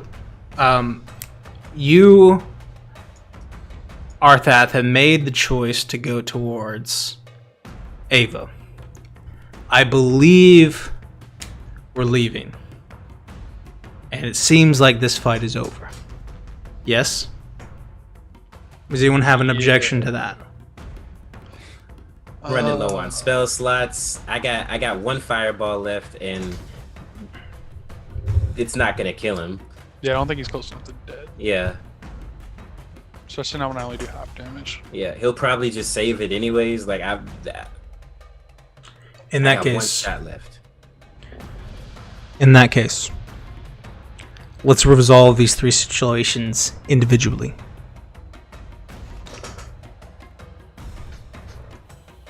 Let's start with Stuart and Felix.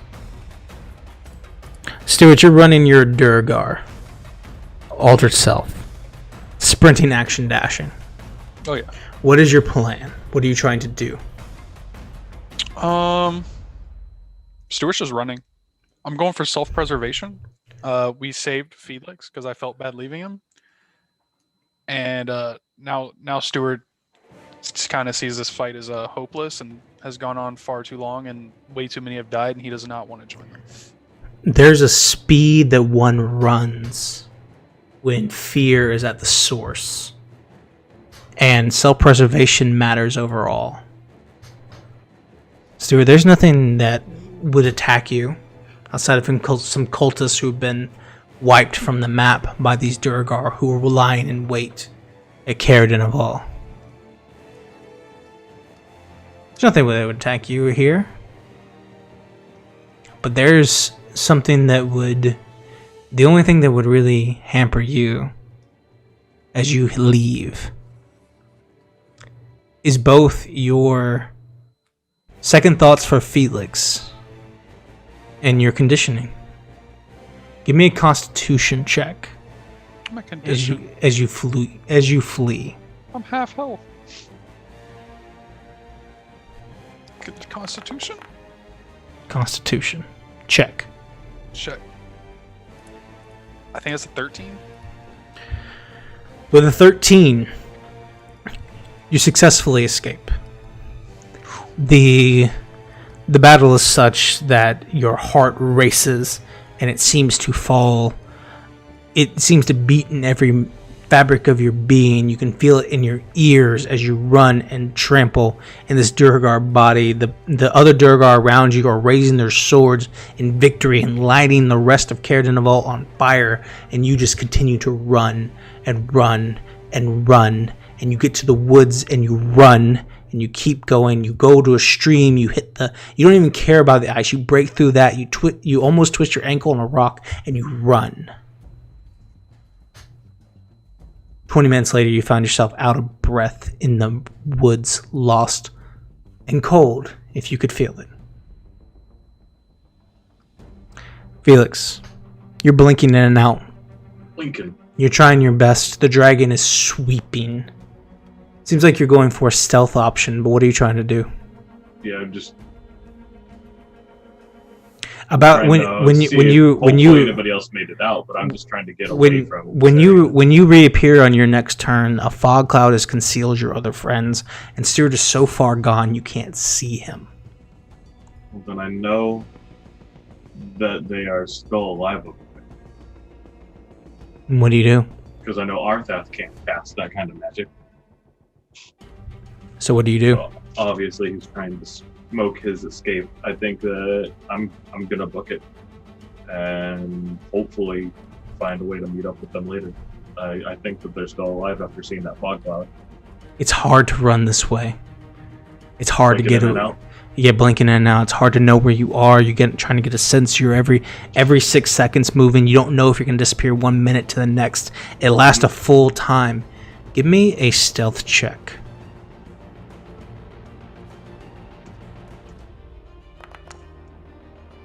19.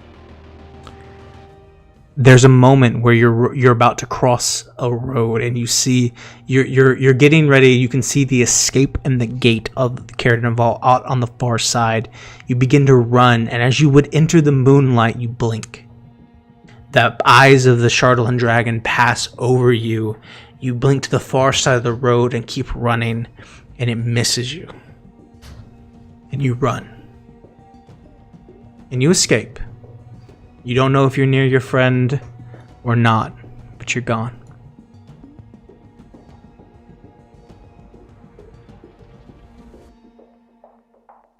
Arthath. The Chardalyn Dragon's moved its attention away from Ava. And she's made her way over to you. And it is running and moving, and you are dashing. But it seems to be moving towards your friends. You look up and you can see that the great wings flap, and the fog cloud that defended your friends as they ran dissipates without a trace. It might as well not even been there because of the weight of the wings as they fall, tracking down Luther and Barkhorn. You're running full blast. There's a second.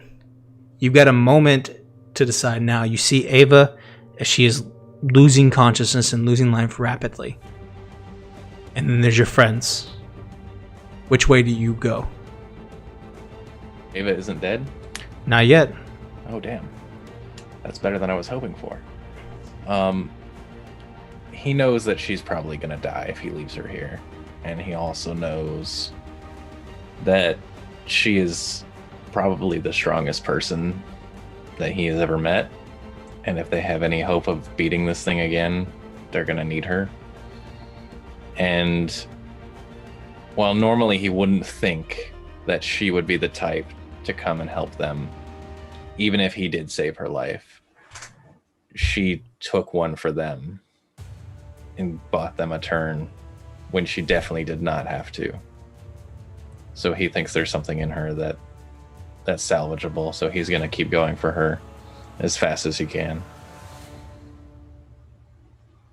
He thinks that his friends can probably make it out alive. They're all very capable people. You make your way to Ava. She's on the throes of death.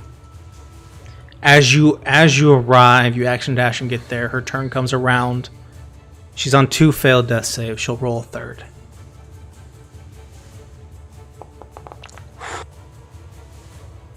Ooh.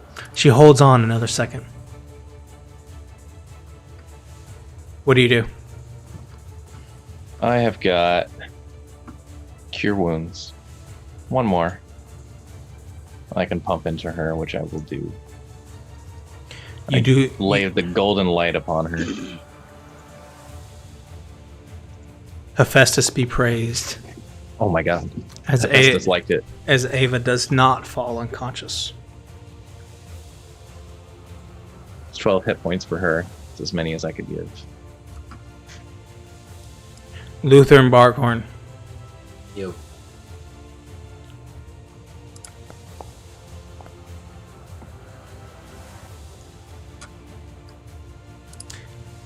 As the dragon finishes off Ava and begins to move, its giant wings fill the air, dissipating the fog cloud entirely. You're running, both of you. You and Barkhorn. With a 5, the radiant energy recharges, and the billowing within its chest begins to grow. Luther and Barkhorn need to make dexterity saving throws as it lights them up together. A dirty 20. That's good. Barkhorn rolls a 14 plus something. Barkhorn rolls a 16, which will exactly save. Both of you save. And take 13 points of radiant damage. I drop. Luther, you fall unconscious. Yep. As the radiant energy flows over you, you can feel it sear your bones and the amulet around your neck. Barkhorn does not drop. Barkhorn seems fine. He's got a health potion on him.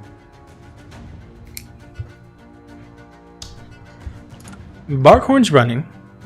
Oh. Barkhorn didn't see Luther fall. Oh shit, that's true. He would look back that we passed me. He's already passed you. Barkhorn's a lot faster than you. And you ran and he kept going. This dragon continues to pass over him and careen off. It seems to be heading towards Kier Kong. Off to the next city. To wreak its destruction there. A massive blow has been dealt to it here. Barkhorn runs into a few more thug Duragar, but nothing he can't handle. Luther, you find yourself laying there in the street. Unconscious. Stones around you, blackened with the radiant energy.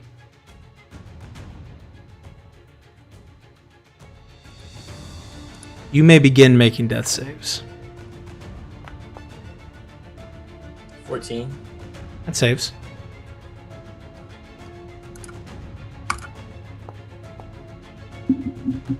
$14. Again. Back to back. 14. 19. 19. With that, Luther, you resist death. You're unconscious. I might have cried. You're unconscious. You're laying on the ground. But something about you says, hold on. And you do. For a long time.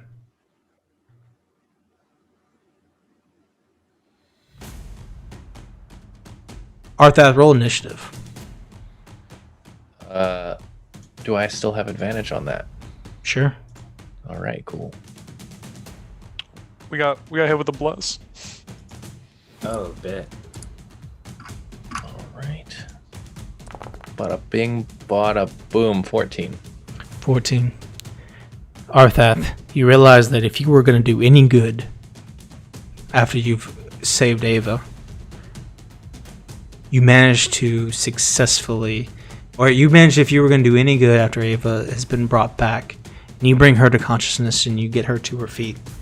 You look around and see the dragon careening off towards Kier Kong.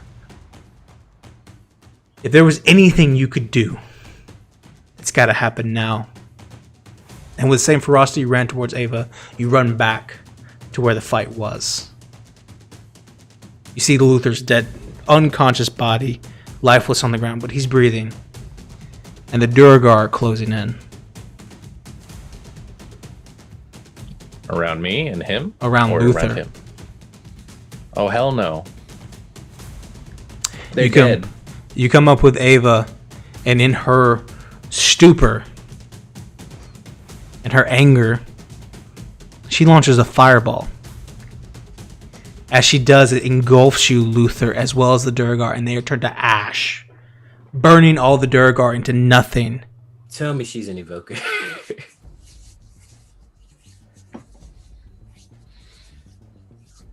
Technically, yes. Oh, okay, cool. I don't think. You'll take one death save. Make another.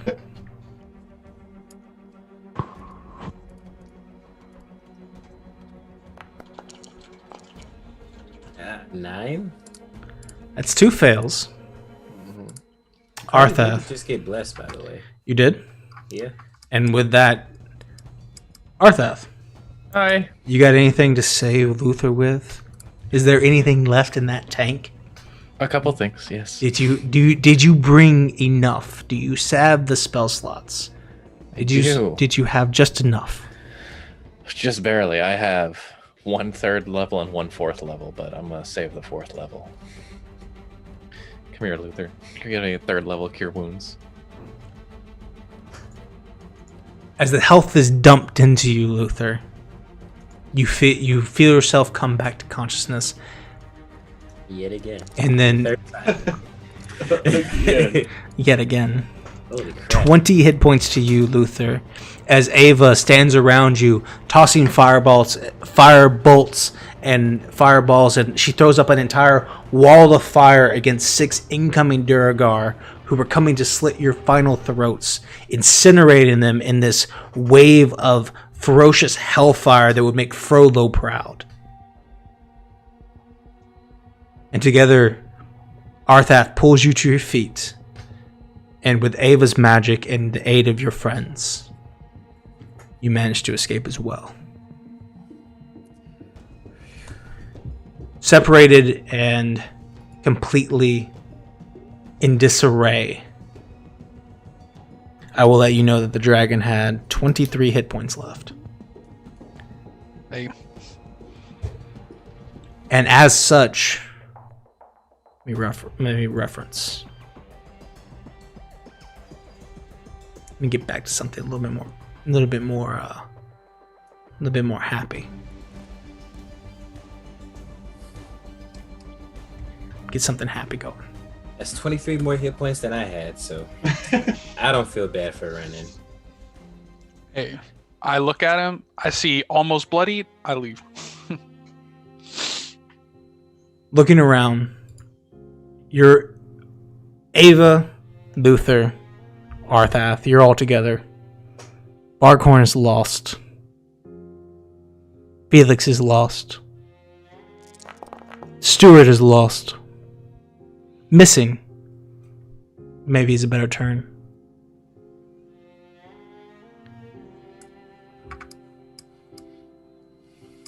This creature makes its way around 10 towns, unable to be stopped.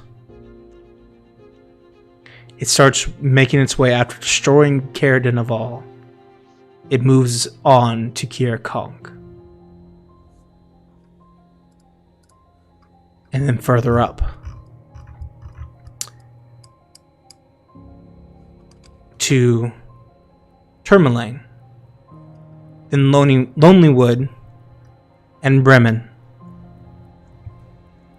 And over the next 8 hours, those 4 cities burn. The populace and the people, the guards who exist there are not sufficient to turn back the attack. 2/3 of 10 towns burns before it reaches Targos.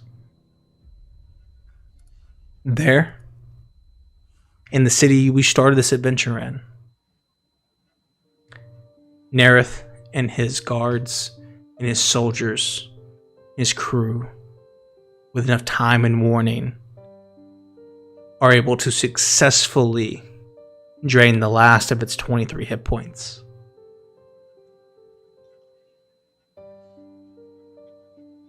And the construct falls, but at a great cost.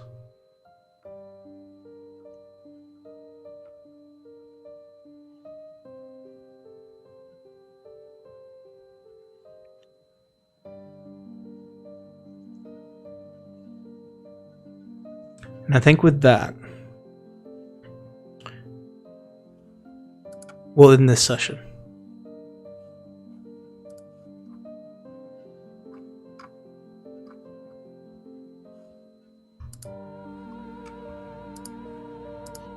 So good job, everybody. You all did great. It was excellent effort. Is that You what know, it you know was? that guard in that last town was like, man, I hit it with 2 arrows, and he just died. Yeah. I'm He's now praised awesome. as the hero like- of 10 towns. That's what I am awesome. He's like, I went through 4 towns and none of them had like 4 arrows, baby. None of 'em- But I made it. It's like I died, but I lived. All right. That guy is now a legend He really is. Someone over there took out a dragon. It was with crazy. 2 arrows. Shout out to everyone who stuck with us for this battle. I know it took a little bit longer than usual, but we wanted to make sure we got the dragon off to its proper send-off. This champion of justice, as it were. That being said, thank you everyone so much for joining us. If you're enjoying this content, give it a follow. If you're on VOD, you can support us by subscribing. You'll be able to see your videos on demand here, or you can follow us on YouTube, or subscribe to us on YouTube where you'll see them a week behind. You can also support us on Patreon, or you can follow on Instagram, Twitter, all the social medias at Ink and Liar as well. We're here every Wednesday at 7:30 Central Standard Time with Iron Valor, where we're finishing up for Rime of the Frostmaiden. Mondays is our Fates End homebrew campaign, and Tuesdays is a tabletop RPG known as Through the Breach, where we play through the Malifaux world on Twisted Veil. Next time you'll see us is Friday at 7:30 Central Standard Time for Short Rest, where Lauren is making her way through the Dark Picture Anthology, which is a super fun, super weird kind of game that's going through. We're going to go ahead and shout out our people. Thank you to the Great Big Geek for all the gifted subs and everything. Melissa Lockhart with the follow. Michael Laster with the subscription on YouTube, Fable Forge with the raid, and then some bits from our dear Dilly Onion. So, yeah, no one likes John. We're going to go ahead and send our raid. We're going to go over to a place called Dork Tales. It's one that we've raided before. They're a tremendous little stream, so check them out, and we'll go from there. So thank you, everyone, for joining us so far. Follow us here next week, and we thank you all for everything that you do. So we'll see you all next week.